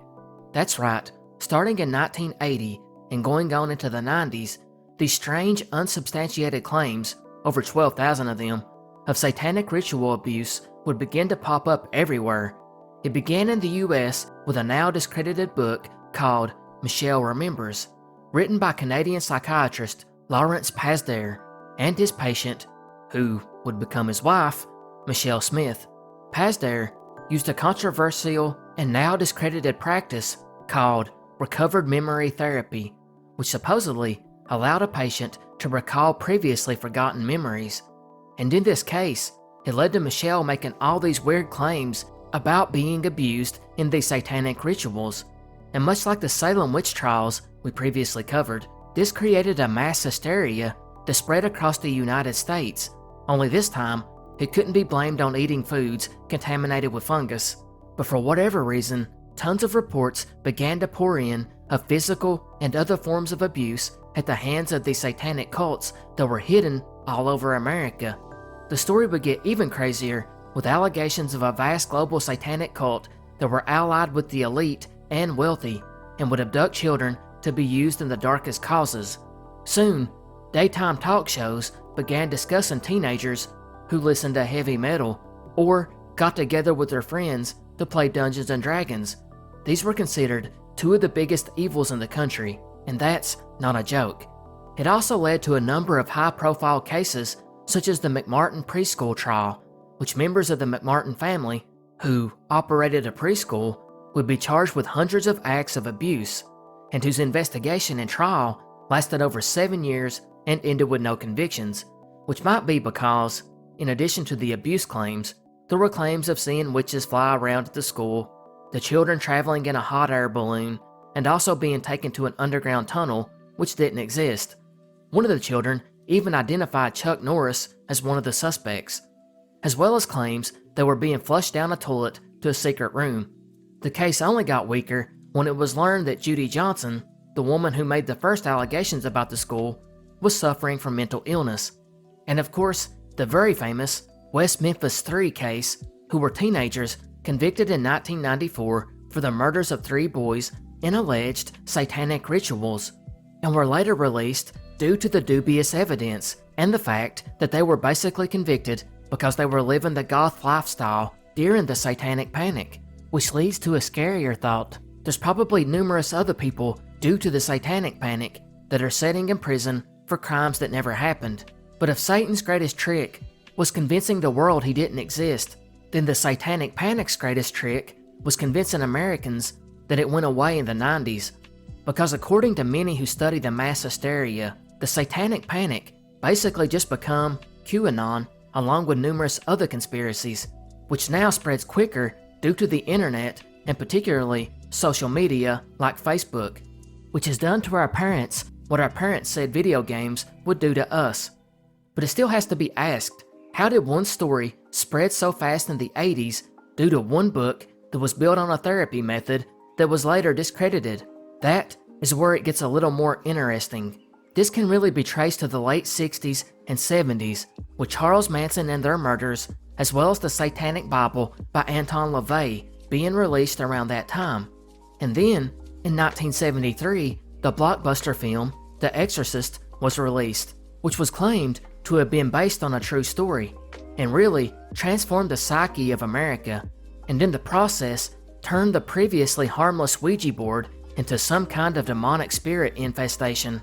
And from here, it would spiral, because in 1972, Christian evangelist Mike Warnke would write Satan's Cellar, which recounted a childhood and young adulthood he spent in intense satanic worship. It's here he would write that he and a satanic high priest were engaged in ritualistic sex orgies, and all of that was exposed as lies in 1992, as he made the entire thing up. But unfortunately, in that 20-year time period, he became known as an expert on Satanism and was trotted out on many different talk shows and other forms of media, just firing up the Satanic Panic even more. And Mike Warnke was not alone. During this time, there were a ton of these self-proclaimed former Satanists who become fixtures in the American public. They would tell these stories about dark occult symbols that you might randomly see spray painted out on a wall or bridge, which might be connected to this grand conspiracy. And since they were now converting to Christianity, these grifters got a lot of invites from churches and the such, as well as talk shows, where they were invited to speak about the dangers of Satanism. And I'm sure that these invitations came with a payment, which led to more and more grifters coming out and taking advantage of gullible people, much like now with Q and social media. And by the late 70s, Americans would witness the Jonestown Massacre. And while not satanic, it was a cult, and it happened just 2 years from the beginning of the Satanic Panic. Not only that, but the 70s was at the height of the serial killer, which many were believed to be intertwined with the occult. So when the 80s arrived, much like Salem, it was ready to explode. It just needed that spark provided by the book Michelle Remembers. Once it took off, fundamentalist preachers got in on the action, as well as the Crusaders who were doing everything they could to outlaw Dungeons and Dragons. And since I mentioned Michelle Remembers again, I want to point out, after that book took off, tons of numerous other copycat memoirs popped up that alleged satanic abuse. all in the chance to make some money off the panic, which were all shown to be false. And we also have to mention the media, which was being the media. They smelled money from the stories, and they stoked the flames of the fire, often blowing the claims way out of proportion, leading to, in fact, Geraldo Rivera's documentary, Devil Worship, exposing Satan's underground, which was the highest rated documentary to air up to that point.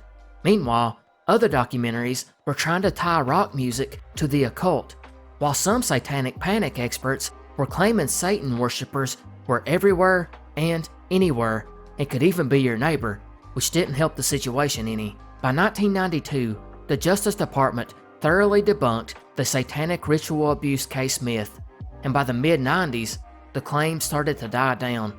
Although, in 1994, a police training video called The Law Enforcement Guide to Satanic Cults was released, and it featured one man who sported 3 different haircuts and was allegedly a former Satanist who taught viewers how to search for the clues of an alleged cultist.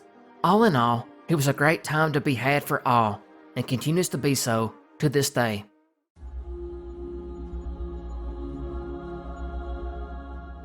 In the year 1390 AD, our next intriguing historical artifact would get its starting point, when a bishop named Pierre d'Assy would write a memorandum where he charged an item called the Shroud was nothing more than a forgery. But what in the world was this a reference to? Many of you already know. At this time, there seemed to be a shroud floating around Europe, which bore the resemblance of a crucified man, who you no doubt will probably already know who. This shroud was in the possession of a man named Geoffroy de Charnay, who lived in the small town of Liry, France, sometime between 1353 and 1357. And that's pretty much how this famous Christian relic would get its start. Before this, we have no idea how it came into the possession of this man, and up until 1390, we really don't know where the shroud was or who had it. It's a mystery that is debated up until this day. However, by the 15th century, the shroud would be documented extremely well. The item I am talking about is, of course, the Shroud of Turin, which is a piece of linen cloth that has the faint image of a man on the front and back, and many believe that man was Jesus. But was it? That's the big question with this one. There's such a lack of records and contradicting claims that it just makes it a very controversial piece, leaving it open to many fringe theories. Although there are no official records of the shroud before the 14th century, there are reports that allegedly one of the Byzantine emperors owned an important burial cloth.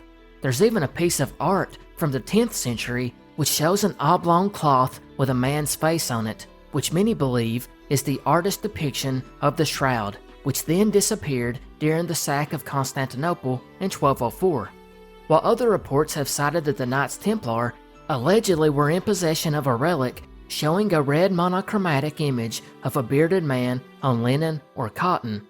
There are several different theories on the shroud's actual dating and origin, and it would just take forever to get through.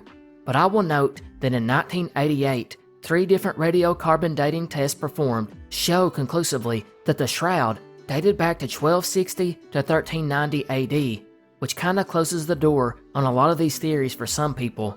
But others have vehemently argued that the tests were wrong because the samples were defective, citing contamination by bacteria or carbon monoxide from smoke, which came from a fire where it was once stored.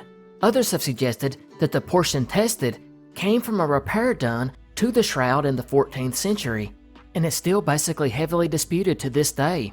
In fact, the story is currently in the news during the writing of this in September 2024, as a nuclear engineer, Robert Rucker, claims that, after studying the physics of Jesus' body's disappearance and the imprint of the shroud for over 10 years, he believes that it does in fact date to the 1st century AD, because according to him, Jesus' resurrection would have caused a supernatural burst of energy which would cause inaccurate testing that led to the suggested date of 1260 to 1390 AD.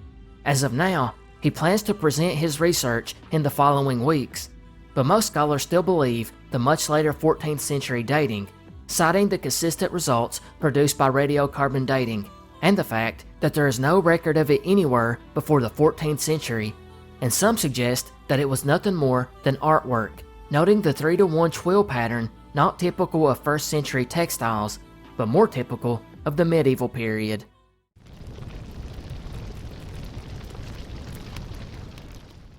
Christmas Eve, 1945, Fayetteville, West Virginia. A family known as the Sodders were celebrating Christmas. The young children, Martha, 12 years old, Jenny, 8 years old, and Betty, 5 years old, were super excited after their older sister, 19-year-old Marion, had surprised them with new toys. In fact, the young ones were so excited they wanted to stay up past their normal bedtime. Their mother, also named Jenny, would tell them at 9 p.m. that they could stay up a little bit later, so long as the 2 oldest boys that were still awake, that of 14-year-old Maurice and 9-year-old Louis, put the cows in the barn and went to feed the chickens, and then go to bed themselves. They were not the oldest brothers in general though, as the couple had 10 children, 9 that were still living at home. The 2 oldest sons were John, 22, and George Jr., 16, who after a long day of working on the farm with their father were already fast asleep, but the 2 younger sons did as they were told and finished up their chores before taking their 3-year-old sister Sylvia upstairs, and they all went to bed. And this is where things would get crazy, because around 12:30 a.m. the telephone would begin to ring. Jenny, the mother, would rush down to answer it, and on the other line was a woman whom she did not recognize, asking for someone who did not live there. This person was perhaps someone at a Christmas party, because in the background, Jenny heard people laughing and glasses clinking around. Jenny would tell the woman she had the wrong number, and the woman responded with a weird laugh, leaving Jenny to hang up and return to bed, probably thinking someone drunk dialed them. But she would notice something strange on her way back up to bed, that being the lights were still on downstairs, which was odd since the kids always turned them off, and the curtains were wide open. Again, odd, because the kids always shut them before bed. She did see Marion, the 19-year-old who had fell asleep on the couch, so Jenny logically assumed the other kids went upstairs to sleep. So she turned out the lights and closed the curtains and went back to bed. However, the strangeness did not end, because 30 minutes later, at 1 a.m., Jenny would be awoken again, this time when she heard an object hitting the roof really hard, making a loud noise, and then rolling down off the side of the home. Jenny, who was probably pretty sleepy at this point, waited and heard nothing else and went back to sleep. 30 minutes later, we would get one of the most unforgettable mysteries ever, because Jenny would awake again at 1:30 a.m. to smell smoke and see her husband George's office on fire around the telephone line and fuse box. She of course woke him, who in turn woke their older sons. The parents plus 4 of their children, Marion, who was on the couch, 3-year-old Sylvia, the 2 oldest sons, John and George Jr., all made it out safely, but not before frantically yelling for the children in the attic to get out because the house was on fire, as no one could get to them because the stairway was already on fire, which is something we will come back to. Things were now dire as the phone was not working, and one of the parents had to rush over to the neighbors to call the fire department, although a driver nearby who had seen the fire would stop at a local tavern and tried to call the fire department but couldn't get through. Regardless, he or one of the Sodders eventually got a hold of the fire department. George, in the meantime, decided to climb the wall of the home and smash out a window, gashing his arm doing so. The plan was then to grab the ladder and lay it up against the attic and take the children out that way, but strangely, the ladder was missing from its typical location, and because of the panic, they couldn't find it, while also tragically, water in a nearby barrel, which possibly could have been used to put out the fire, had turned to ice. George then rushed down to pull his work trucks up to the home, which he then planned to use them to climb up and rescue the kids that way. But crazily, neither one of his work trucks would start, in spite of the fact that they had been working before. Devastated, there was little the family could do other than watch it burn down, as the fire department were nowhere near.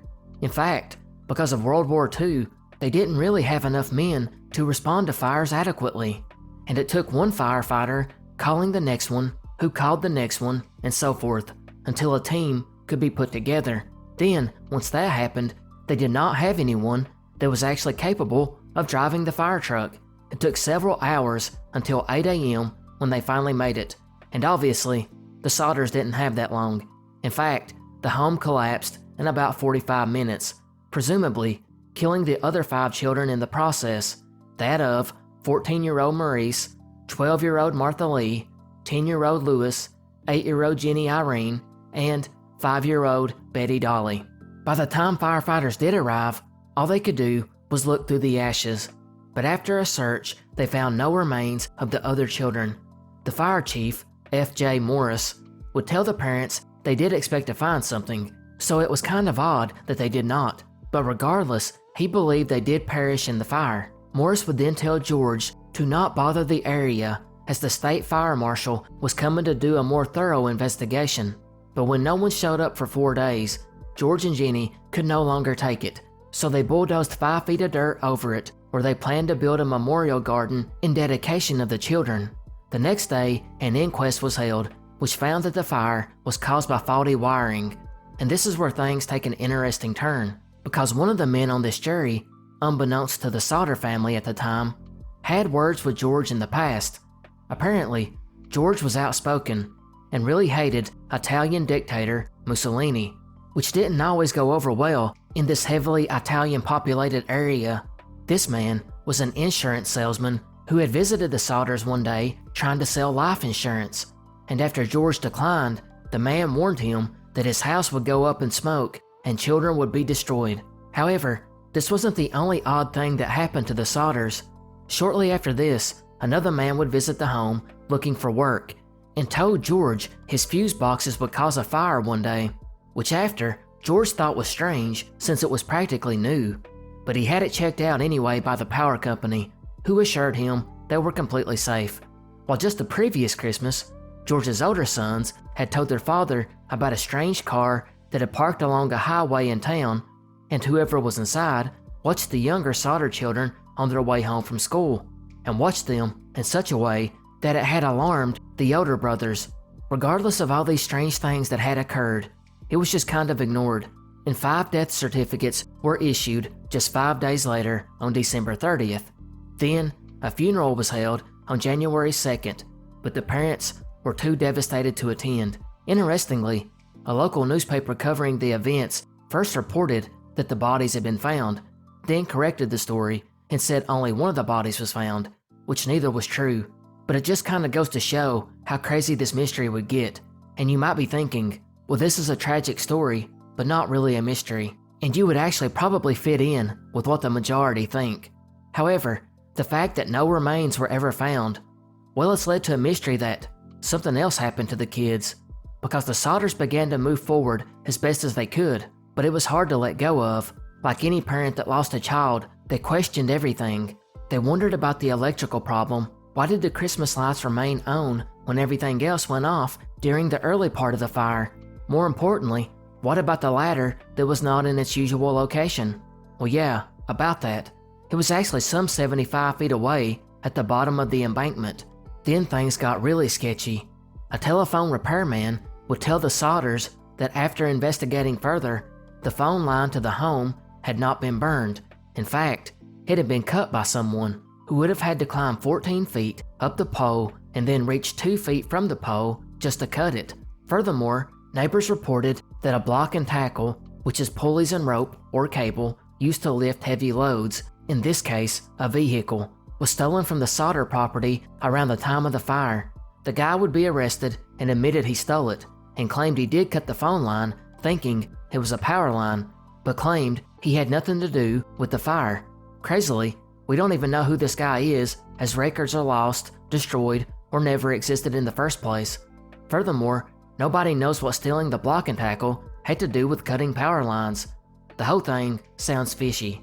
There was also the fact that many of the appliances in the home were still standing and recognizable, along with the roof, which did not burn. Yet, not one bone was found. Making matters even stranger is that bone doesn't break down completely until temperatures reach 2,000 degrees Fahrenheit, which this fire was allegedly nowhere near that hot. The trucks not starting was also mysterious. Although it's possible in their haste, they may have inadvertently flooded the engines trying to start them, and while the phone call was mysterious, that woman was eventually traced down and confirmed that she is simply misdialed. By that spring, another layer would be added onto the story, when a bus driver claimed he passed through an area on Christmas Eve and he had witnessed people throwing what looked like balls of fire at the home, which makes you wonder why he waited so long to come forward with this account. But it did seem possible, as little 3-year-old Sylvia had stumbled across small hard dark green rubber ball-like objects in the brush afterwards. The family began to wonder if these homemade fireballs had been thrown onto the roof, and that was what Jenny heard that night. But it got crazier because more people came forward claiming to have seen the children afterwards. One witness watching the fire from the road allegedly seen a passing car with the children inside looking as they drove away. Another woman at a rest stop said she served them breakfast and said they had been in a car with a Florida license plate. This ultimately would lead to the family hiring a private investigator, and this detective pretty quickly discovered that although there were no remains found, rumors suggested that the fire chief had actually found the heart and secretly buried it in a metal box and did not tell the family. Morris, the fire chief, had also even told this to a local preacher, who then told George. The detectives and George confronted Morris, who admitted it, and they dug up the box. However, when they took the so-called heart to be examined, it ended up being exposed as nothing more than a beef liver. Allegedly, Morris had it placed there in hopes that the Sodders would find it and get some closure, or at least that's what the rumor stated. The grieving parents would, for the rest of their lives, do everything they could do to find their children, or to confirm that they had died in the flames. George tried to get the FBI involved, but they only would at the town's request, which was never made, although the FBI would later investigate it as interstate kidnapping, but stopped after 2 years when no leads were found. A more thorough search was done, which found a few bones, but these were ruled as being a little too old to be the children. And even weirder, they had not been exposed to flames. These bones were later confirmed to have came from a local cemetery. No explanation was ever given as to why they were even there. The report would also note that it was strange that a fire involving wood that burned so quickly had not left full skeletons behind. The official investigation by authorities stopped in 1950, but the family continued to search, offering reward money as well as putting up a billboard looking for information. Over the next 2 decades, the family would receive several tips and leads, but none of these were really deemed credible, except for the one that came in 1967, when a letter received in the mail postmarked in Central City, Kentucky with no return address was sent to Jenny, who opened it to see a picture of a young man around 30 years old, and on the back was written, "Louis Sodder, I love brother Frankie, ILIL, boys, A90132 or 35, which I could not find what that means. Louis, who was 10 at the time of the fire, would have been about 32 at the time of this letter, so the family hired a new detective to go to Central City to see what they could find. But this detective vanished too, although it's more likely he just took their money and ran. However, the family would continue to try and find information on the man in the photo, even putting it on the billboard.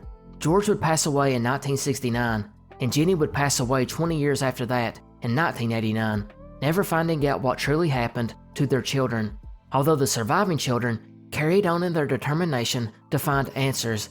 They believed, as many local residents, that the Sicilian Mafia was trying to extort money from George, and the children were kidnapped before the fire and taken somewhere else, possibly Italy, and it was possible that the children avoided contacting them at the risk of keeping the family from being attacked again.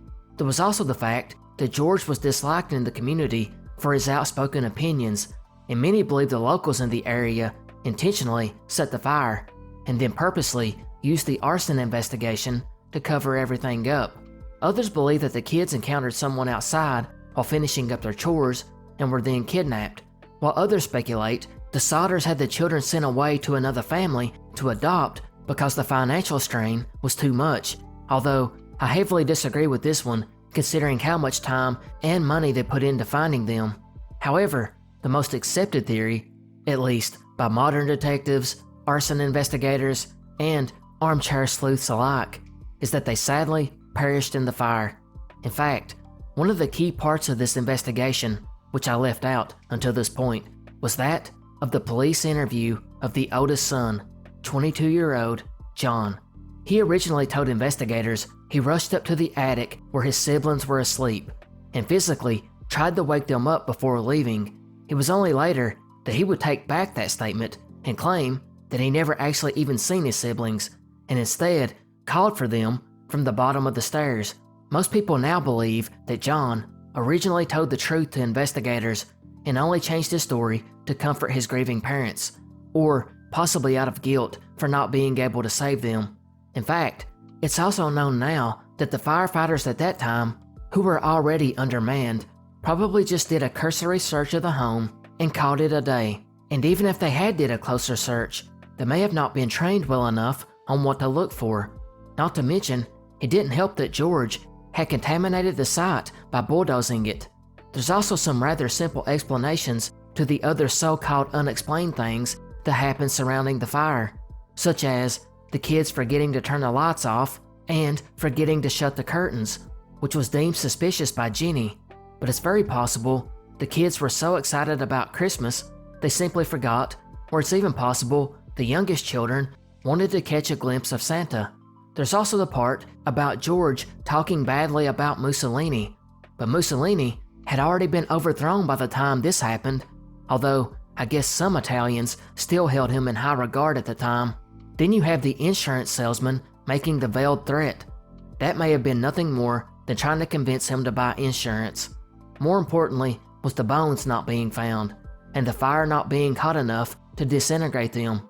That would typically be the case in a regular fire of a wooden home, but it's just possible that it could have reached the temperature needed if coal and gasoline were in the basement of the house, like was said to be in the Sodders' home.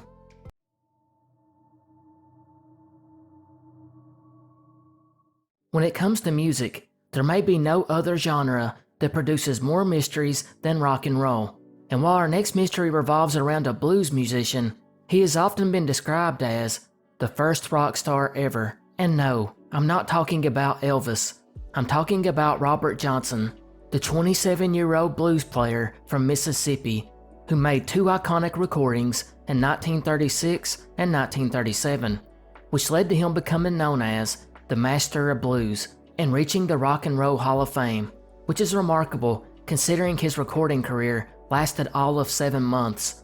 And in that time frame, he became known as one of the most influential musicians ever, being cited by Eric Clapton, Bob Dylan, Keith Richards, and Robert Plant as being very influential to their careers, and also leading to many of his songs being covered by numerous other musicians, which is sorta ironic considering he was not that big during his own shortened life, because after his first recording in 1936, Johnson would pass away just 2 years later. And why is sort of another mystery.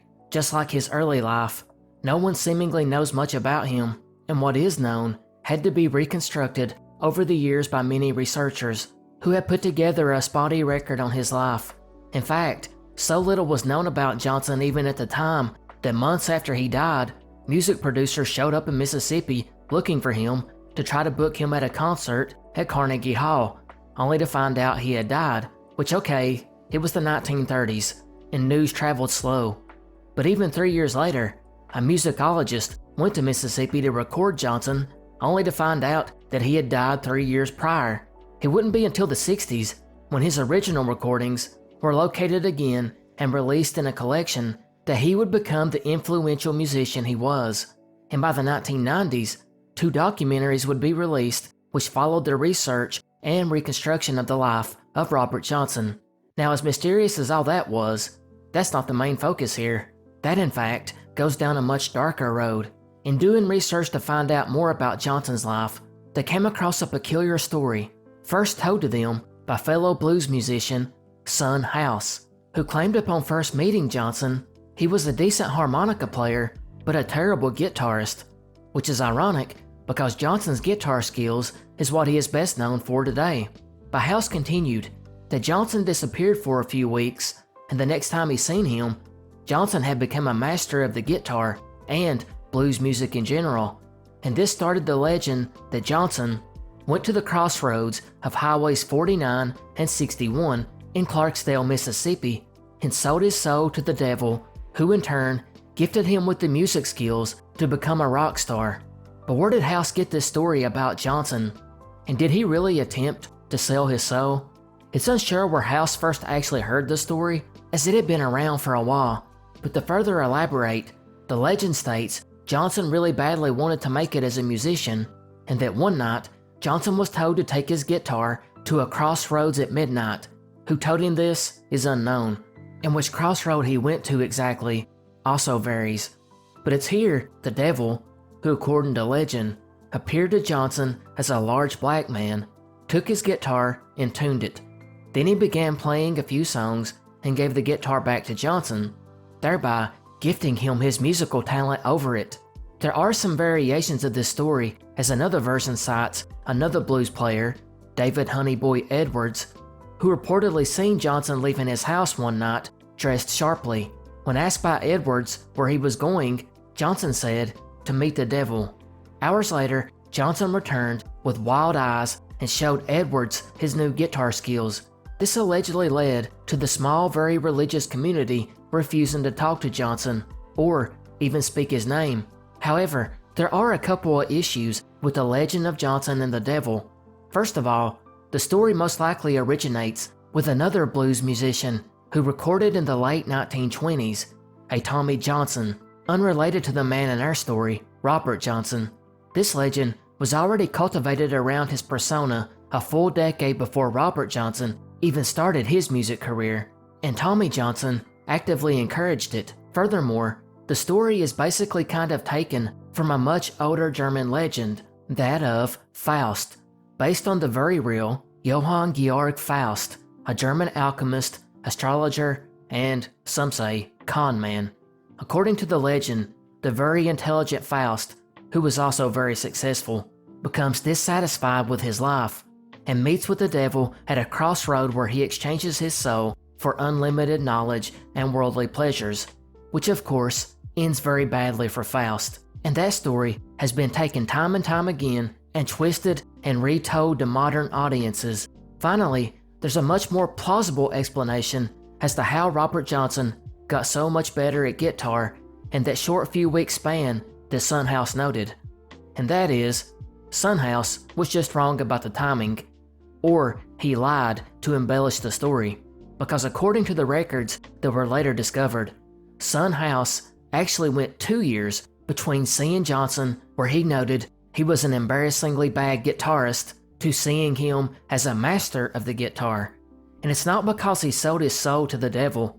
In fact, Johnson spent this 2 years not only learning and mastering how to play in the style of House himself, but also another blues musician named Isaiah Ike Zimmerman, whom Johnson lived with for one of those 2 years and learned everything he could from him.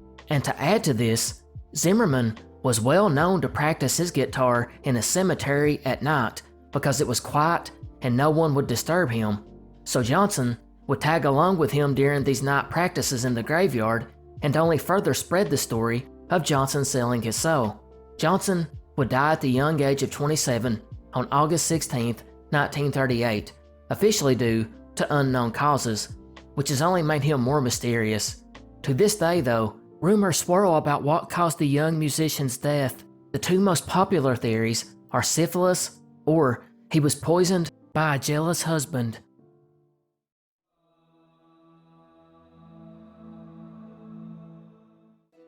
When we talk about ancient structures and ancient mysteries, maybe none stand out more than Stonehenge.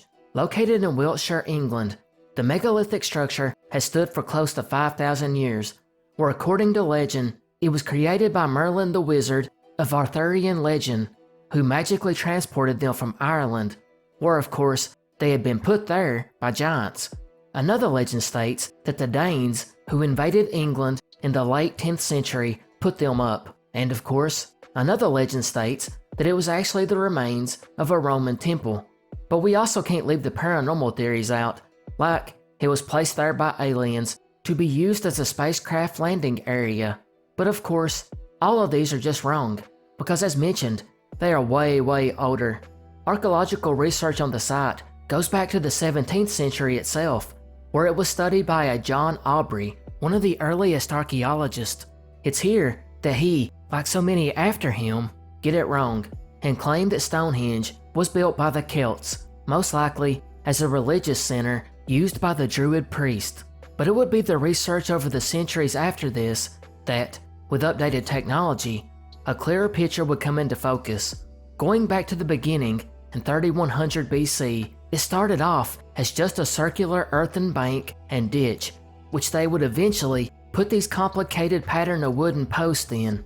By 2600 BC, 80 dolerite blue stones from Wales were brought in to replace these wooden posts, and then rearranged at least 3 times once larger sarsen stones were added, and those stones would be added several hundred years later, making it even stranger. The huge sandstone blocks weighed around 25 tons each and were transported some 19 miles to create a continuous outer circle, and then to create the famous pairs of uprights with the one stone laying across the top. 5 of those were created.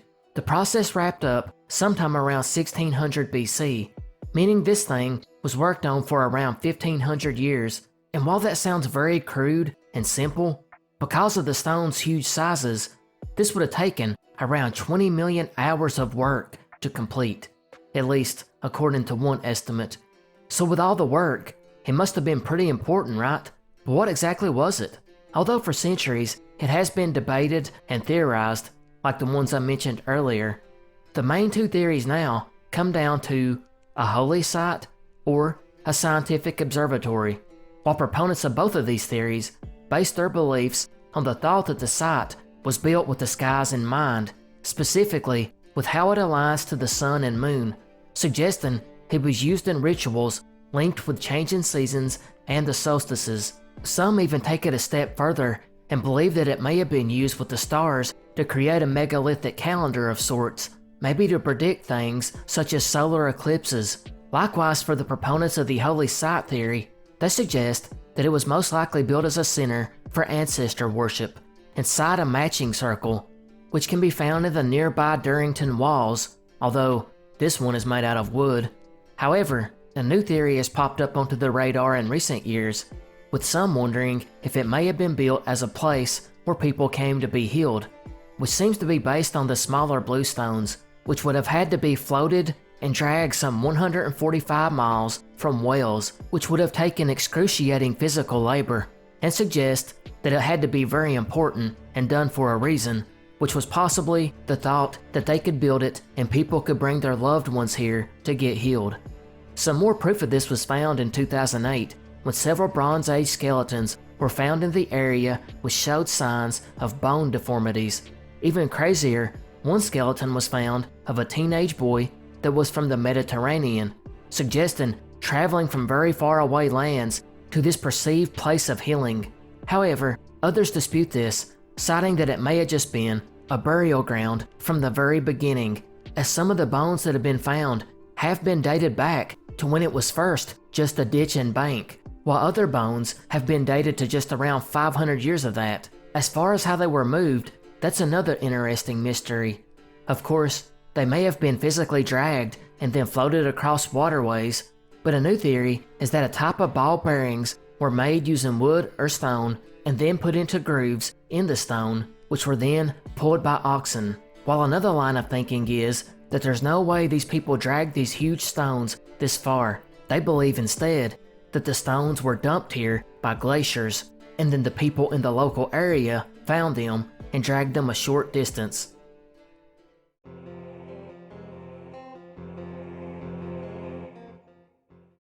One of the most enduring and intriguing mysteries from ancient history is the identity of the Sea Peoples. But before delving into who they were, it's important to understand why they are remembered. Infamously, the Sea Peoples were a loose confederation of seafaring raiders and pirates who wreaked havoc in the eastern Mediterranean during the late Bronze Age, around the 12th century BC. They are known mostly for their destructive invasions and relentless attacks on the coastal regions of the Levant, Anatolia, and Egypt, which significantly contributed to the widespread collapse of the major civilizations at the time. The first mentions of the Sea Peoples appear in historical records from the 13th century BC. For several centuries, they remained active, with their naval expertise and highly mobile war chariots giving them an advantage in battle. These devastating raids were part of a broader upheaval that ended up causing the collapse of the Bronze Age. They hit some of the most important powers at the time, like the Hittites and the Mycenaeans, which is believed to have been a major factor in their disintegration, and in turn left the Eastern Mediterranean in turmoil. But despite all that, the Sea Peoples met their match when they invaded Egypt. During the reign of Pharaoh Ramses III, they attempted a full-scale invasion, but they were repelled back in the Battle of the Delta, which ultimately led to the fall of the Sea Peoples. But that leaves us with the mystery. Just who were they? Well, contrary to popular belief, they were not a singular ethnic or cultural group, but a coalition of various seafaring tribes and peoples. This included the Philistines, the Jeker, the Shekelesh, the Dinyan, the Peliset, and the Wasesh, among others. Each group had its own distinct culture and origin, but they united for a shared purpose of raiding and migrating to this area. As for the origins, theories abound. Some scholars believe they originated from the Aegean, the Balkans, or even as far as the Black Sea. Others propose they were displaced by natural disasters like famine or political turmoil. They may have been part of a larger migration of displaced populations searching for new lands and resources. And since there was a lot of instability at this time in the late Bronze Age, it would make more sense that they weren't a bunch of marauding raiders and were more likely fleeing their own situations.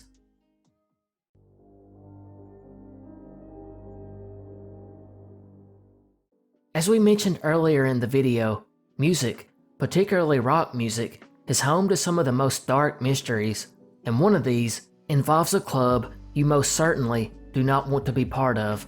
Most of you have already heard about it before, but I'm talking about the 27 Club, which is really just a term for a group of musicians, or, as it has grown, any celebrity that has tragically died at the age of 27 years old. And while it sounds a bit crazy, there's actually a ton of these famous rockers that have died at that age. The phenomenon hit its high point between 1969 and 1971, when some of the most famous ones would succumb to their fates. Brian Jones, a founder of the Rolling Stones, would develop alcohol and drug problems and became increasingly unreliable, which led to him being sacked from the band in June 1969, and a month later, he was found dead in his swimming pool, having drowned. Then, on September 18, 1970, famous guitarist Jimi Hendrix would die from barbiturate-related asphyxia. A little over 2 weeks later, on October 4th, Janis Joplin would die from a heroin overdose, while the following July 3rd, 1971, Doors vocalist Jim Morrison would be found dead in a bathtub, with the official cause as heart failure, although there was no autopsy and the real cause is still unknown, though lots of speculation links to heroin overdose. Now, I can't think of another time in history that this many famous musicians died so close together, and even crazier, at the same age. But I imagine it must have been a sad time for music fans. But even with that, the connection was still not made. It would take 20 more years for that to happen, when on April 5th, 1994, 27-year-old Kurt Cobain would commit suicide. Kurt was a legend from the more modern era, and his death caused a shockwave across music. And it was then that the public, largely thanks to the internet, would become aware of the 27 Club, as many online music journalists would offer up more sensationalist tales about the fated club. But most importantly, Kurt's own mother would tell the AP that, now he's gone and joined that stupid club. I told him not to join that stupid club. Now, what she actually meant is heavily disputed, as author Eric Sagosted, who wrote The 27s, The Greatest Myth of Rock and Roll, would claim that his mother was referring to the fact that two of Kurt's uncles, as well as his great-uncle, all committed suicide. Other journalists tried linking her quote to other Seattle-related musicians who had died from heroin. Regardless of what she did mean, Her quote only helped fuel the theory, or should I say, curse of the 27 Club. By the early 2000s, the story faded from the public's consciousness, but it would, in 2011, tragically resurface again when Amy Winehouse would die from alcohol poisoning. She would struggle with substance abuse throughout her life. Strangely, her personal assistant would later tell the press that at 25 years old, she began fearing that she would die at 27, citing she felt she would end up in the club. Now there are many others, too many to go through here, especially once the criteria changed from musician to any celebrity. But I do want to name one more, since we touched on it earlier, that of Robert Johnson, the famous blues musician, who is said to be the first rock star that died in the 1930s. But is there anything to this club? Is it really a curse? Or something else? Well, as you may have guessed, it's pretty much an urban myth. In spite of the fact that's often repeated that these celebrities die at a higher percentage than normal at 27, it's simply not true. The data doesn't back it. What the data does show is fame might increase the risk of death among musicians, especially in the young, because it can lead to risky behaviors due to the inexperience with wealth and stardom. But that doesn't mean just 27. Actually, the statistics show that the more famous musicians die at 56, 2.2% versus 1.3% of 27-year-olds. There's also the other outliers like Keith Moon and John Bonham dying at 32 years old, while 75-year-old Ozzy Osbourne, 80-year-old Keith Richards, and 91-year-old Willie Nelson are still alive. Still, there's those that try to link the 27 Club to the supernatural or some kind of conspiracy. When it comes to literature, there are few works that impacted Western culture to the degree that Iliad and Odyssey have. The two ancient Greek texts were penned sometime around the 7th or 8th century BC and is frequently attributed to Homer, although that is heavily disputed and a mystery unto itself. What isn't questioned is its importance. Not only did it give us a peek into the lives of the ancient Greeks and the Trojan War, but it basically created the formula for good storytelling, especially when it comes to stories involving heroism. But it's not only that. We even see its stories impact the words we use today. Maybe the most famous example of this is Achilles, the man that slayed the Trojan prince, Hector. Achilles is mostly known, though, for the legend that his mom lowered him into the river Styx, a river of the Greek underworld, and in doing this, it made him completely invulnerable except for one area. That's right. As his mom lowered him down in, she held him upside down by the foot, and that foot never entered the water, leaving Achilles with his only weakness, his heel, and the origin of our term, the Achilles heel, which is used in various genres, video games especially, as it's quite common the bad guys have a weak spot to exploit, and all this comes from this one story. Heck, it's even used in medical terms today, with a tendon in the back of your leg known as the Achilles tendon.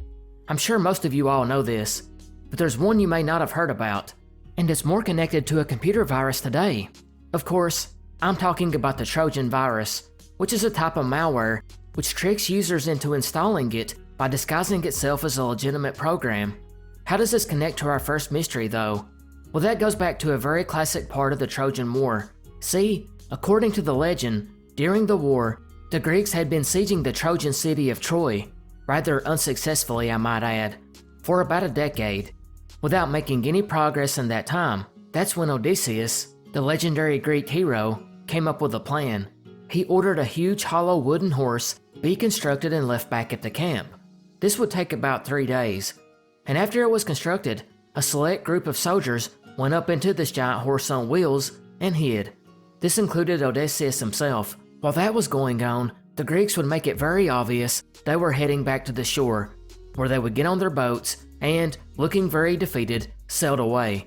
This, of course, excited the Trojans, who had been sieged for 10 years at this point. They couldn't believe the Greeks, who seemed demoralized on their march back to the ships, had finally given up. After seeing the coast was clear, the Trojans would finally open up the gates for the first time in years. They left the walls of the kingdom and made their way to where the Greeks had been staying.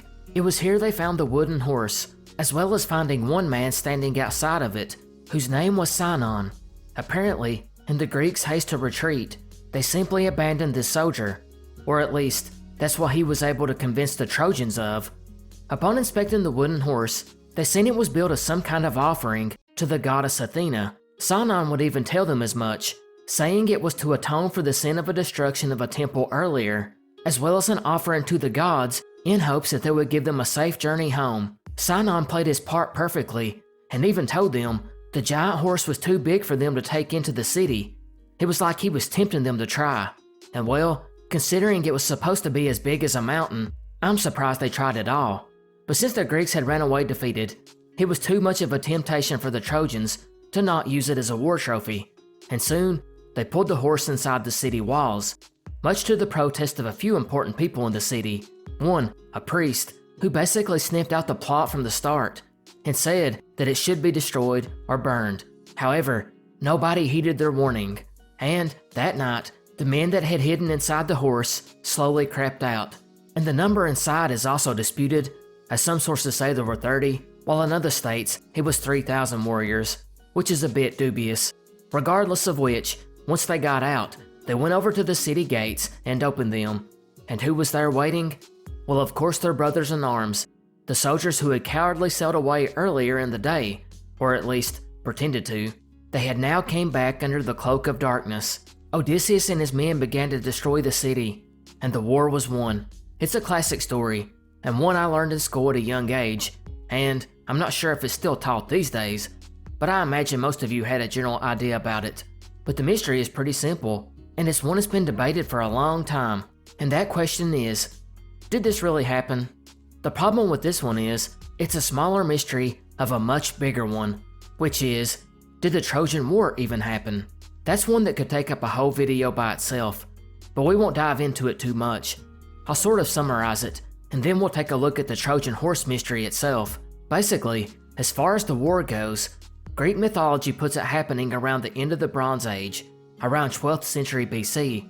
It was then recorded between the 9th and 6th century BC in the stories of Iliad and Odyssey, although many other Greek epic poems tell side stories that are considered part of the main story. As far as to how factual it is, well, most of the earliest Greeks absolutely believed it was a real war. However, a good portion of these did think that Homer, or whoever wrote it, greatly exaggerated some of the key parts of the story. But as we fast forward from BC to AD, doubt began to creep in, as some speculated in the 1st century that there was no real evidence of who had won. But there probably was a war. By the 19th century, most historians began to regard the whole thing as a fictional account, a legend. But even that is reversed now, as most modern scholars believe that some kind of war or battle happened that the stories are based on. But really, no one has a really clear idea of what that was. Now that we got that out of the way, we come back to the clever story of the Trojan Horse. Since the scholarly opinion is that some war or battle inspired the legend of the Trojan War, did something else happen that inspired the story of the Trojan Horse?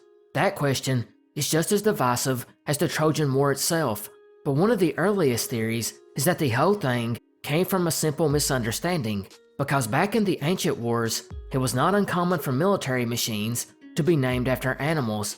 Take the Roman onager for instance. It was basically a catapult with a bow or bucket at the end of a throwing arm. These weapons were commonly referred to as a scorpion.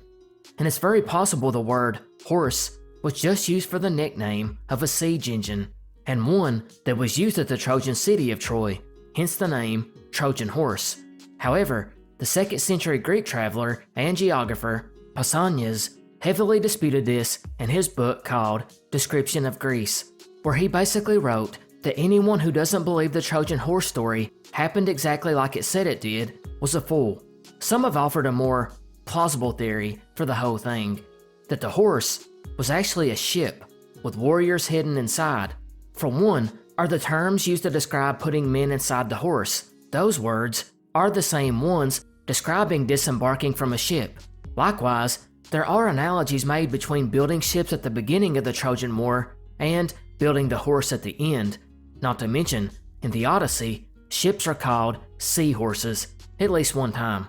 There's also the fact that in some of the ancient art and text from the 1st century BC, you can find images of Phoenician merchant ships decorated with horse heads, and these ships were very prevalent at the time, as they were used for trade, but also sometimes used to pay tribute to the winner of a war by the losing side. It's thought that the Greeks may have used one of these ships to give a tribute to the Trojans, who, once they got on the ship, were surprised by the Greeks hiding below deck, who jumped out and killed them all. And over the centuries, the stories got twisted from a ship with a horse head decoration to a full-blown wooden horse.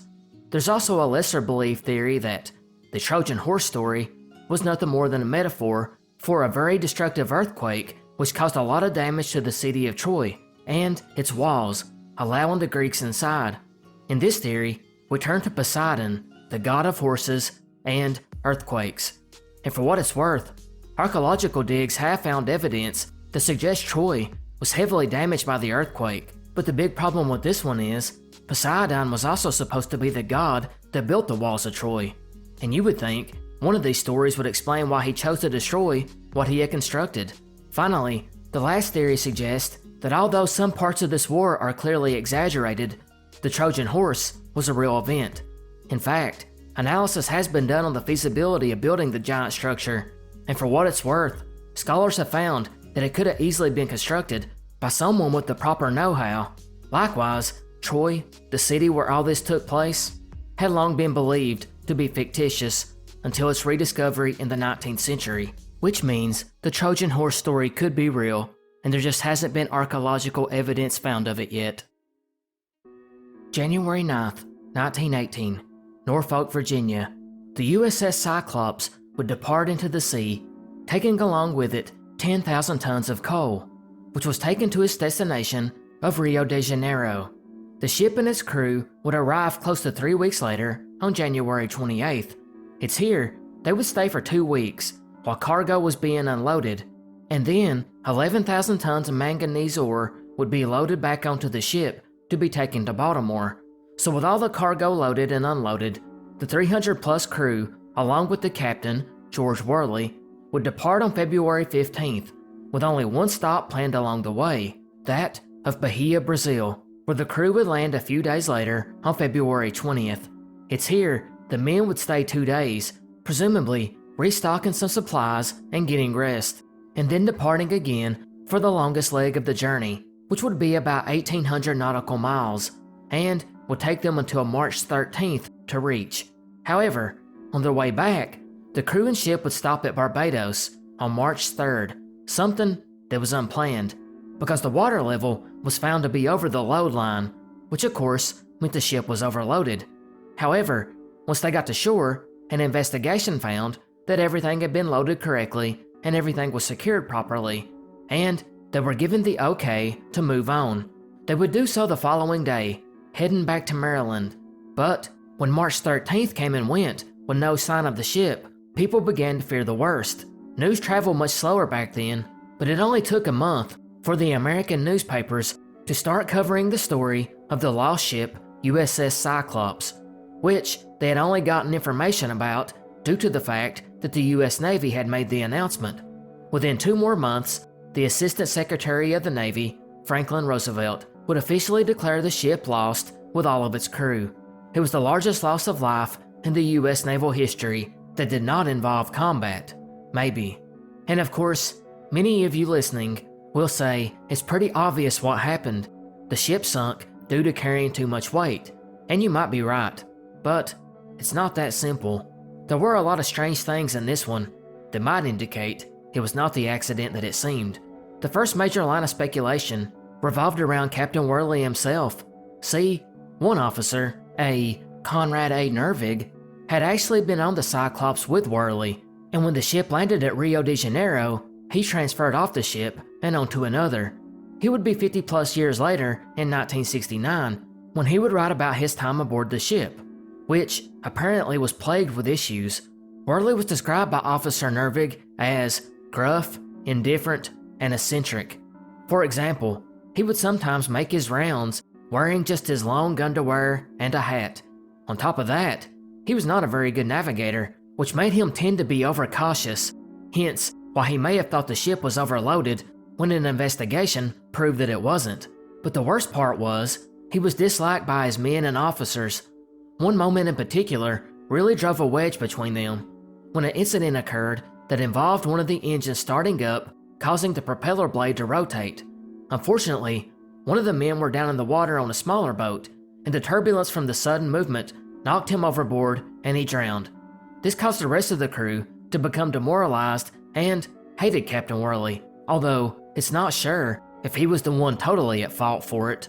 But that would not matter, since things had already been tense because Worley often brutalized the men over the most trivial offenses, and that's not counting the berating and cursing of his officers, or even resorting to violence. He even chased a junior officer around the ship with a gun. Incompetence is one thing, but could there be more at play here? That brings us to the second theory involving Captain Worley, or should I say, Johann Friedrich Wichmann, who was born in Germany and had a pretty checkered past. See, once America entered World War I, they actually took the Cyclops, which was just another merchant ship at the time, and made it part of the US fleet, along with the men on board who were considered part of the Navy, and their task was to continue bringing the ore from Brazil to make munitions. And right around the same time, the German Navy was known to use submarines in the West Indies, and considering Captain Worley, or Johann, had immigrated to the US and worked his way up on merchant ships by bringing in illegal goods such as opium, he didn't have the best reputation. And because of the timing, he just happened to end up in charge of a US naval merchant ship, and this was in spite of the fact that he was widely seen as being pro-German. Heck, his only friends were Germans, or of German descent.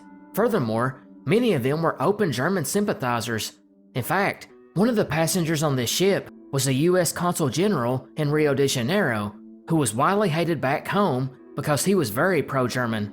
And that led many to speculate that he, along with Johann, had collaborated with Germany to hand over the ship, and whatever men would against this would end up silenced.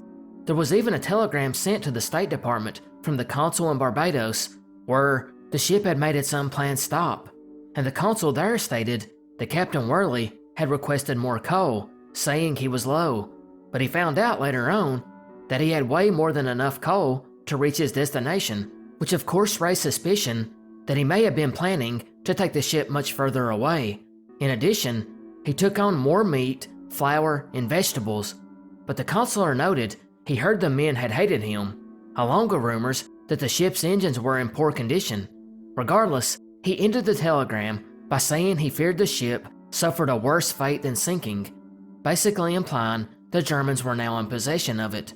Of course, Germany even today denies they had anything to do with the fate of the USS Cyclops, and you would think by now they would have came clean if that was the case, which leads to the next theory, that the ship was carrying too much weight, and it split down the middle and sank almost immediately. This happened because the only officer on board with experience in storing manganese ore had been placed under arrest and was now confined to his room for having a disagreement with Worley. Instead, Worley gave somebody else the task, someone who had no experience in storage, and that man did it in such a way that it caused the ship's complete and utter collapse, which resulted in it sinking so fast that lifeboats could not be deployed. And it wouldn't be that much of a surprise, considering both of the Cyclops' sister ships, the Proteus and Nereus, vanished less than a year after they were sold back to civilian operators. In both cases, they were carrying heavy loads of metallic ore similar to that on the Cyclops, and they just vanished, most likely due to a catastrophic structural failure. However, some cite the telegram from Barbados in which the consul stated that Worley informed him of a bad engine on the ship. Some think that, along with the bad storm, that just brought the ship down and the men didn't have the time to deploy the lifeboats. There are smaller, less believed theories as well, such as the ship's ill-fated gamble to sail through the Bermuda Triangle, which of course is supposed to be cursed, or whatever, ended with it sinking due to unexplained phenomena, or maybe due to a kraken pulling the ship under, or a mutiny which then saw Captain Worley killed and the ship scuttled somewhere and the men lived out their lives somewhere else. As far as the German theory goes, it is possible there was no working together between Worley and the Germans, and it's totally possible they just sunk the ship from a submarine.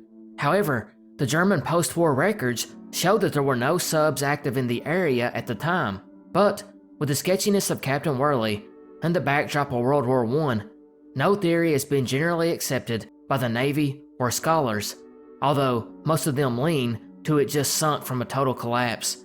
But I'll ask you what you think. You can let me know in the comment section below. I would guess that some of you, upon hearing the name Venus de Milo, would have no idea who I am talking about, unless you're really into art or sculpting.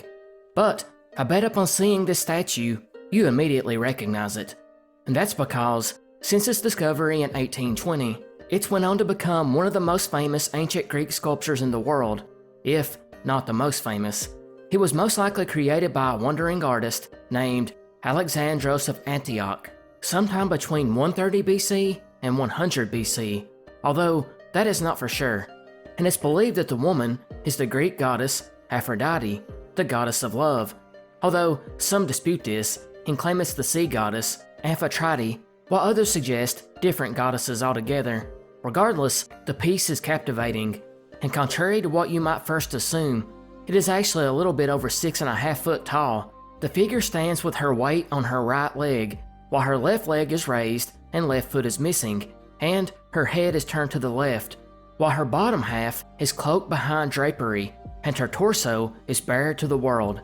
The face is detailed as well, showing lips which are slightly open, while the eyes and mouth are small. The statue was obviously meant to be viewed from the front, since the backside shows way less details. As mentioned, it was found in 1820 by a Greek farmer whom I assume was plowing a field. Just by luck, a French sailor was nearby at the time, and he witnessed the discovery and encouraged the farmer to keep digging to find what else was there. And, as they say, the rest is history. Now, having said all that about this wonderful piece of art, there's one glaring question that, if you're like me, you never thought of before. Where the heck is her arms? That, my friends, is the mystery. For the longest time, I've always believed the statue was purposely built this way, and I don't know why I thought that, because as detailed as it is, you would think there's no way he would leave the arms off intentionally. But, considering they were not found with the rest of the statue, what happened? And what did the original statue with the arms attached look like? Going back to the discovery itself doesn't reveal much in the way of clues. We know in the original discovery, there was a fragment of an arm found, as well as a hand with an apple, along with 2 herms. You know, those sculptures where the head sits on a squared lower section. There were also 2 other arms and a foot with a sandal found later on. Yet, other than the hand with the apple in it and that left foot, none of these seemingly go with Venus, which makes it all the more odd. But one reason this might be is because of the spot that it was found in. It's suggested, although not proven, that the whole site was a lime kiln, and these other fragments had no connection to the Venus, while others suggest that all the pieces found here, including the Venus, were in this location because it used to be a gymnasium. Regardless, in either case, the arms have never been found. And we'll take a look at that part of the mystery first. Ever since it has been discovered, the legend has stated that the arms had been ripped off shortly after its discovery, because at the time, the island of Milos belonged to the Ottoman Empire, and not only were the French sailors visiting the island at the time, but Turkish sailors were there as well. And when the Turks heard about the discovery, they tried to take it back from the French, who had helped with the excavation, and in true Looney Tunes fashion, the 2 sides began to tug on the statue until both arms broke off. However, scholars have long dismissed this crazy story, and instead insist the arms were missing long before the body was found. But if you remember, there were pieces of arms found in the area during the excavation, and these arms had long been believed to not be connected to the Venus. And because of that, when all the parts were shipped to the Louvre Museum in France, the curator took them out and destroyed them because he had been told they were not connected. But now scholars wonder if they might have been the arms all along. But because of this, we'll never know. Then we move to the next theory, which is the arms were stolen a long time ago. And you might think this would be one of the lesser possibilities, since the arms without the statue would be worth way less. Or would they? See, if the arms were made out of something more valuable, it could totally make sense. And it's been suggested that maybe she had golden arms, or silver arms.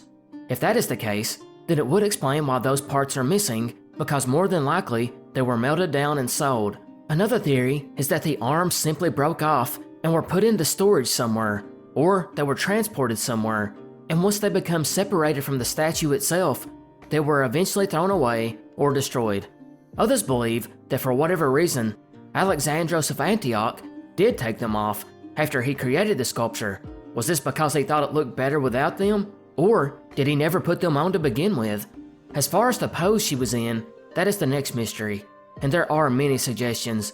Some believe she was standing next to a warrior with her left hand grazing his shoulder, and then the same statue was taken and put somewhere else before it was lost. Or maybe she was indeed holding that apple, which many say symbolizes the golden apple from the Greek mythological story, Judgment of Paris. Or maybe it was a mirror, or laurel wreaths, which she clasped onto tightly while reaching down with the other hand to catch her falling drapery.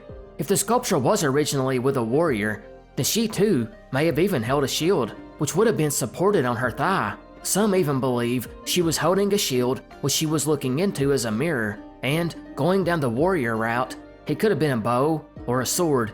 Maybe even she symbolized victory, while others suggest it was nothing more than a mother holding a baby, or just a woman leaning up against a pillar. And finally, one of the more modern theories has suggested that it is the recreation of a woman spinning thread, something that was central to women in ancient Greece, holding a spindle with fibers in the left arm and a drop spindle in her right arm. But I'm curious to hear what you all think.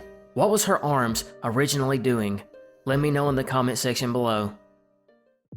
In 1431, King Sigismund of Hungary would do one act that seemed insignificant at the time, yet led to one of the most famous names in the genre of horror, because he would induct a little-known man, a war hostage, Vlad II, into a knightly order known as the Order of the Dragon. This made Vlad become known as Vlad Dracul, which was the old Romanian word for dragon. But it's Vlad II's son, Vlad III, that would become the prototype for that famous name in horror. And you know who I'm talking about, Count Dracula of Transylvania. Now, how much Bram Stoker actually drew from Vlad the Impaler is debatable, but he did choose the name Dracula because he thought it meant devil. Regardless, as time wore on, Vlad II finally made his way out of the bonds of being a prisoner of war, and he found his way to the throne of Wallachia, which is located in what we know as Romania. And that's really when our mystery begins, because one day, Vlad II, his son Radu, and the man of our mystery, Vlad III, were called out to a meeting with the Sultan of the Ottomans, the most powerful country in the world at the time. But this meeting was actually a trap, in which all three were taken hostage. But eventually, their father, Vlad II, was released, while his sons were kept hostage. This was somewhat typical in those days of diplomacy, as it provided a way to keep the leader of another country in line, since they would not want their children being killed. But it was here that Vlad and his younger brother Radu would grow up. And Radu, he adjusted, and he even seemed to enjoy living with the Ottomans, as they were tutored by some of the best minds in Europe, not to mention the fact he got to live a pretty good life. Vlad III, though, was bitter, and it's this bitterness that he would carry on the rest of his life, and fill him with a hate for the Turks. But within a few years, Vlad II was overthrown and killed by local noblemen, and a new leader was installed, which really irked Vlad III since he was in line to take over the throne. However, the new king would eventually leave the country to go fight the Ottomans themselves, and Vlad II took advantage of this, as he asked for help from some of the Ottomans to seize the throne. And he did just that. But his reign was short-lived, lasting all of 2 months until the former king came back and deposed him. Vlad would disappear for 8 years after this, and records about him are pretty bare. But at some point after this, he would come back into the picture again. This time, he stopped asking the Ottomans for help to get the throne and began calling on Christian Europe, specifically the Hungarian king. And it worked. With a group of Hungarian and Romanian mercenaries, he took the throne. He even killed the nobleman that ousted his father, and in true movie fashion, he even slayed the man that killed his father. And still burning with hate, his first orders of business was to stop paying tribute to the Ottomans, which had kept a much smaller Wallachia at peace with the Ottomans. It's really hard to describe how brave this was, because the Ottomans were extremely powerful compared to Wallachia, but Vlad didn't care. After sticking it to the Ottomans, he then turned on the other nobles, killing them for causing so much instability in Wallachia, which caused leaders to change constantly. He did this by impaling them, about 500 of them. This is where he got the nickname Vlad the Impaler, or at least, that's what we're told. It's important to remember that many of the pamphlets circulating Europe telling these horrid tales of Vlad were actually written by his enemies, so it's unsure just how much of it was propaganda. But there would be more stories. At some point, Saxon merchants would arrive to do business, and eventually, they had a dispute with Vlad, and it probably didn't help that at one point, they had been allied to the nobles that Vlad hated. And you can see where this is going, because he ended up putting them on stakes and impaling them. But it got darker, because a group of Ottoman envoys arrived to talk with Vlad, to tell him that the Sultan demanded he come to see him, after Vlad had not paid tribute in 3 years. Vlad asked these diplomats to remove their turbans first before they talked, but they would not, citing religious reasons. So Vlad commended them on their dedication to their faith, and had their turbans nailed to their head so they never had to take them off again. Or at least, that's what the legend says. But the cruelty wasn't over, because Mehmed II would enter the story. The Sultan famous for taking Constantinople and bringing an end to the Roman Empire. He was not only fed up with Vlad's refusal to pay tribute, but because Vlad had ordered attacks on Ottoman territory and had massacred tens of thousands of Turks. So the Sultan went on his way to the capital of Wallachia with an army of 150,000 men, with the goal to kill Vlad and install his brother to the throne. Vlad had escaped to the mountains though, and he came up with a great plan while he was there, one that would have changed history if it had succeeded. Vlad and his men would actually sneak into the Ottoman camp to find Mehmed, in order to kill or kidnap him. Because of the Ottoman structure, it's very likely that if this had succeeded, the Ottomans would have collapsed or entered into a civil war, leaving Vlad with the victory. But they end up raiding the wrong tent and found one of the Sultan's advisors instead, so they snuck back out. But it was after this that Mehmed would make it to the capital of Wallachia and was horrified to find about 20,000 stakes with the carcasses of executed people. Some had been up so long that birds had made nests in the entrails. However, time was running out for Vlad. Although he had won 2 victories on the battlefield versus the Turks and his brother, his countrymen were getting nervous. They knew their luck would eventually run up, and with his brother paying off the nobleman, it was over for Vlad II, at least for now. It was at this time that Vlad would be captured by mercenaries acting upon the command of the Christian country of Hungary, who seemed to take him in on false charges, with the real reason being to just keep the Ottomans from getting him. His brother then took over the throne, and Vlad's history disappears again for about 13 years, until his brother would die on the throne, and Wallachia caught up on him again, and he got the throne. But, like the first time, it didn't last long. He would soon go to war with the Ottomans again, and the following year, he and his small group of soldiers were ambushed and killed. And here's a big part of the mystery. No one is sure what happened. One source claims his army was cornered and destroyed by Turkish forces, possibly after someone from within betrayed him and told the Turks where he was at. Another source says that a Turkish assassin, who was in disguise, snuck into his camp and killed Vlad, while another source says that Vlad himself had dressed up as a Turk as part of a ruse, but the only people he ended up tricking was his own men, who mistakenly killed him. Some sources claim afterwards that his head was cut off and sent to Mehmed II, where it was put on display in Constantinople. But it gets even more mysterious, because no one knows where he was buried at, if he was.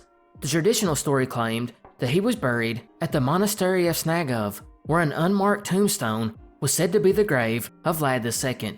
But an excavation in 1933 found there was no tomb there, although a headless skeleton was found nearby later on. Another theory suggests that he was buried at the Camana Monastery in Romania, since this is nearby where the last battle took place. However, a body's not been found there either. But considering the Turks were said to have cut him into pieces after he died, it's not even sure he ever got a proper burial. Just like it's not sure how brutal he was. When compared to other rulers at the time, his deeds seemed about on par with everyone else. In fact, he had only learned about impaling his enemies through the Ottomans, where he had grown up. and witnessed it firsthand, although it was said that he found ways to make it more excruciating. Regardless, his name was so smeared by propaganda, we still don't know if he was really that evil or not much different than any other ruler. Likewise, we don't know how he died or where he was buried. And even crazier, he is still more connected to Dracula, the vampire, to whom may have not even been based on him. 1307, in the canton or state of Uri, Switzerland, a man would stroll into the town square of Altdorf, and this man was widely hated in the area because he had been put in charge of Switzerland at the time at the behest of the very powerful House of Habsburg, or House of Austria, one of the most important dynasties in European history. Now this man's name was Albrecht Gessler, and he was very brutal to the locals. In fact, he took pride in it, and on this day, he would strut into town, take his hat off, and put it atop a pole standing in the middle of the market. And then, after his guards blasted their trumpets, he set out an order to all the local townsfolk that when they come across this hat, they had to stop, take their hat off, and bow in front of it. Again, this was really just a way to stick the thumb in the eyes of the locals. But unfortunately for Gessler, he would meet someone who was not afraid of him, and that man's name was William Tell. William, a stern and sturdy bearded man, would make his way into the town square one day not long after this proclamation was given, and he would not bow. He refused to. Actually, when he was told he must, he actually folded his arms and laughed at the ridiculousness of it all, and walked away. But of course, this would make it back to Gessler, and he was pretty upset by the blatant disrespect shown by William, and maybe a little scared. See, not only did it look bad on Gessler, but the action could actually encourage other townsfolk to disobey as well. And then that could get out of control and spread to other towns, and then over the whole country, and before long, the country would go into rebellion against him, which of course would not make the Habsburgs happy.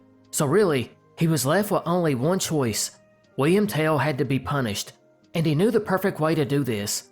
See, William had a reputation for being an excellent hunter, and he was an expert with his bow and arrow. And Gessler, of course, knew this as well, and he planned to use it against him. He soon sent men to get William and to bring him back, along with his son Walter. Once they got back to town square, Gessler placed an apple on Walter's head and told William to shoot the apple off with one of his arrows, at 120 paces away. William was terrified, like any parent would be, and begged Gessler to not make him to do this, because although he was a good shot, he could not risk his son's life. Gessler not only ignored his pleas, but he increased the danger, and told him if he failed to shoot the apple off, Gessler's men would kill the boy in front of him, and then kill William himself. However, he would let both survive if he could shoot it off. William, being stuck between a rock and a hard place, only had one choice. He pulled the bow up and took aim. Walter, meanwhile, was pretty confident in his dad's ability, and he did not show fear. So William pulled the string back, focused, and let go. The arrow soared through the air and hit the apple right in the middle, carrying it a few feet away. Soon, the townsfolk began to cheer, and Gessler could not believe it. William then turned, put his arm around the boy, and began to walk away. But as soon as he took another step, an extra arrow fell out of his coat and hit the ground. Gessler, already upset, yelled, "William, why do you have a second arrow?" William at first stated it was out of habit, but Gessler suspected he was lying, and promised he would not kill him if he would tell the truth. So William turned around and stated, "You tyrant, this arrow was for your heart if you had caused me to hurt my child." Of course, Gessler didn't kill him since he told him he wouldn't, but he did arrest him and had him taken to a boat, which then set out across a lake to take William to a dungeon where he would spend the rest of his life, telling him he would never see the light of sun or moon again. But luckily for William though, a storm was rolling through, and since he was an experienced sailor, the crew let him take over the ship, and William of course had no intention on selling himself towards a dungeon, and instead escaped and swam away to the shore. But he knew once he got there that Gessler and his men would eventually make it through the storm and begin to look for him. So he took off into the forest and mountain passes, going about 20 miles into the wilderness. He soon found a tree and he hid behind it and waited. Before long, he seen Gessler come stumbling through, searching for him, and it was here he fired off another arrow, which pierced his heart. William fled again and ran into 3 men from the neighboring cantons who had also been wronged by Gessler. It's here that the 4 swore an oath to rebel against the Habsburgs and Austrians, and soon the country revolted and the Swiss Confederacy was formed. And it would end up being successful, and Switzerland gained its independence. One of the major battles would even see William fighting in it, that of the Battle of Morgarten, and then William would die himself about 40 years later, after he drowned trying to rescue a child who was also drowning. And the name William Tell ever since has been used as a symbol of resistance against authoritarians, not only in Switzerland, but all of Europe. Having said that, how much truth is there to the story? That is the mystery. Part of the issue with the legend of William Tell was it wasn't recorded until 250 years after the event, and the historian that recorded it even got the dates wrong. It would be another 200 years after this when a copy of the original oath was said to have been found, and that oath, which formed the old Swiss Confederacy, strangely had only 3 representatives who had signed it, and none of them were William. Furthermore, it was dated back to August 1291 instead of August 1307. Regardless, the Swiss eventually established its Independence Day on August 1st, which they still celebrate to this day. But that's not the only sketchy part of the account. The whole shooting of an apple off a child's head story is a recurring motif in a number of German legends, with the earliest recorded version going back almost 200 years before William's story. And in that account, he was actually referencing the Vikings at an even earlier time in the 10th century, about 400 years before William's version. Regardless, the story was told as a fact all the way up until the 18th century, when a Swiss historian wrote a book which suggested the story was nothing more than folklore. The people, though, did not take it well. It actually caused an outrage, which saw the book publicly burned in a fire, which led to the author himself claiming it was not meant to be taken seriously. Of course, he was just saying this because his life was threatened, but even though he never followed up on it again, it opened the door for other scholars and skeptics who began researching the tale, and the majority of these men found that there were no organized uprisings that took place on some sacred oath, nor was there any evidence that a man named William Tell had even lived in the area. They concluded he was a fictional character built on stories of other men and other legends.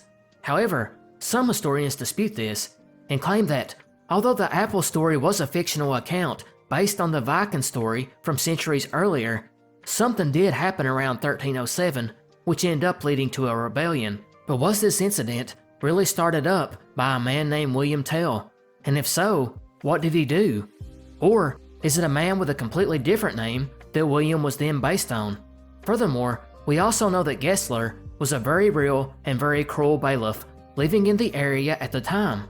He was a representative for the Habsburgs in the region, and it really wouldn't be that uncommon for him to show the oppressive behavior like making people bow before a hat. But I'd like to know what you think. Was William Tell real, or nothing more than a folk tale? How about we wrap things up with a small food mystery, and an odd one at that, as food enigmas are one of my favorites, as I often wonder about the histories of certain meals. And this one is the strangest one yet. Century eggs are a delicacy in China, and if you have never heard of them, they are simply made by preserving duck, chicken, or quail eggs in a mixture of clay, ash, salt, quicklime, and rice hulls for several weeks, or sometimes several months. Although, sometimes they are also made by using a strong black tea, lime, salt, and ashes, and letting them set a few months. Regardless of which way you make them, the interesting part is what happens during the waiting of several weeks or several months, because the yolk will begin to turn a dark greenish gray color and then develop into a creamy consistency, while the egg white will turn to a dark brown and look almost jelly-like. They are said to have a rich, earthy taste and sort of similar to a creamy brie cheese, except with salt. That is, if you can get over the smell, which is said to resemble ammonia, earning the nickname horse urine egg, although no horses or urine is involved. But it dates back around to the 15th century, maybe even as far back as the 13th century. And the mystery, of course, is how in the world was this conceived? Interestingly, there are a few traditional tales when it comes to this delicacy. The first account is that of a homeowner in Hunan during the Ming Dynasty, who found some duck eggs in a shallow pool of slaked lime, which he had been using for construction on his home just a couple of months before. Being brave, he decided to take a bite and liked it. Because of this, he would set out more eggs in the lime and waited a couple more months, and this time he added salt to them, and he brought the world century eggs. But there's other tales, like one version that claims a restaurant owner poured his black tea leaves into the ashes of a stove where his ducks sometimes laid eggs, and months later he found them preserved and tried them. Well, there is another story that details a young duck farmer who was trying to draw the attention of the woman that lived next to him.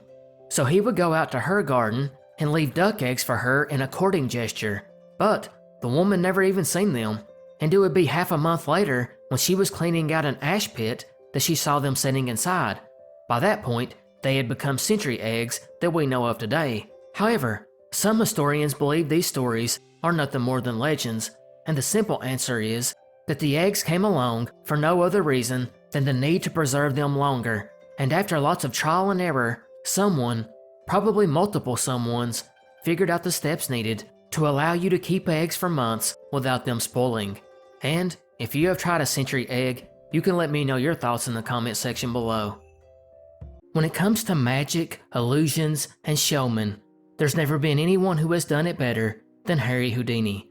Born in Budapest, Hungary in 1874, with the real name Eric Weiss, he and his family would immigrate to the US in 1878 and would begin practicing magic and illusions as a teenager under the direction of magician Joseph Wren.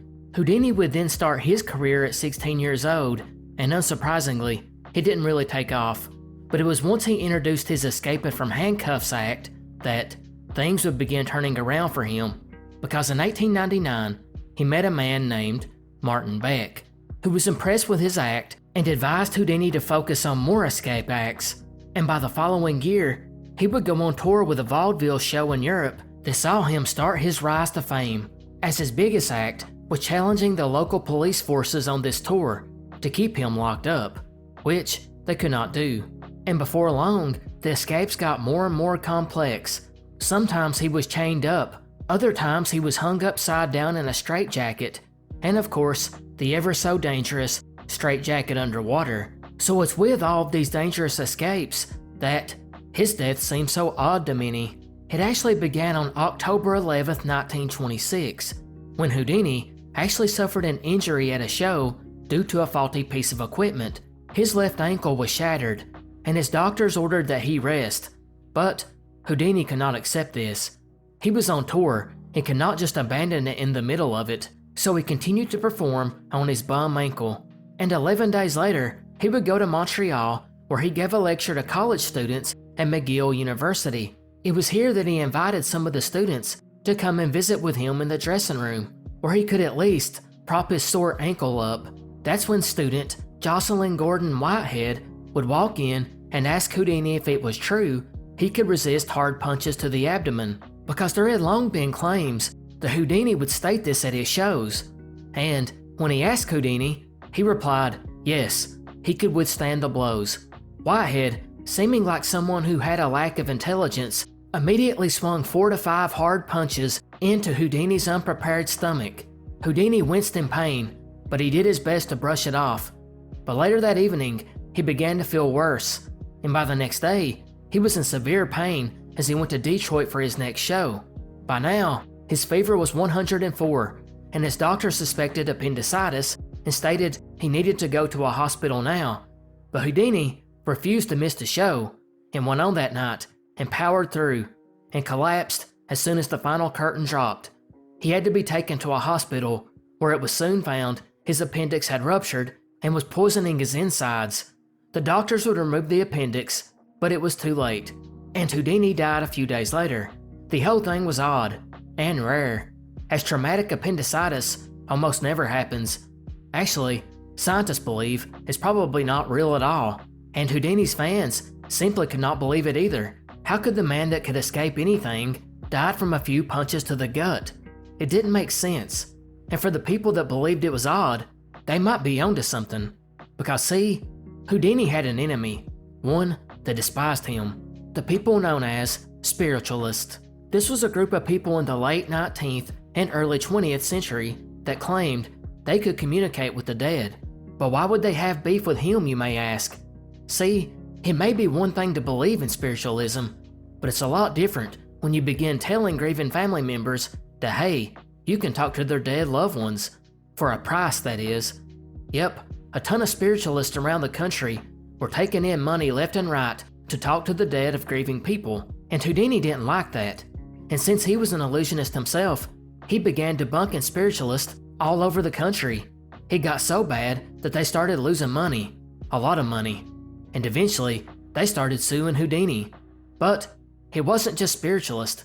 He even exposed America's top psychics and even testified in front of Congress in support of a bill to outlaw fortune-telling, which brings us back to Houdini's death being suspicious, because some people believe a group of spiritualists plotted his demise. According to the authors of The Secret Life of Houdini, William Kalush and Larry Sloman, a lot of these spirit mediums actually worked under the umbrella of some organized crime syndicates, which means Houdini was actually upsetting not only spiritualists, but potentially the mafia, the mob, crime families, etc.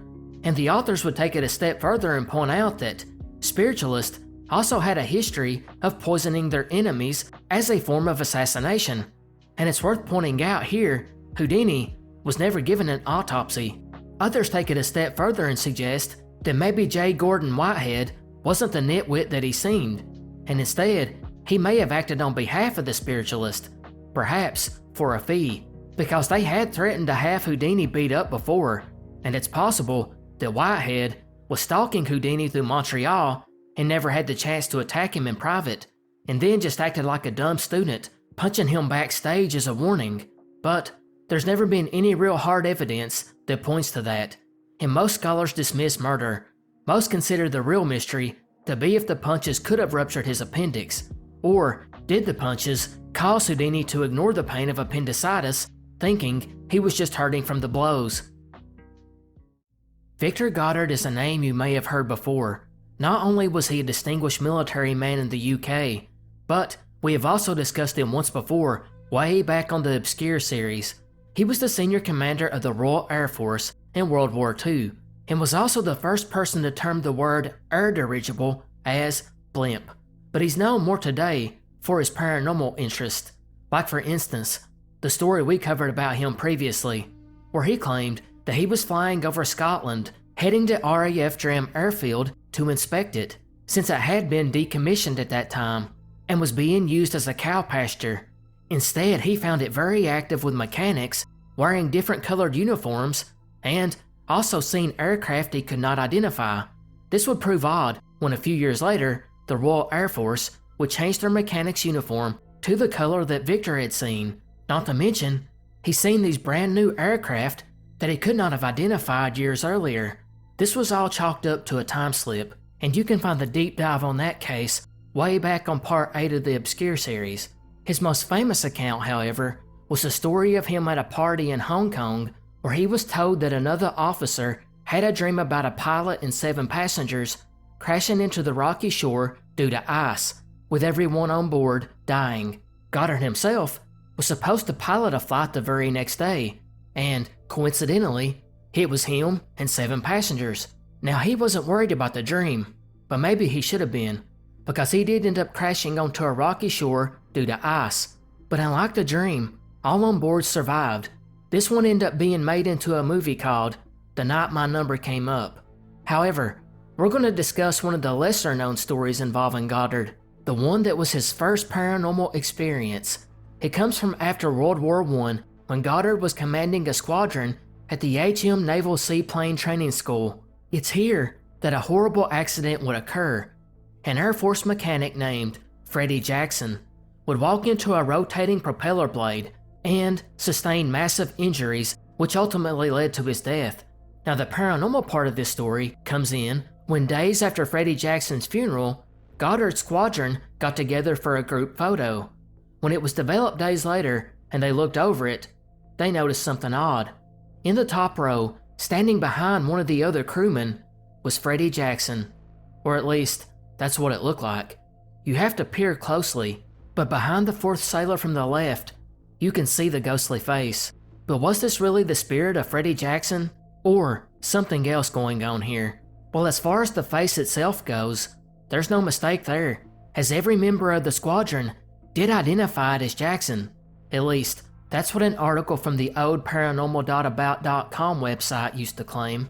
The photos went on to become famous in the paranormal world, and you can find it with a simple Goddard Squadron Google search. But what makes this one a little suspicious is although the photo and events take place in 1918, it's not documented until 1975, in a book by Victor Goddard called Flight Towards Reality.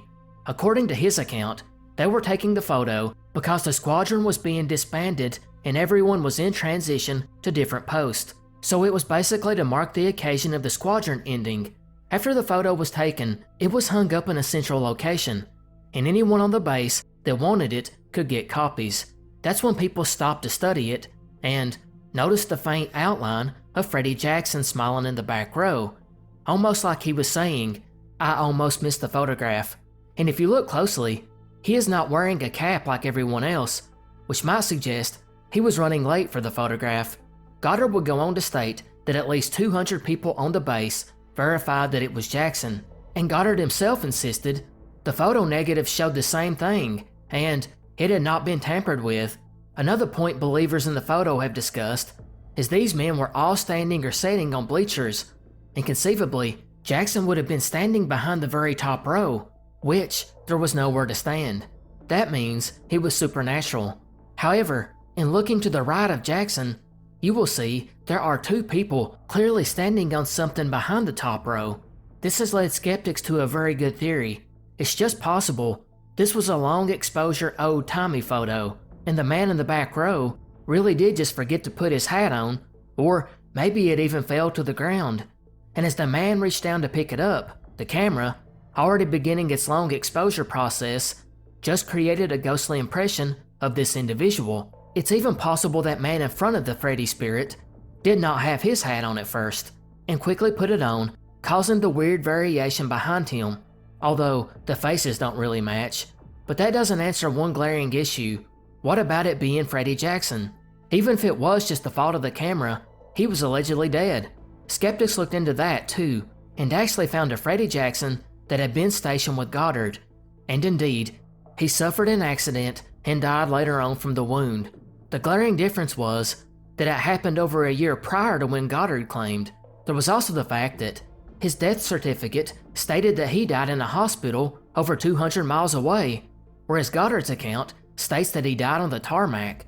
Furthermore, when research began on this sometime in the 70s and 80s, only one person could be found that would verify that the man in the photo was Freddie Jackson, not the 200 witnesses that Goddard claimed. Although, since the photo was taken some 50 plus years before the research began, a lot of the witnesses would have been dead. Regardless, they did find one woman, named Bobby Capel, who had served in the Women's Royal Naval Service and was stationed there, and is also in the photo as you can see here. She, along with Goddard, both had confirmed the man in the photograph was Freddie Jackson, and Bobby seemed sincere in her confirmation, although it should be noted, she wasn't interviewed about it until she was in her 90s. To this day though, the most likely theory is that of double exposure, or some other photographic artifact that was common during the early 20th century. It's very possible that in reusing photographic plates, it caused the images to overlap, which is why Freddie Jackson's face appears semi-transparent and is out of alignment. Of course, if it was double exposure, it would mean there should be another photo of Freddie Jackson somewhere, but it's never been found if that is the case. Or as mentioned previously, even the long exposure times, sometimes over 10 seconds long, could have caught someone moving to a slightly different position. The most likely theory is that it was just someone that looked like Freddie, and because the image was not captured well, it was hard to distinguish between the two men. Of course, maybe it was really the result of unexplained phenomena. Henry Tandy is a name you may not be familiar with, but he was a legend among British infantry. It was during World War I he would receive the Victoria Cross, the highest award given to British and Commonwealth forces. He was also the second most highly decorated British private of the First World War, and there was good reason. One story retold the events of Tandy leading 2 men over no man's land under heavy machine gun fire, where he then bombed the trench and took 20 German prisoners. That isn't even the one that got him the Victoria Cross. That came later when, again, under heavy machine gun fire, he crawled to the gun nest with another team and took out the machine gunners. They would then restore a plank bridge while receiving fire, and, to top it off, later that evening, he and his 8 comrades were completely surrounded and taking heavy fire. Tandy jumped up and led a bayonet charge and actually was able to drive 37 Germans back and into the British company. He did all of this while receiving 2 wounds and refused to leave the battlefield until the fight was over. But although he was an excellent soldier, he was known to be a merciful man, as apparently in the past there had been a few times when Tandy had spared unarmed or wounded soldiers. But could one of these men that he spared come back to haunt him, and maybe the entire world? This would become the mystery 20 years after World War I, when Hitler and Germany began implementing their plans to conquer Europe. The story would start with the British Prime Minister, Neville Chamberlain, the man later known for his appeasement of Hitler, actually went to visit the man at his Bavarian retreat in an attempt to talk Hitler out of war. It was here that Chamberlain seen a painting on the wall of Hitler's study which showed a soldier carrying a fellow soldier to safety.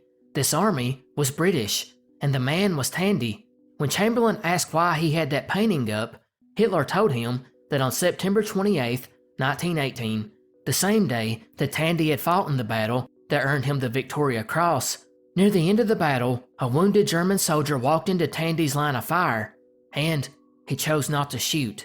The German soldier nodded his head in thanks and wandered off. That man, Hitler claimed, was himself, and the painting, upon coming across it, he immediately recognized Tandy as the soldier he met. But was any of this true? Or was this an attempt by Hitler to just further make himself look like he was shielded by fate for bigger things? That's long been the question that has never been answered, but historians seriously doubt his claims. First of all, German war documents that have been researched since reveal that Hitler's unit in World War I was actually about 50 miles north of where Tandy was stationed. Furthermore, Hitler had taken leave between the 25th and 27th of September, one day before he was allegedly spared, which means he had just returned or was returning to a position 50 miles north of where the battle would have been taking place. And although it's not impossible, it's not likely he was at the battle. Or it's possible, if he was, and he was spared, it could have been a different soldier, or maybe even a different battle, and Hitler was just confused, although those are less likely. The story would take on a life of its own after the meeting between Hitler and Chamberlain. Soon reports came out that Chamberlain called Tandy to verify if this really happened or not, although this part of the story almost certainly didn't happen, considering Tandy didn't even have a telephone, and Chamberlain was very busy at that time, and probably wouldn't spend time trying to track down a private to ask him about claims from 20 years ago. Likewise, Chamberlain never recorded anywhere that he ever spoke to Tandy.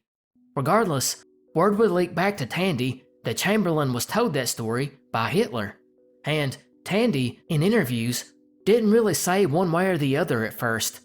He confirmed he had spared some German soldiers, but stated he needed more information to confirm if it was really Hitler that he had let go. However, he would be asked again about the events about a year later by another journalist, and his reply seemed to confirm it, as he stated, quote, "If I had only known what he would turn out to be, when I saw all the people and women and children he had killed and wounded, I was sorry to God I let him go," end quote. The paper went on to claim that because of this fact, Henry Tandy suffered from insomnia and always carried the guilt, the stigma that he may have stopped all this, World War II, the Holocaust. It was all too much of an emotional burden for him. However, that part was only what the papers claimed, because there's no evidence that Tandy really carried this guilt.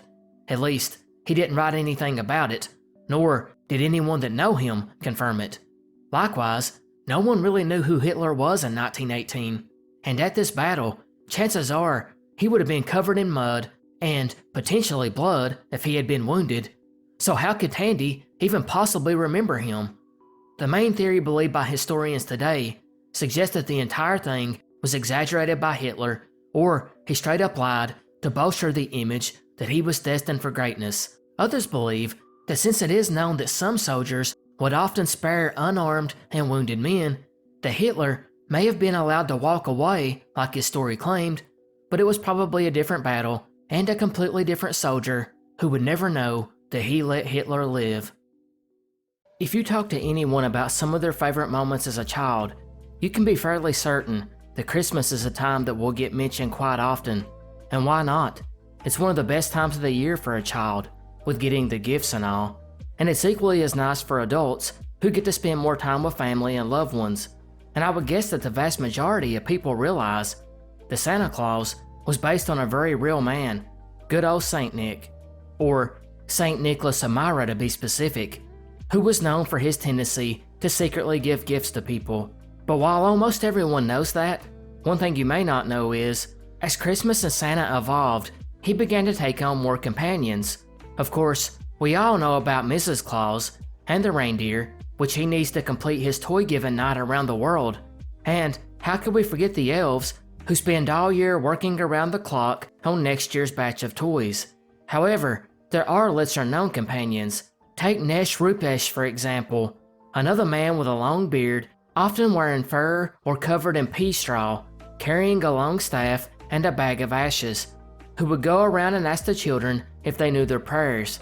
If they did know them, they would receive apples, nuts, and gingerbread.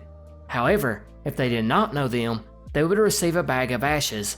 Although, this version has modernized over the years, and now it's sweets instead of gingerbread, and coal instead of ashes.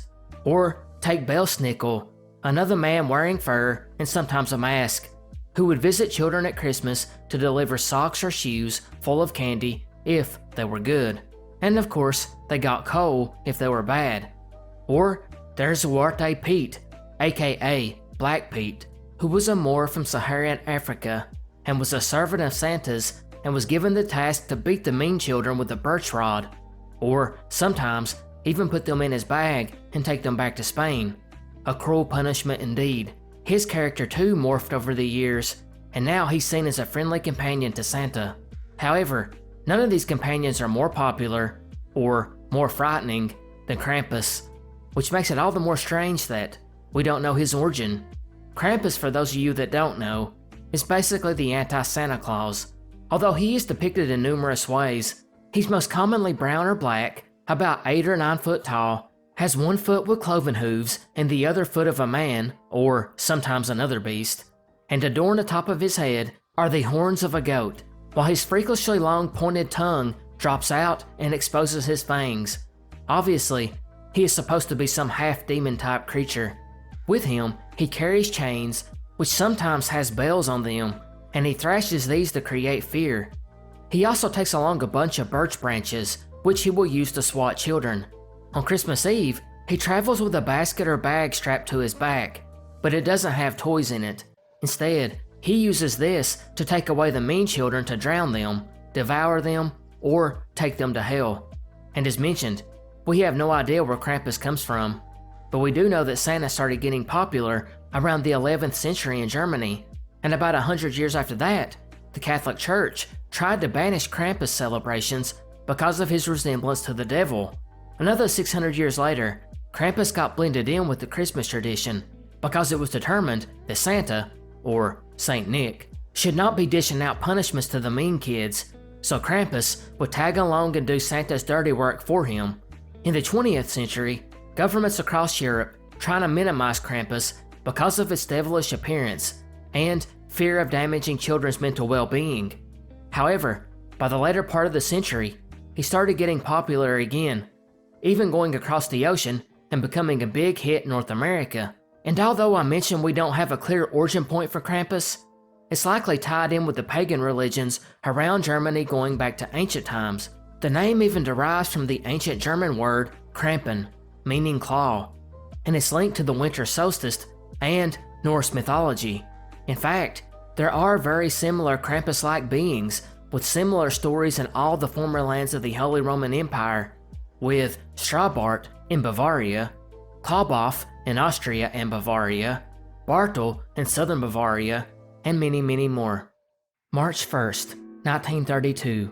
Hopewell, New Jersey, on the 390-acre estate of the Lindbergh family, that of famous 30-year-old aviator Charles Lindbergh and his 26-year-old wife, Anne, would see this night go down in infamy, as it would later become known as the crime of the century. It all started around 10 p.m. that night when the nurse, Betty Gow, would go into their 20-month-old baby's room, Charles Jr., to do a standard check-in on him. And it was to her shock that she discovered Charles was not there.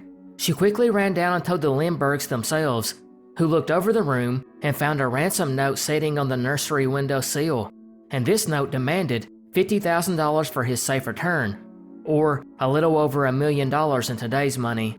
The local police were soon called out to the home, as well as the New Jersey State Police, who took control of the investigation. They would do a walkthrough of the kidnapping scene, and soon found traces of mud on the floor of the nursery, and footprints that were impossible to measure under the window. Likewise, 2 sections of a ladder that had been used to reach the window were found, and one of these sections had been split or broke at the location where it attached to the other end, which suggested it broke during the climb up or climb down. Thankfully, there were no bloodstains, but unfortunately, there were no fingerprints either. All of the household staff would be questioned, and it led nowhere. And soon law enforcement began talking to criminals of the underworld, and that too led to nothing. But a second ransom note would come in about 5 days later, and had been postmarked from Brooklyn on March 4th. Now the ransom demand was up to $70,000. Soon the governor called for a conference with the police and other authorities to begin working on theories, while private investigators were hired by the family. But the very next day, another ransom note came in, which stated that the kidnapper would not accept an intermediary that the Lindberghs had selected, and instead said they should respond via the newspaper. But just by chance, a retired school principal, Dr. John Condon, had actually published an ad that day offering to be the go-between for the kidnapper and the Lindberghs, and promised an extra $1,000 for the child's safe return. And the kidnapper accepted, as he sent a ransom note the next day to Dr. Condon. Now the Lindberghs put their faith into him and gave him $70,000 to begin negotiations, which he did through the newspaper using the code name Jafsey. Dr. Condon was now an important person in all of this. He would continue to correspond back and forth, and on March 12th, about 8:30 p.m., he received an anonymous telephone call, which was followed by a 5th ransom note, this time delivered by a taxicab driver who had received it from a stranger. The message stated the next note would be found under a stone at a vacant stand about 100 feet from a subway station. Gordon went and found the note, and followed the instructions, which led him to a man who called himself John. It's at a cemetery they would discuss the ransom money. The stranger agreed to hand over proof that he had the child in exchange for the ransom. The two would leave and continue to talk through the newspaper. Finally, a baby sleeping suit with the 7th note arrived on the 16th, which was then sent to the Lindberghs, who positively identified it. This was followed by an 8th note, which stated they must comply completely because this had been planned for a year. A few days after this, the Lindberghs' nurse found the infant's thumb guard near the entrance of the estate that had been worn when the baby was taken, and seemingly had now been dropped off by the kidnapper. Another note came in after this, threatening to raise the demand to $100,000. This again would be followed by another note, instructing Dr. Condon to have the money ready by the next night. And that following night, an unidentified taxi driver brought another note from a man he did not know.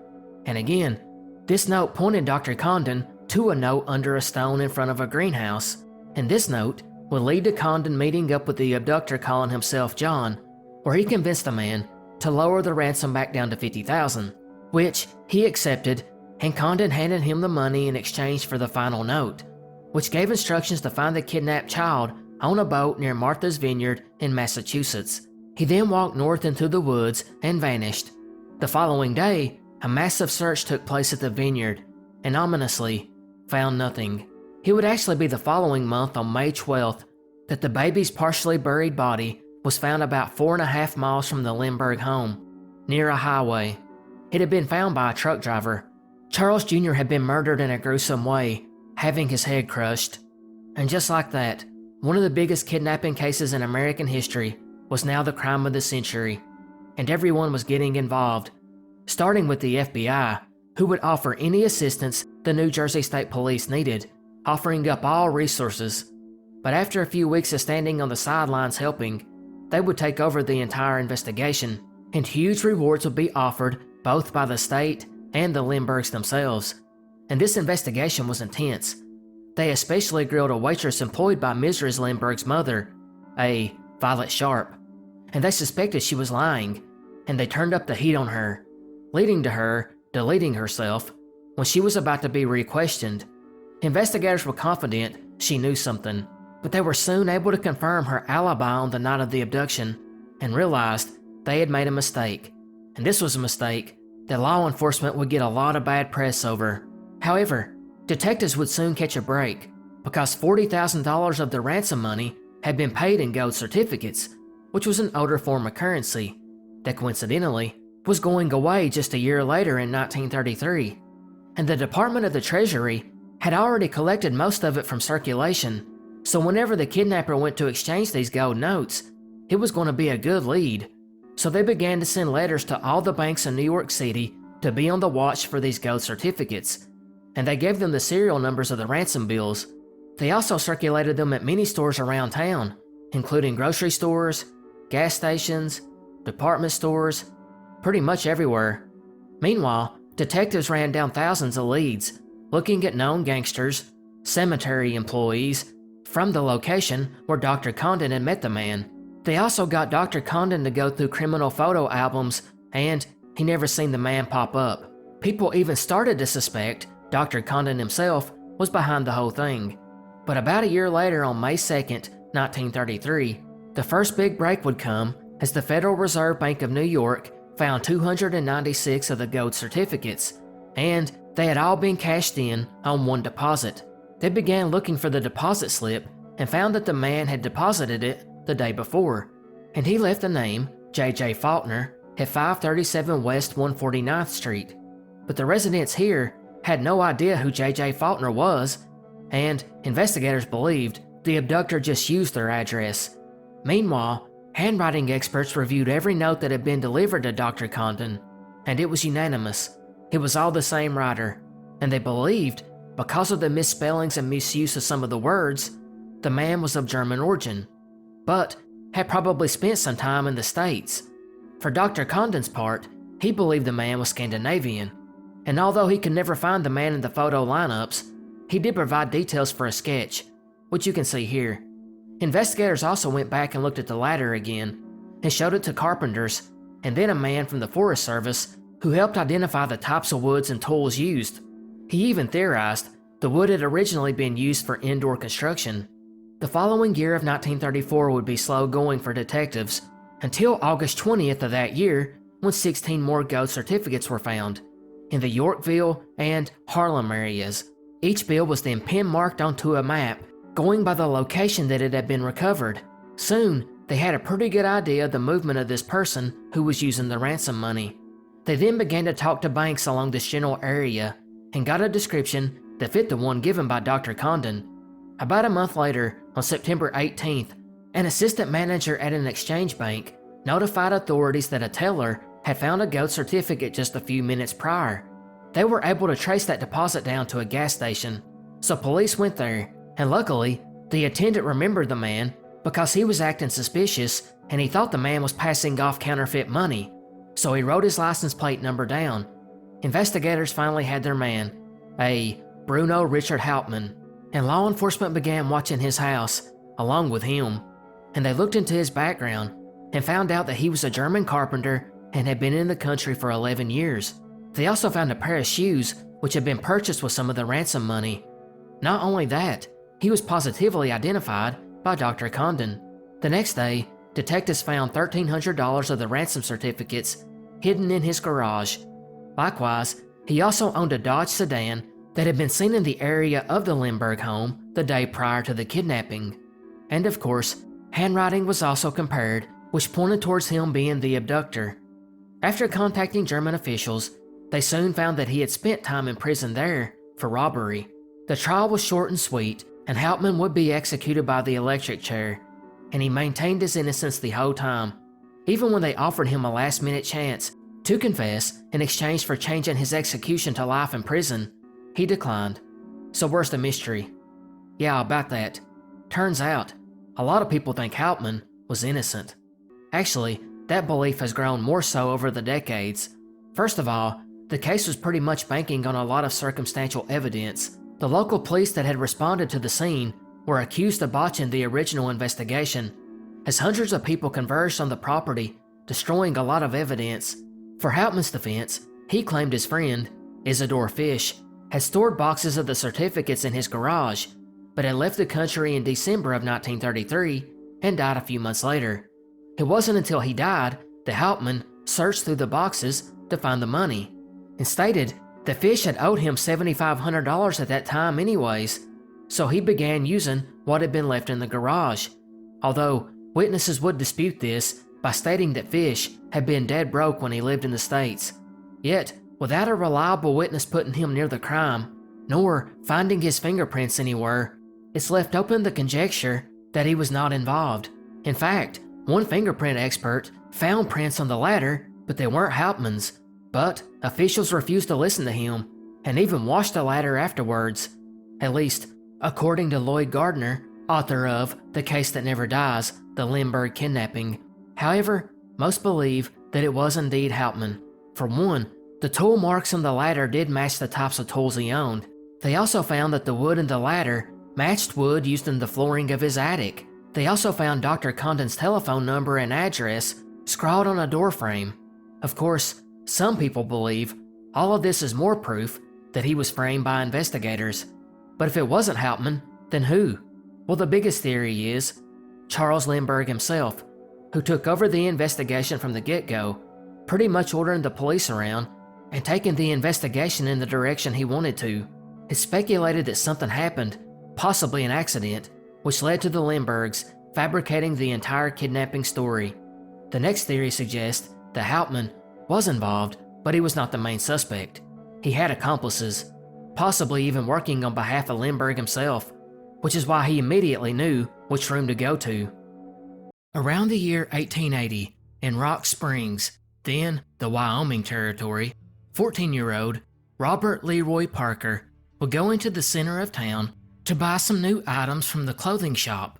But unfortunately for Robert, it was here that he found that the shop had already closed for the day. Not one to be easily deterred, Robert would break into the small store, steal a pair of jeans, and take some pie, and left an IOU for the owner, promising to pay the next time he was in town. So as you can imagine, the following day, when the store owner came in and saw the note signed by Robert, he pressed charges. Robert was soon found and arrested, and there was a quick trial which the jury decided to acquit. While that was a petty crime, and a small way to start this story, it was actually the beginning of a very prolific criminal career. Robert, who grew up in Utah, before running away at the age of 14, found himself working on dairy ranches in the Wyoming Territory and briefly trained as a butcher. Little did he know, the nickname he got from that training would earn him a moniker that would become legendary, Butch Cassidy. The last name Cassidy coming from a cattle thief he had met working on the ranches, Mike Cassidy, who had become one of his great friends and a mentor in the life of being an outlaw. It would be 4 years later when Butch would leave Wyoming to find work in Telluride, Colorado, although the real reason he was most likely there was he was delivering stolen horses.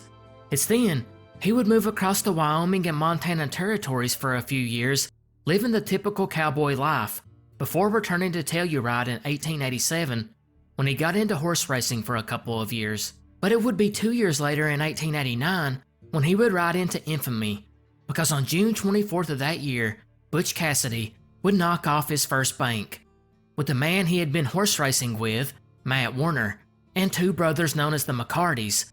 And the haul would end up being way more than they expected, due to businessman Lucian Nunn having taken a controlling interest in the bank the previous year.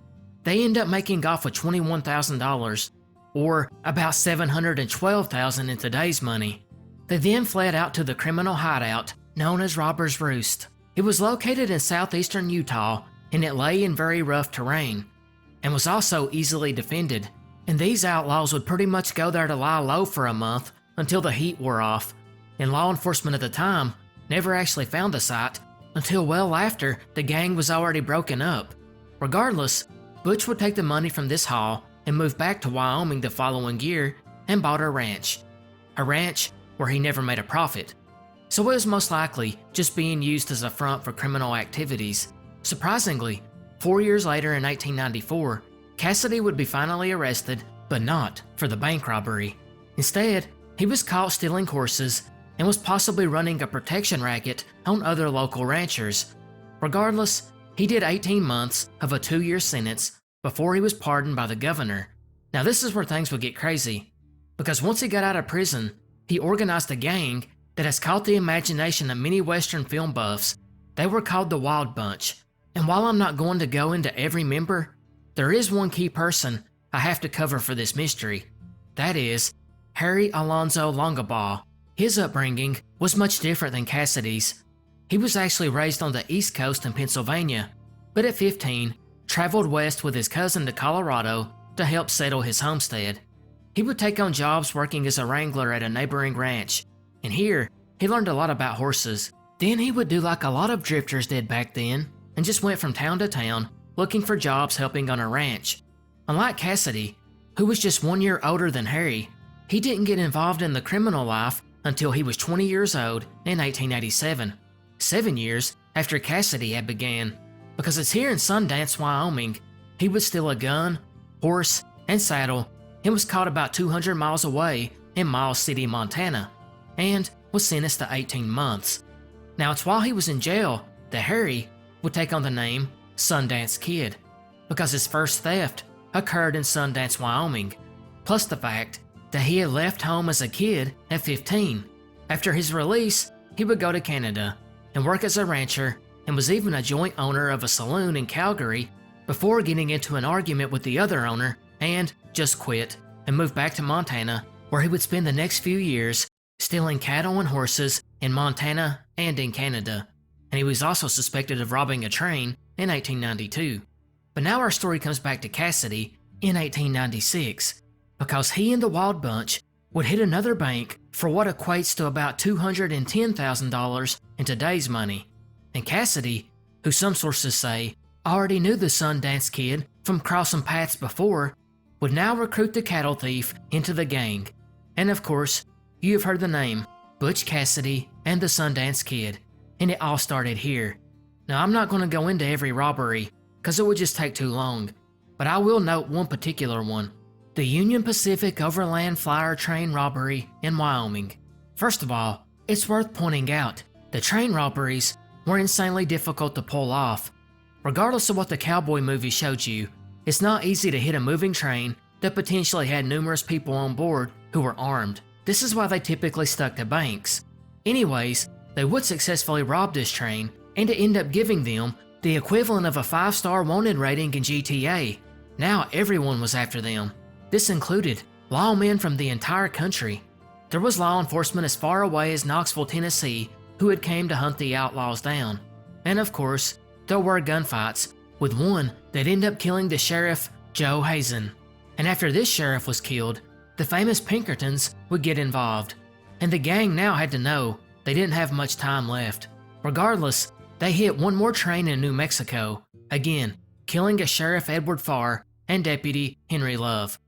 Obviously by this point, the gang was getting worried, and they actually approached the Utah governor, Eber Wells, and asked for amnesty. Crazily enough, he told them they should talk to the Union Pacific Railroad and see if they would drop their charges against them, which is strange that they completely ignored the murders of 2 sheriffs and a deputy. Regardless, for the next few months, negotiations between Cassidy and the Union Pacific chairman took place using a third party to take messages back and forth. However, it was short-lived, because during these negotiations, they robbed another bank, and any chance of amnesty they had was gone. This led to a period of shootouts between the gang and law enforcement, which ended with the deaths of a few cowboys as well as some law enforcement officers. And even though the gang was slowly being whittled down, Cassidy and Sundance Kid took a few minutes to stop for a photograph. that would become known as the Fort Worth Five, and the Pinkertons got a hold of it and began making wanted posters. The noose was tightening now, and members of the gang would make one more good hit in July of 1901, making off with the equivalent of over $2 million. And although the gang split up after every robbery, they would be hunted down and killed, which finally brings us to our mystery. Now Cassidy and the Sundance Kid were under immense heat and were trying to get to New York, with numerous agencies across the country in hot pursuit of them. They could only watch as their gang fell one by one. But they did make it to New York and quickly boarded a British ship headed towards Buenos Aires, Argentina. The two, plus Sundance Kid's companion, Etta Place, would eventually reach their destination, where they bought a 15,000-acre ranch near Cholula. It's here the three stayed and took care of 300 cattle, 1,500 sheep, and 28 horses, as evidenced by a letter Cassidy would later send back to his relatives at home. But it seems the three had not learned their lesson, because two English-speaking bandits would soon hold up a bank about 700 miles from their ranch, and then vanished. But it wasn't long until they felt the Argentinian authorities were closing in on them. Actually, the Pinkertons were already there and knew where they were, but were biding their time due to the hard Patagonian winter. However, the governor would issue an arrest warrant for the trio, but the local sheriff, who was friends with Cassidy and had a crush on Etta Place, would tip the bandits off, and they fled north where they robbed another bank. Etta, though, began to hate life on the run, and Sundance Kid took her back to San Francisco, and he would go back to Bolivia where Cassidy was waiting on him. And ironically enough, him and Cassidy would get a job guarding the company payroll for a local mine. They then moved east and had plans on finally settling down to become respectable ranchers. However, they must have been addicted to the adrenaline rush, because they soon robbed another courier that was carrying the payroll for a mine in 1908, where they were identified as two masked American bandits. A few days later, witnesses placed them in a boarding house and notified a telegraph officer who called the local cavalry, and they dispatched 3 soldiers along with local law enforcement, and they soon surrounded the house. As they approached, the two opened fire, killing one of the soldiers and wounding another. This led to a standoff that wore on until 2 a.m., when 2 gunshots were heard coming from the inside. The next morning, they slowly crept in to check, and they would find the bullet-riddled bodies deceased on the floor. It appeared as if the man thought to be Cassidy had fired the final shot into the fatally wounded Sundance Kid to put him out of his misery, then turned the gun on himself. Crazily enough, they had no idea who these guys were, other than the fact they could identify them as the 2 men that had robbed the payroll carrier. Other than this, they had no names or anything, so they were soon buried, and those graves have never been found.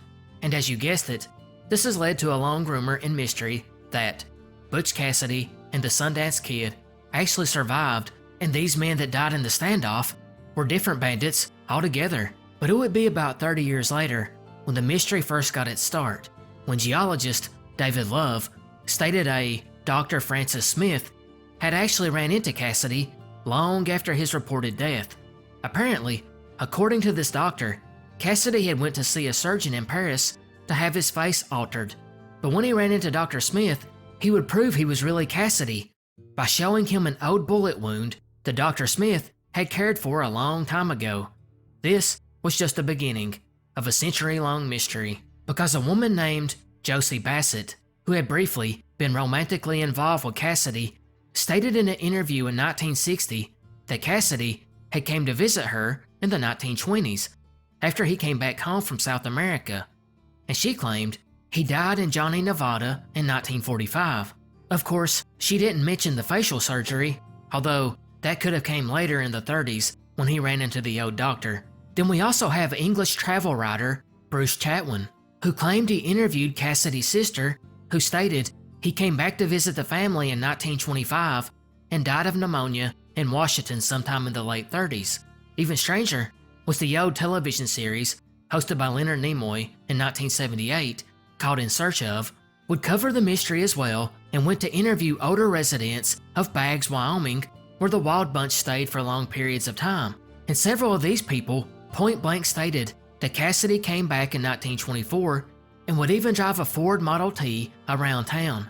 And it's here again. His sister, Lua Parker Bedinson, claimed he came back to visit her and their father, and claimed Cassidy was full of regret, especially for disappointing his mother.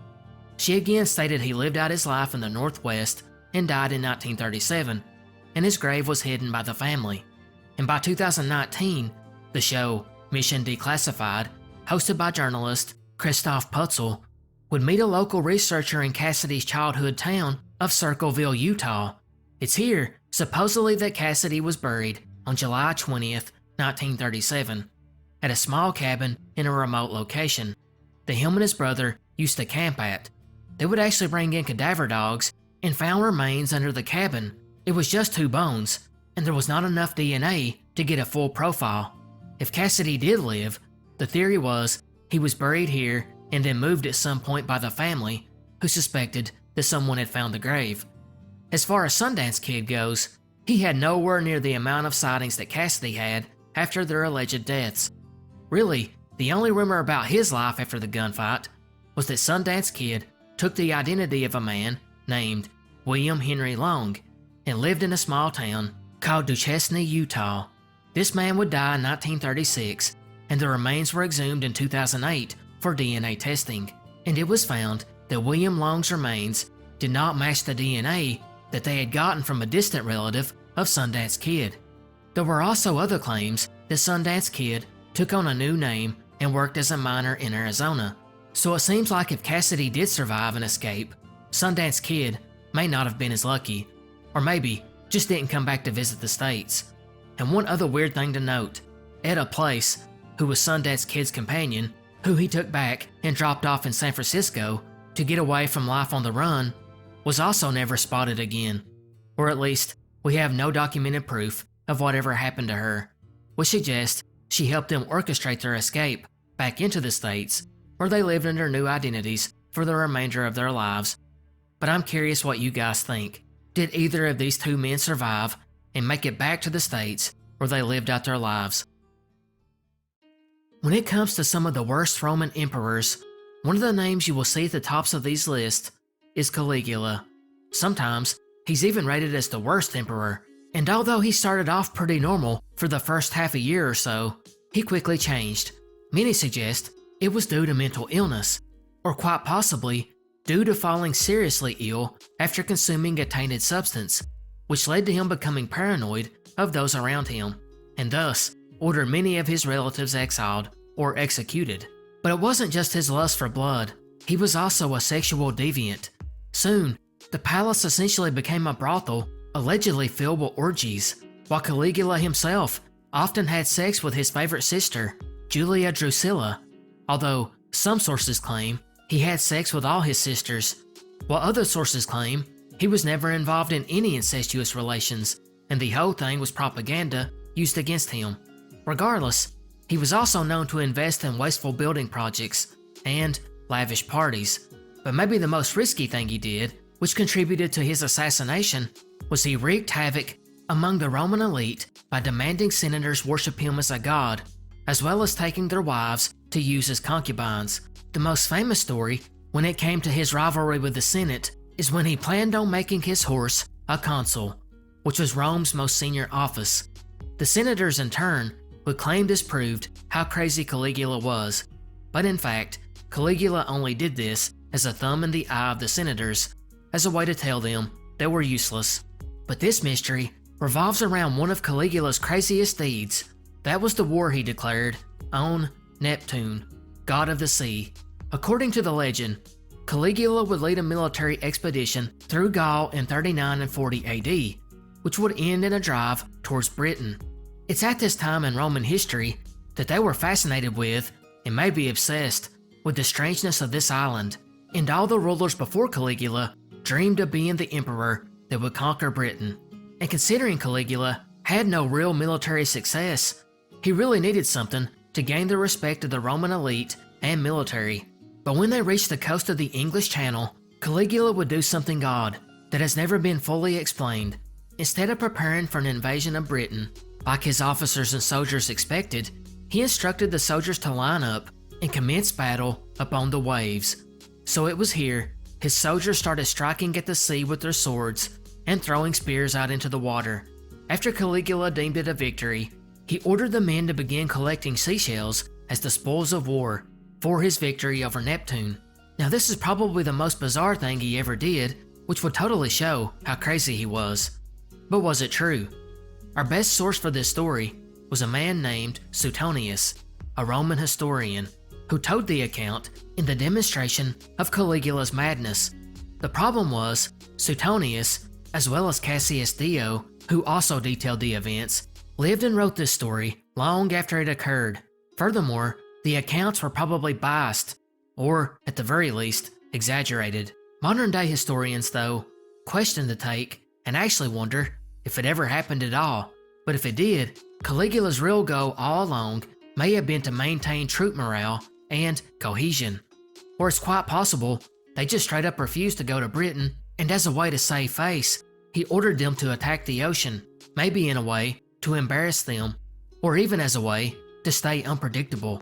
However, most still believe that Caligula was just mentally unhinged, and this action was nothing more than an example of him losing touch with reality. Faster than a speeding bullet, more powerful than a locomotive, able to leap tall buildings in a single bound. We all know that's Superman, the hero that has saved the DC universe time and time again. But is it possible this fictional character, who is so important to their world, is actually a destructive force in our world? Or maybe it's better to say, a curse. That's right, this is one of the older Hollywood supernatural stories, because it seemingly traces its origin back to the earliest days of Superman, starting with, well, the creators, Jerry Siegel and Joe Shuster, who basically got screwed by DC on royalty fees, and were in and out of court the rest of their lives to get possession of their character back. Shuster, who's the artist, got it way worse. He would go nearly blind and obviously had to drop out of artwork. By the 60s, he would end up taking a job as a delivery man, where on one occasion, he actually had to deliver a package to the DC building, which greatly embarrassed them, and they would give him $100 and told him to buy a new coat and get another job. Then, there's the creators behind the very first Superman cartoon, Max and Dave Fleischer, brothers who, during the process of creating the cartoon, had a falling out so bad they rarely ever spoke again. Max, on the other hand, who was the sole creator of Betty Boop, as well as producing the original Popeye cartoons, died in abject poverty. Actually, after the Superman cartoon, he only worked on 5 more projects before the studio totally collapsed. Then we have Kirk Alyn, the name you probably haven't heard before, but he was actually the first to portray Superman on TV, not George Reeves, whom we will come back to. Kirk Alyn would take on the role in 1948, and he did so well that he was typecast, and his career was basically ruined. He would even be offered the opportunity to play Superman 3 years later and turned it down, because of the problems that it had already caused him. For example, between the years of 1942 and 1948, the year he first played Superman, he got a different part in 28 different films. But between 1949, the year after his Superman debut, and 1983, his final film role, he was only cast 17 times. One of those was a short return to Superman in 1950, and another was when he played Sam Lane in the 1978 Superman movie. So maybe he was right. He was really typecast, and it ruined his career. George Reeves would be the next to get the curse after taking on the role in 1951, playing the superhero on TV and on stage until his suspicious death in 1959. Most of you probably already know his story since it was made into a movie. His death was ruled a suicide, but there's a lot of doubt around it, and many think he was actually murdered. Then we go to Christopher Reeve, maybe the definitive face of Superman, playing him between 1978 and 1987 in 4 different movies that made him into a star. And 8 years after the final one, he was paralyzed in a horse riding accident and died 9 years later. His wife Dana, who had stuck beside him the entire time, would die 2 years later of lung cancer at 44, despite never once smoking. Lee Quigley, the actor that played infant Clark Kent, died at 14 from solvent abuse. Margot Kidder, who played Lois Lane, was in an awful car crash 3 years after the final Superman. The crash left her temporarily paralyzed. She eventually recovered, but had a nervous breakdown a few years later, stemming from her bipolar disorder. She would eventually end her own life in 2018 via overdose. Marlon Brando, who played Jor-El in the 1978 film, died a few months after Christopher Reeve, but that is not part of the curse, since Brando was 80 by that point. It had more to do with his family life. His son would go to prison for killing the boyfriend of his half-sister, Cheyenne, who was also Brando's daughter, and she would end her life just a few years after the fallout from her brother's murder trial. Brando's son, for what it's worth, Christian Brando, only did 5 years for manslaughter and died at the age of 49. Richard Pryor, who was in Superman 3 in 1983, would be diagnosed with multiple sclerosis 3 years later, which caused his health and career to quickly decline. Then if we move forward to modern times, one of the producers of Man of Steel, Lloyd Phillips, died of a heart attack in January 2013, 5 months before the movie even came out. Crazily enough, on the film Superman Returns in 2006, producer Rob Burnett was beaten and mugged by 4 men that left him with broken ribs. Editor Adam Robitel damaged his spine and punctured a lung, falling through a window, while cameraman Todd Stanley suffered a skull fracture falling down the stairs. And do I even have to cover Bryan Singer, director of Superman Returns, along with Kevin Spacey, who played Lex Luthor in the same film? Both were accused of sexual misconduct or assaults. And finally, Allison Mack, who played Chloe in Smallville, was convicted of trafficking for a cult. So having said all that, is the Superman curse real? Well, right away, we have to point to the outliers, like Dean Cain, who got his fame in the mid-90s portraying Superman in the show Lois and Clark, The New Adventures of Superman, and he has seemingly not been affected. Actor Brandon Routh from Superman Returns has also been alright, and outright dismissed the idea of a curse. There's also Henry Cavill, who has not been cursed, but has actually been blessed with being one of the most handsome men in the world. He attributes the curse to simple bad luck, and that might be the case. Well, that and typecasting. George Reeves and Kirk Allen both struggled to change their public image of Superman, but they could never do it, and it killed their careers. Actually, even Christopher Reeve became typecast. As far as Siegel and Schuster went, they got exploited, something that happened a lot in the early days of comic books, and everything else could just be random chance. However, some still believe that it was a true curse, maybe a supernatural force that punished DC for the way the original creators were treated. 1963, Southeastern Anatolia. A large archaeological survey conducted by Istanbul University and the University of Chicago would come across a find that, at first, did little to impress. The American archaeologist would identify some stone tools that he found on the surface of the site that went back to around 10,000 BC. And while that was a great find, that seemed to be all there was, other than a few grave markers which he estimated came from the medieval age. Not finding anything else, the crew went on and quickly abandoned the area known as Wish Hill. But it would be 31 years later in 1994 when one archaeologist, Klaus Schmidt, would come back to the site and discovered what previous archaeologists thought were grave markers were actually the tops of prehistoric megaliths. This site, which has proved to be very important to the study of early man, soon became known as Göbekli Tepe, which is Turkish for Potbelly Hill. The site is super old, dating back to around 9000 BC at least. For context, that's about 3 times older than the pyramids or Stonehenge, meaning the people that built those two are actually closer to us than they are to the people that built Göbekli Tepe. And not only that, but Göbekli Tepe is even older than agriculture itself. It consists of these large circular structures that contain massive stone pillars, which are decorated with these features that resemble humans, and clothing, along with some sculptures of wild animals. Okay, but what exactly is it, and why is this so important? Well, going back to Schmidt's excavation, he found one key clue right away. There were no features at Göbekli Tepe that actually pointed to anyone living here. No cooking hearth, and no trash pits, although butchered bones of local game were found, and probably suggest there were some feast here. Because of this, Schmidt was quick to come up with the theory that this was a temple, maybe the world's oldest temple. And while that may not sound like a big deal to you, it actually shakes the foundations of what we thought we knew.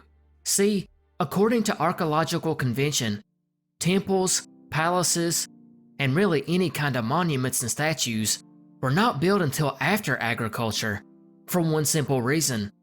Hunter-gatherer societies simply did not have the time nor resources to stop basic survival mode to try and construct these huge monuments. You would have to have a large surplus of food to even allow people to go do grunt work, but in addition, you would have to have enough for full-time professions to take hold, such as a stonemason.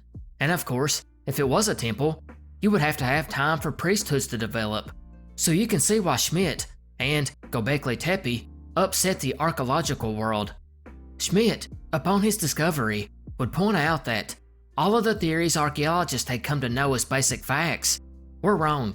Instead of the age-old theory that early man learned how to farm as a means to have basic food supply versus following game or foraging, both which could be very difficult at times, farming, once developed, was followed by society, temples, and religion. Schmidt argued the opposite when it came to Göbekli Tepe. He claimed that these people wanted temples and religion, so because of that, they learned how to farm so they could create those sites. So you can see why this is such a big deal. However, recent finds from 2019 may have debunked Schmidt's theory. Although it's not been proven yet, some think there was a settlement here, with domestic structures, extensive cereal processing, water supply, and tools one would use in daily life. However, archaeologists still have no idea what the megalithic structures were used for. Maybe the most important thing found since then, though, is another archaeological site called Karahan Tepe, which was discovered in 1997, and it's actually even older than Göbekli Tepe, and thus might actually be the first village in history. And it's actually nearby Göbekli Tepe, which points to a much more complex hunter-gatherer society than we ever thought of.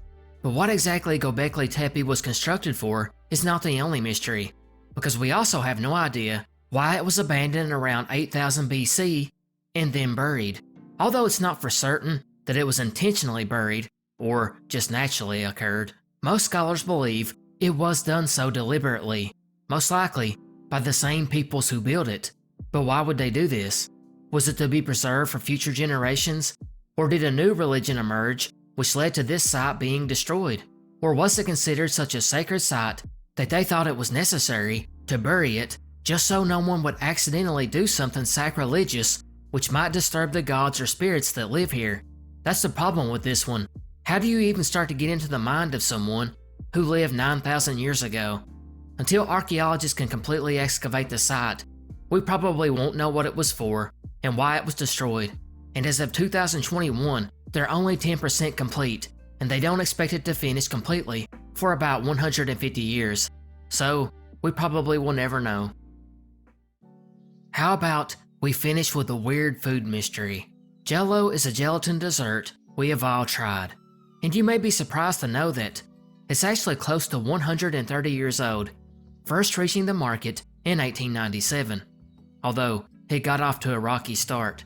But after a successful marketing campaign in 1904, it really took off, and it only grew more in the 1930s when comedian Jack Benny became the company's spokesperson, delivering the Jello jingle that we have all came to know.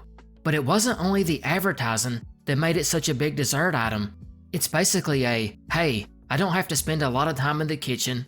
It's a simple dessert I can make for me and the kids. And with that idea, the cookbooks dedicated to Jello creations began hitting the market, one of these even published by Jack Benny.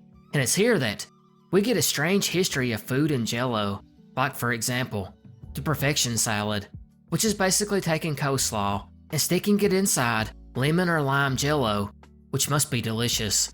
But there were a lot of other salad Jello recipes, some including fish and shrimp. There's even pineapple olive salad and lemon Jello. Maybe the grossest though is the liver pate and mask, which is basically liver and green beans and jello, smothered with gelatin, pepper, and buttermilk. But there were all kinds of other recipes, like covering your cakes with jello, or making sandwiches and using jello in place of mayonnaise. The whole fad died down in the 50s, thankfully, although browsing comment sections will show you many older folks who remarked on eating the jello creations as a youngster and truly enjoying it. Having said that, it's one of those weird times in American history where no one really knows why or how it happened, and that's the little mystery. Since this segment is rather short, I will finish by simply listing some of the more crazy jello creations, and you can let me know in the comment section if you have tried any of these, or if you would. Ring around the tuna, which is basically canned tuna inside of jello. Lime cheese salad, which is lime jello, cottage cheese, and mayonnaise. Garden salad, which is lemon jello, cabbage, cayenne, radishes, and an egg. Barbecue salad, which is lemon jello mixed with tomato sauce. Under the Sea salad, which is lime jello with pears and cream cheese. Monterey souffle salad, which is tuna, mayonnaise, cucumber, and lemon jello again. And I'll save the weirdest for last. A can of veg all inside lemon jello. I'm anxious to hear your thoughts on this one.